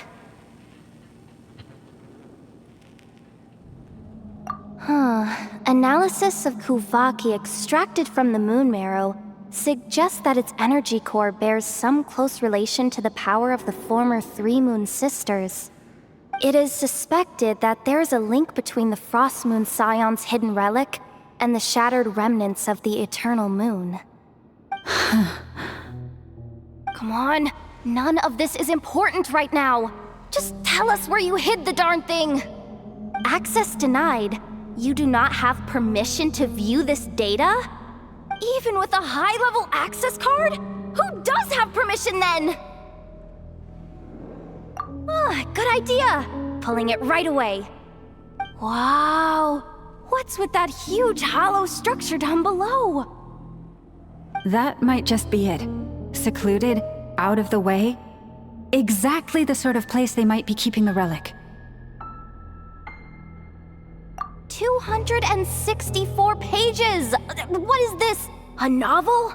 Can we just skip to the end? I'm flipping through it as we speak. Kuvaki, a weapon. Seems like the Fatui and Snezhnaya are trying to harness the power of the Light Realm to build some kind of weapon. The target of which is... Seriously? Insufficient clearance? Again? Looks like that's about all our current clearance gives us access to. Based on what we know so far, it seems like the rest must be hidden inside that massive hollow beneath us. I could sense something beneath the water down there. Something unsettling. If they've gotten their hands on the moon marrow, odds are it's hidden down there too. And here I thought we were almost done. But nope, we're going deeper and deeper into the danger zone. Chin up, Yehoda. Once this job's done, you're buying yourself the biggest Nod-Krai and hot dog in town. Deal's a deal.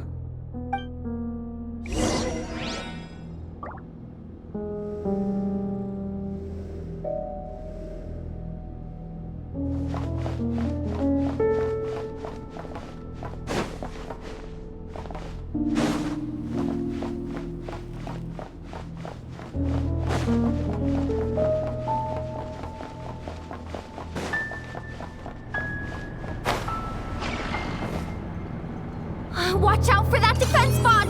Ah! It's aiming right at us! You'll have to use Kuvaki to deflect its attacks back the way they came!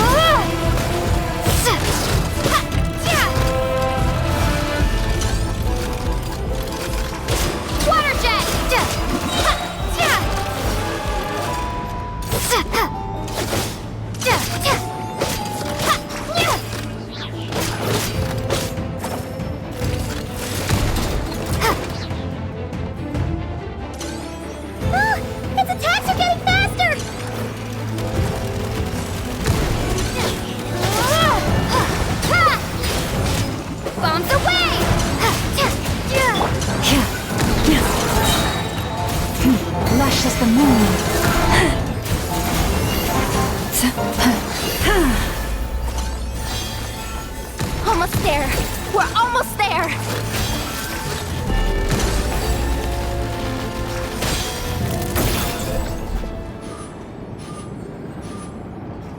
It's finally down. Quick, let's hurry down to the lower level before we're spotted.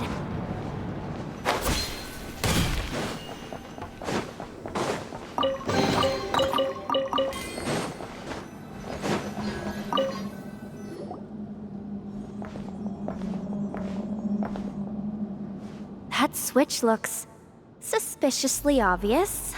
No way I'm pulling that. But you guys, go ahead. Hey, you spotted it first. Shouldn't you be the one to pull it? Not a chance. I'm just the guide, remember?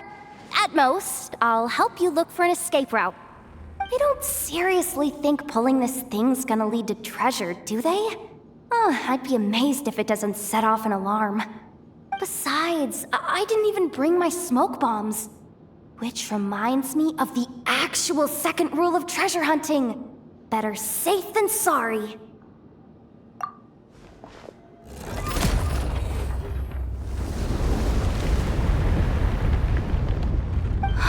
The ground, it's shaking.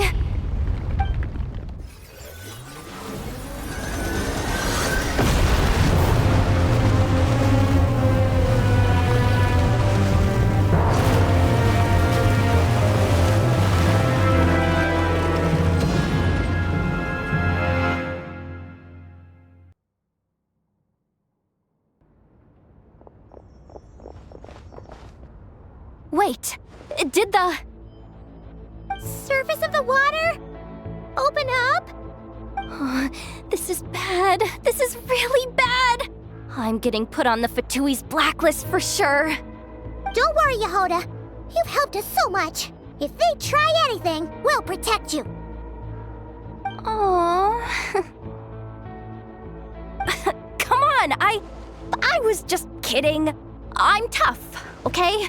Just haven't had the chance to show off my fighting skills yet. Me, afraid of the Fatui? Ugh, not a chance. I suspect the relic is hidden down below. Yehoda, your commission ends here. I am truly grateful for everything you've done for us. You don't need to put yourself in any further danger. I'm coming with you. This has nothing to do with the commission or the danger or whatever. This has already gotten way out of hand, so I'm coming too. End of story. Aw, she's blushing. Hey! Zip it! Why'd you keep staring? Oh, you looking for a knuckle sandwich or what? Oh, come on, move it already.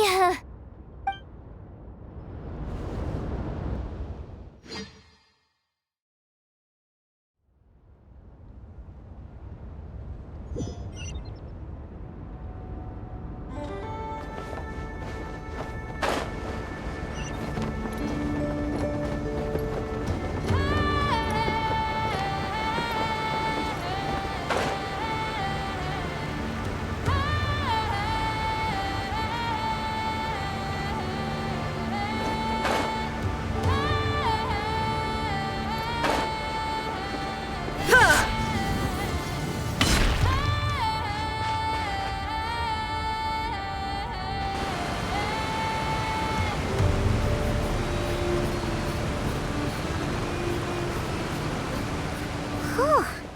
It's really deep down here. What is this place? We're standing on another fragment of the ancient moon's remnants.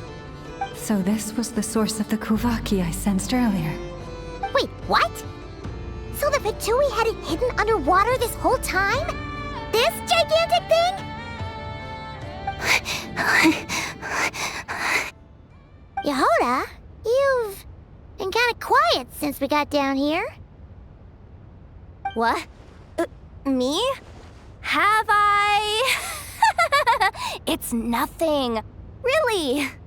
We're doomed. How are we even supposed to get back up from here? Oh, my grappling hook's not nearly long enough. And if someone spots us here after all that commotion, we'll be sitting ducks! Oh no! That door's opening! Please don't say it's the Fatui! No, please, no! We finally made it here, and we're so close to getting the job done! I didn't risk my neck just to die before I've even had a chance to spend my reward!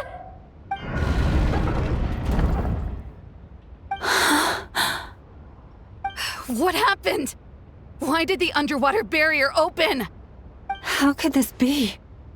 Huh? Lauma? And you guys? Wilhelmina? What's going on here? Looks like there's no point trying to hide it anymore. Well, what are you talking about? I thought you might come, but I didn't expect to see you here so soon. Forget it. The moon marrow isn't here. You joined the Fatui? Yes. When? The day I could no longer bear to live a lie. At first, the Fatui wouldn't accept me. But then, one of their harbingers noticed me and said she'd give me a chance.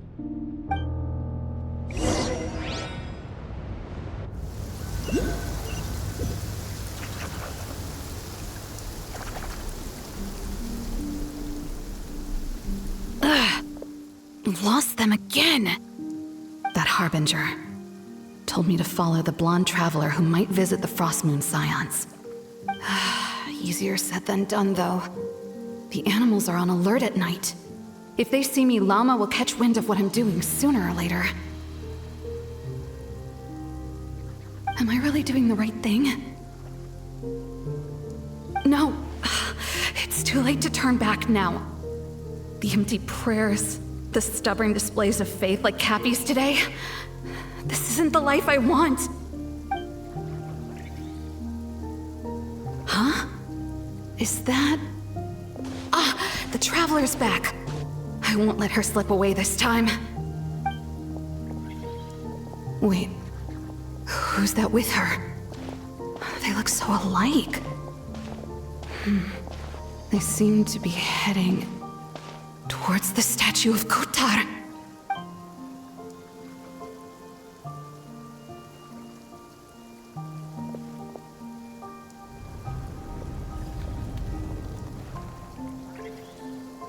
They've opened the secret chamber?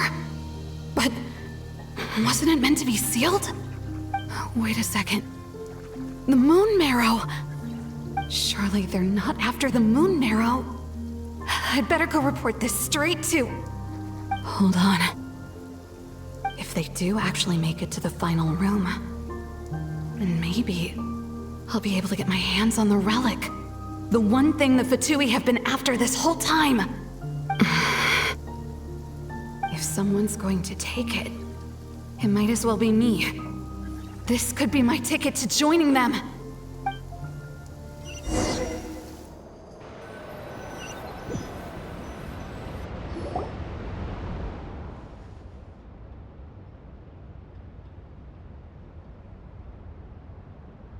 Yes. And in your final moment of hesitation, I took the chance. And then you gave it to the Fatui? But when we talked to you before, you seemed so genuinely worried about Lauma. Because I thought she was as fed up with the Frost Moon Scions as I was. We grew up together, Lauma. I know you were chosen to be the next Moon Chanter when you were just a child. They never gave you a choice in that. I saw the look in your eyes when you were treating that child. That sense of helplessness. Surely you too must see that this blind, inherited faith of ours is simply holding us back. If our prayers are never answered, then why keep praying?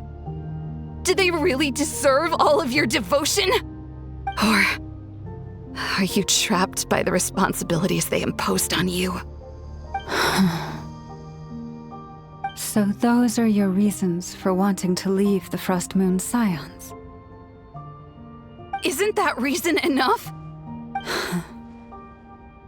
When we pray to the moon, we do so to show our gratitude for the life it granted us long ago. It reminds us to strive for something higher within ourselves. But I know that's not what you want to hear. You're right, Philomena. I have indeed kept secrets from you. I knew it. You don't want to be the Moon Chanter, do you? No, that's not it. I'm talking about the fact that the moon in the sky isn't real. What? You're saying... Huh? I've completely lost the thread now. Oh, do we really have to do this here? What if a Harbinger shows up? Oh, I'm not cut out for fighting big bosses! The pain you sensed in me was the pain of hiding this truth. If what you're saying is true, then you already knew that the Frost Moon Scions wouldn't believe any of this. Why didn't you just leave like I did? You don't understand, do you? That's the difference between us, Philomena. I care about the Frost Moon Scions. They're family to me. It hurts because I care. And that's why I chose to hide the truth. But now I understand that was a mistake. My family deserves to know the truth. I shouldn't have tried to hold it all together with empty prayers. Are you trying to say that I only ever cared about myself? There's nothing wrong with that in itself. No one would have tried to stop you from leaving. But you did not have to stab us in the back like this. We've been spotted! I knew it. I just knew it. Oh, what now? If a Harbinger shows up, I'm out of here. No darned relic is worth dying over. Looks like I misjudged you, Lauma. I didn't think you had it in you to stand up to your fate. Turns out, you are a great Moon Chanter after all. But you were right about one thing. I haven't considered Hisi Island my home for a long time now. Bosses, time to go. I will change the Frost Moon Scions, Wilhelmina, as soon as the new moon rises. Then I guess I won't be around to see it. Say, Lauma, what happens to those who betray the Frost Moon Scions? May their antlers be shorn with silver blades, and let them be cast into the long night of unknowing.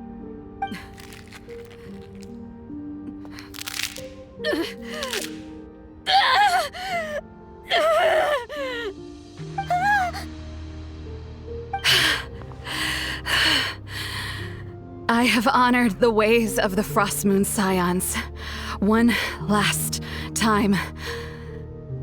Think of it as a gesture of respect, Lauma. There they are! Lauma! Marionette has the moon marrow. She went to Starsand Shoal. Don't flatter yourself now. I'm not trying to atone. I just don't believe you'll actually be able to change them.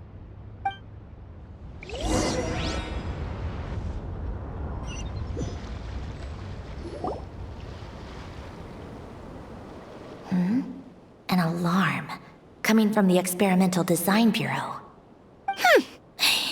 Interesting. Hey, wrap things up and get yourselves ready. Looks like we might be having some guests. Yes, my lady. Perfect timing. This job's been boring me to death. Time to test some hypotheses.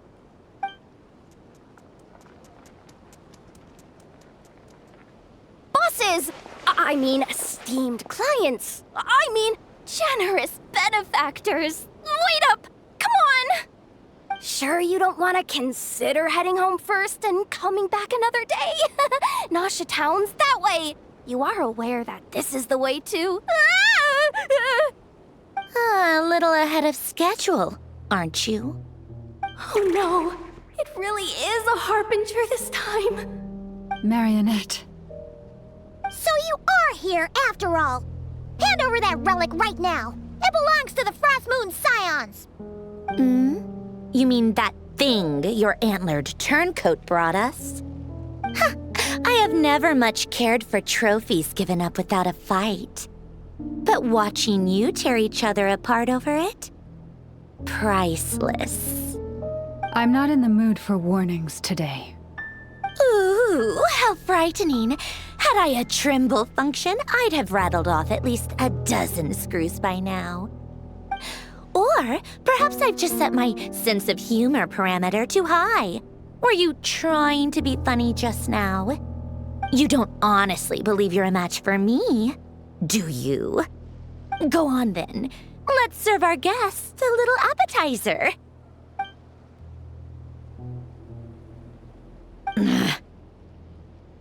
Hey, didn't you hear me? I said let's serve our guests a little... What's going on? Oh no. Watch out! It's the Wild Hunt!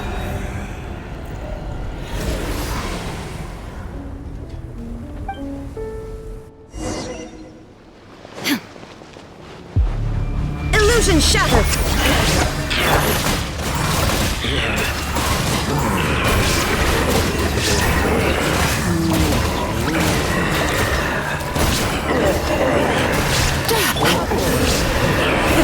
Rev the engines!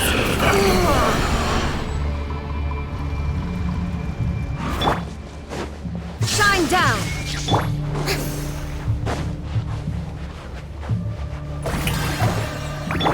Light it up!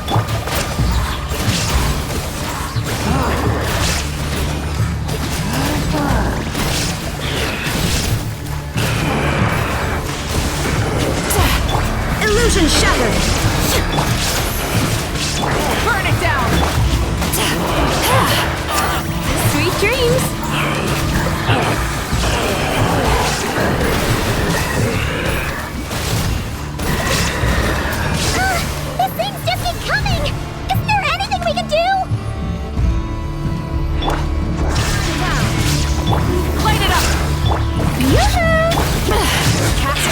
to the wind!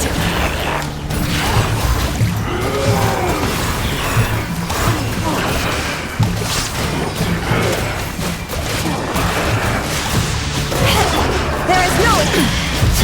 Light of the blazing sun! Full throttle!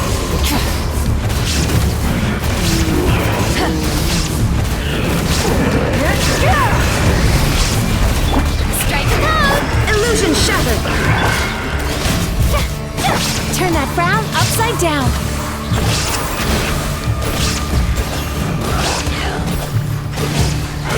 Bad dreams be gone! Shine down! Rise with the sun!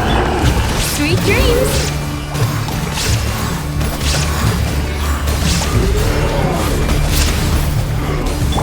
Illusion shattered! May I... Burn it down! Turn that frown upside down.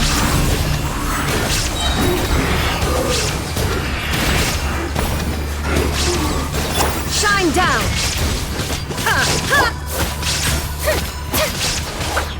The show begins! Sweet dreams!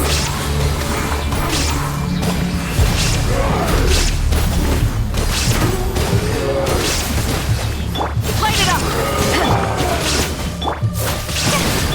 There is no escape! Inazuma shines eternal!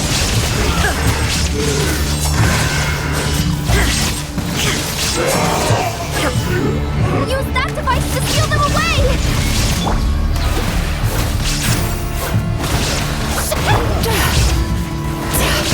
Time to relax.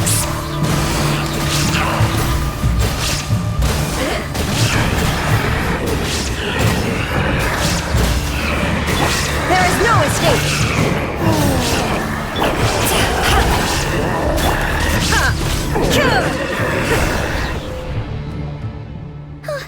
Is that it?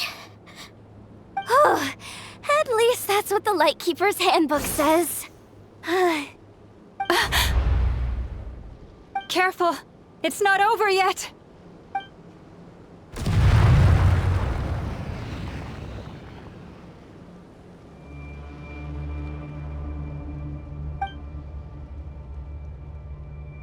Paimon! Lauma! Yehoda!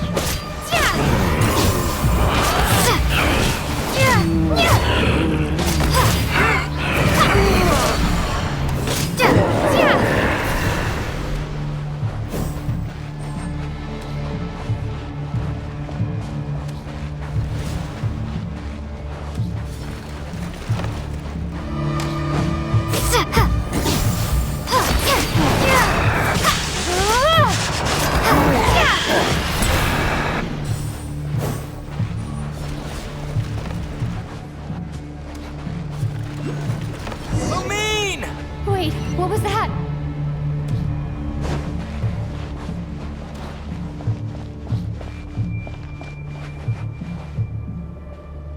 Lumine, over here! Aether! Quick, grab my hand!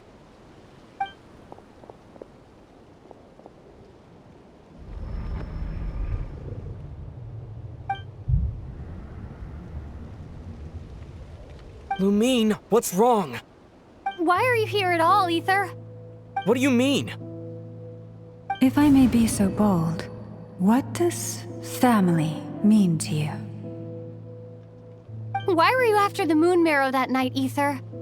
Among those who entered the final chamber, there was either someone with impure intent, or else an abyssal presence. We can talk about that later. Tell me why, Aether. You know, this is only the second time we fought together since the day we both woke up in Teyvat. No. Lumine! But when I found you, you were still in hibernation. Even the key to the chamber was still secure on your person. We didn't wake up together. What are you talking about? We don't have time for this, Lumine! Look at me, Lumine! Don't you want to explore this world with me?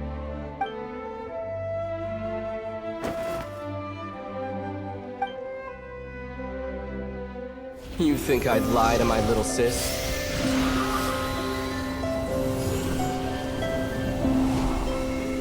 What a letdown.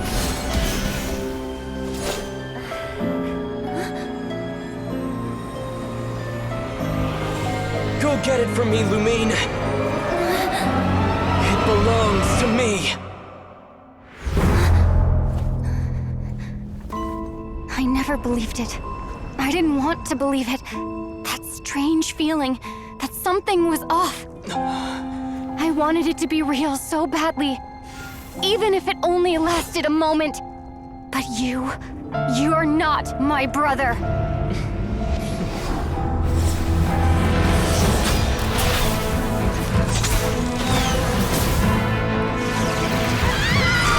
Moon Goddess, please save us!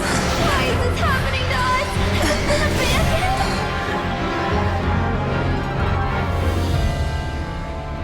The cold night should be our blessing, yet only confusion and sorrow remain. The truth may yet lie beyond the sky, but must we become lost because of it? Standing before you, as a scion of Hyperborea and the Frost Moon's emissary, I say this.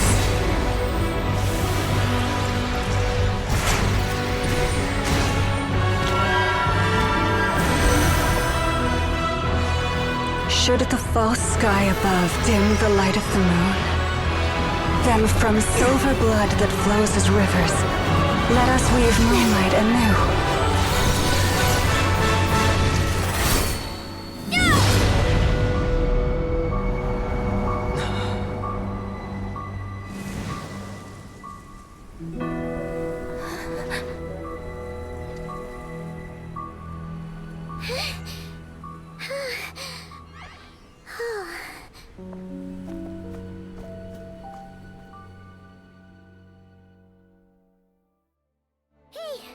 Is everyone okay?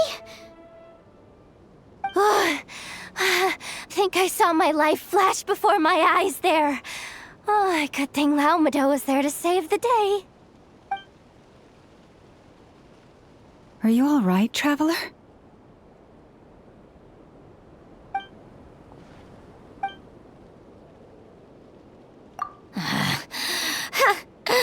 Well, that took you long enough. Seriously, how many of you are there? Pathetic. Oh no. Oh, I spoke too soon. Totally forgot we still have a Harbinger to deal with.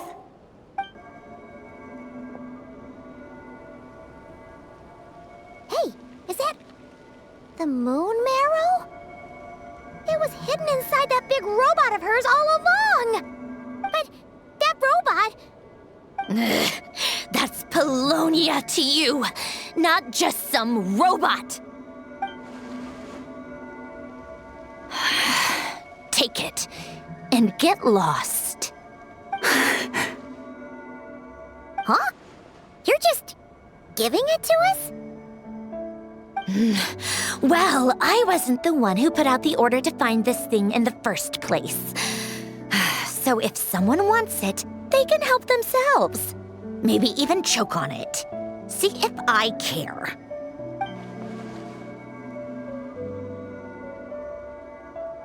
So, are you waiting for me to change my mind or what? I'd be more than happy to pick up where we just left off. But I should warn you, I'm in a bad mood right now. Let's go. Fine by me. Totally, completely, absolutely on board with that.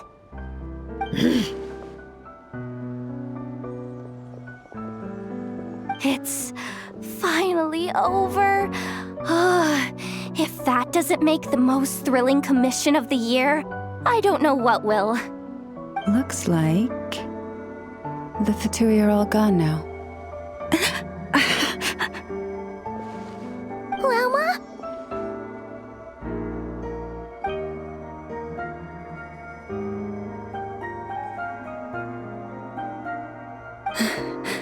I'm all right. It's just been so long since I truly felt the power of the moon. I thought I sensed the wild hunt nearby. Don't tell me you've already taken care of it. Hey, it's Flint's! Hey, he's that Ratnik. Unless I am mistaken, you are the Moonchanter of the Frost Moon Scions, are you not? May I ask, what is that in your hand? Please, don't get me wrong. I've been tracking the wild hunt lately, and I've come to suspect that its actions aren't as aimless as they might seem. When I saw what you were holding, I could not help but start connecting the dots.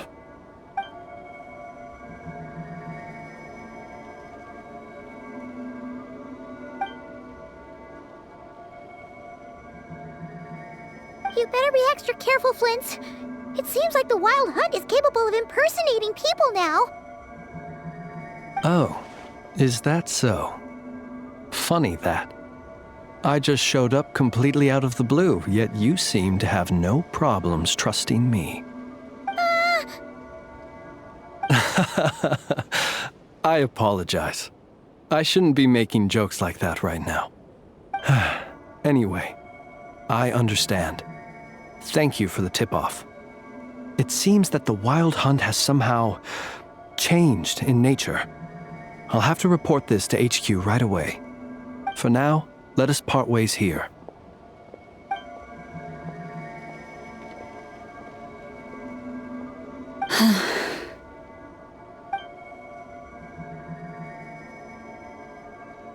That little joke of his just now sure scared the bejeebies out of Paimon.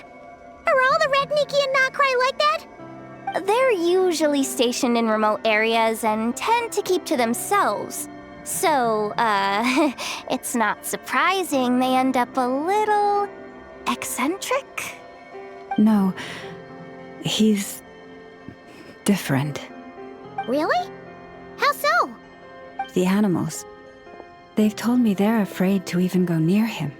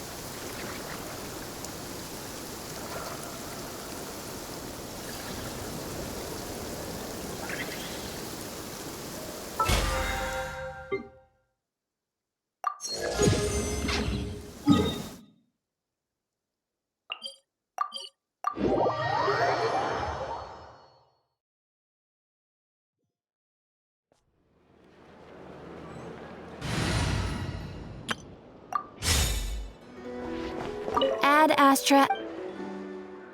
Thank you for Ad Astra.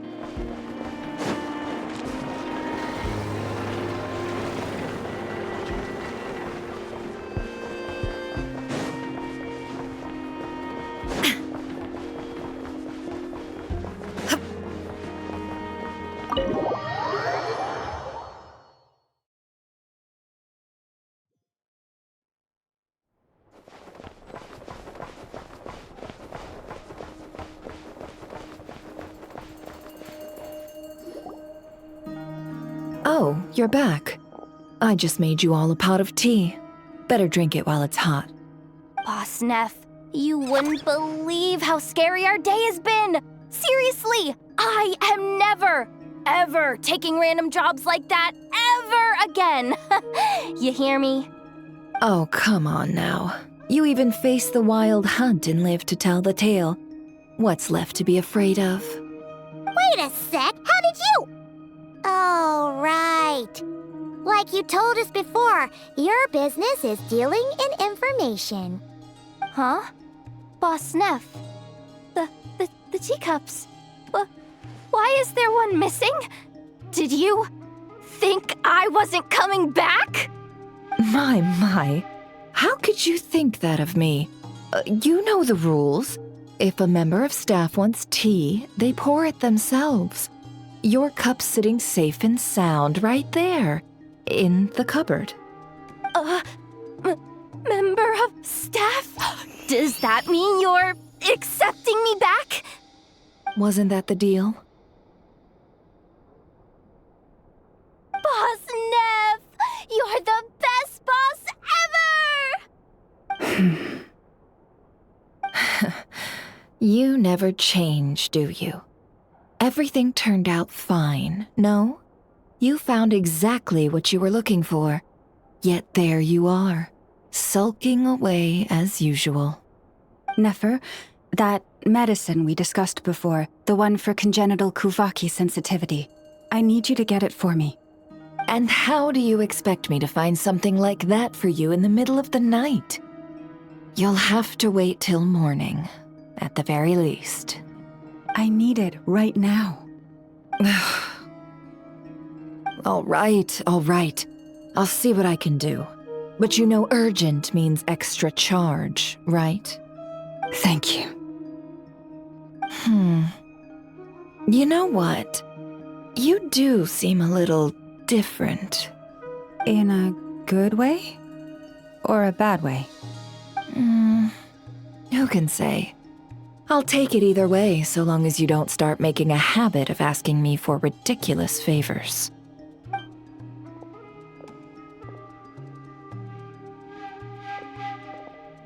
Traveler, Paimon, a lot has happened these past few days. I don't know what I would have done without you. Hey, don't mention it. That's what we're here for.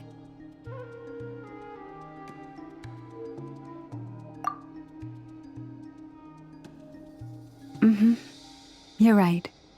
And tonight, I'm planning on telling them everything. Tonight? Isn't it a bit late already? The moon shines brightly this night. What better time for the Frost Moon Scions to usher in a new dawn for truth? Thank you for your kind words. But before I do, there's one more thing we need to deal with. Oh yeah! Now that we have the moon marrow... You'll have to forgive me. I used too much of my strength in the battle earlier. I fear I won't be able to help you uncover the truth of the past. Not right away, at least. That's fine. We're gonna be in Nod-Krai for a while anyway, so there's no rush, right? Thank you. But there's another problem. How to keep the moon marrow safe now? Huh? Can't we just return it to your secret chamber? The seal has been broken. Even if it were restored, now that the wild hunt has gotten in once, there's no guarantee that it won't happen again. Oh, right. Yeah, that makes sense. Back when the Frost Moon Scion's bloodline still ran strong, in special circumstances, a moon chanter could act as a vessel, safeguarding the relic within their own body. But it is a grueling trial of will and endurance. The moon chanter who did this only lasted 2 days. As for me, I might be able to last 5, at most. Hold on. You'd be using your body as a vessel? Yes. You can think of it like dropping a red-hot ball of iron into a bucket of water. How long the water lasts depends entirely on the bucket's size. Pardon? Hey! That's not a bad idea! You've always held up pretty well against the abyss. Surely the moon mirror can't be any more dangerous than that. It's not at all that I don't trust you, but it's too risky. But we're out of options, aren't we? Might as well give it a shot.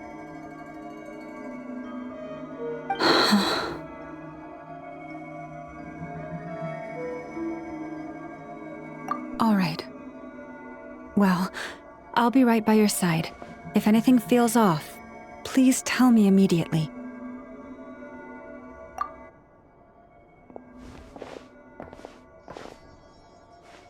Here, hold it in your hands. Feel its power. Imagine you're a lake, a cluster of stars. Let the moon become a part of you. Whoa! It went into your body! How is that? Are you feeling any discomfort?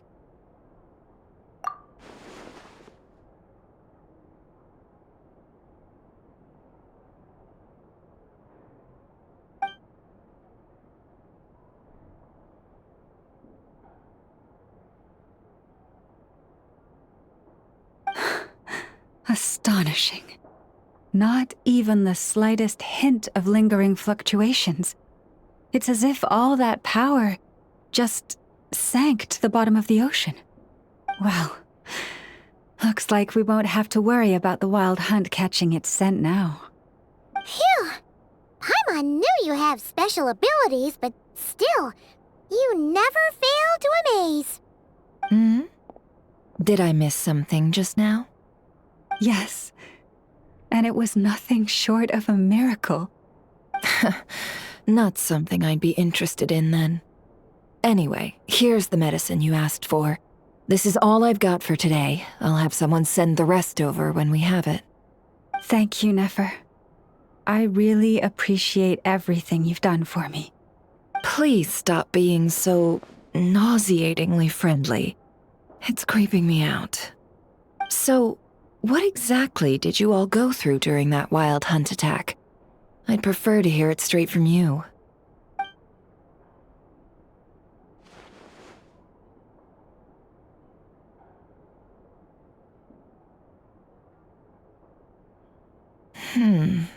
A phantom that can mimic the appearance of others. Quite different from what we've seen before.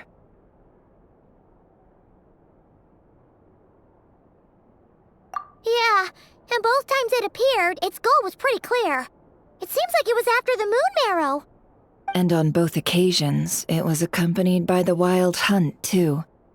It appears there must be some close connection between the two. I must say, I don't often see you look this serious, Never. Too late in the day for thinking, that's all. We'll pick this up again later. You all feel free to keep chatting, though. Just don't forget to lock up when you leave. On that note, Traveler, please keep the moon marrow stored within your body for the time being. We'll take it back off your hands as soon as the wild hunt's been taken care of. Once and for all. Of course.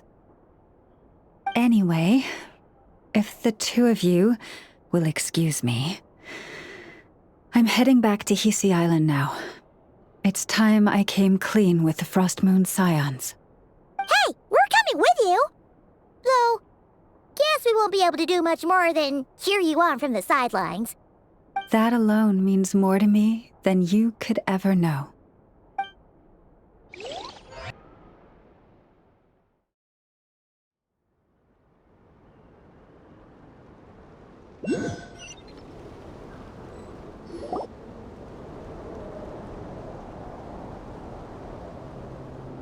What's going on? I'm not sure. It seems like the Moon Chanter has something important to tell us. I heard the relic's already been retrieved. That's our Lady Lauma, all right.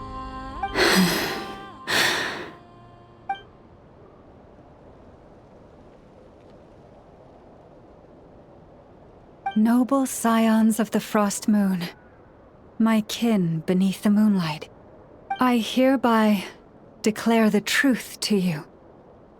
Long have our ancestors looked up to the Frost Moon, guided by her serene light. Yet now, she lies hidden beyond the limits of the sky. And so, Lauma began to reveal to the Frost Moon Scions a truth long hidden within her heart. A story of a false moon and the death of gods. Kutar was indeed born of the moon.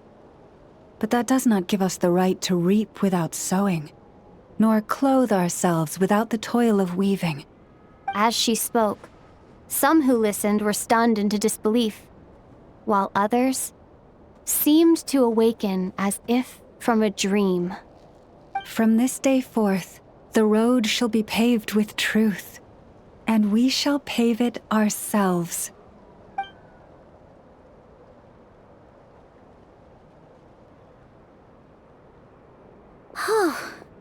After everything Lauma said last night, Paimon wonders how everyone's adjusting. Still, judging by their reactions at the time, it didn't seem as intense as Paimon might have imagined. Says a lot about how much trust she commands, huh? Hey look! It's Lauma! Welcome, both of you. The animals were most lively this morning. They told me of your coming. Nothing too dramatic happened, did it? No one took it so hard that they went on a binge-eating rampage and ended up cleaning up the whole pantry? Or something? Hey! Paimon's just trying to lighten the mood. Thank you for your concern. Change doesn't happen overnight, and new ideas need time to take root. But nothing as extreme as that has happened, no. Although... Although what? Well, just as I thought might happen, some have chosen to leave the Frost Moon Scions for good. For them, losing their faith was like losing their home. Confusion, frustration, helplessness. I saw it all, reflected in their eyes. Oh. I respect their choice. May they carry the Frost Moon Scions' blessings far and wide, should they be willing to do so. If we meet again someday, perhaps we will be able to sit together and share stories once more. Others sought me out afterward, though, and thanked me profusely for sharing the truth with our people. They said they used to see me as distant, even somewhat unapproachable, whereas now I seemed much closer to them. Like a friend, or even a family member. Sounds like a win overall! Paimon thinks you did the right thing, Lauma. Thank you. Though, I wanted to ask, do I really come across as distant? Well, maybe just a little. To people who don't know you, you are kind of tall, especially if you consider the antlers. I see. That's a bit of a hard one. My antlers tend to grow under the moonlight, so I can't quite help it. It brings me comfort to hear you say that. By the way, how has your body been adjusting to the moon marrow? I'm glad to hear it. I've also suggested to Nefer that we meet within the next few days. We need to figure out how to counter this new manifestation of the Wild Hunt. But for now, let's just relax. I want to enjoy this feeling a little longer of finally living on the bright side of the moon.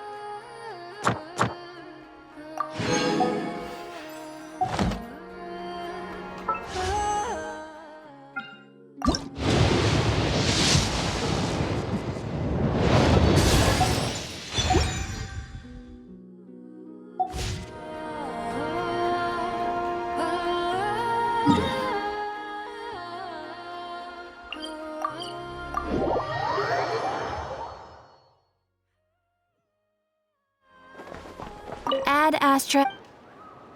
Thank you for Ad Astra.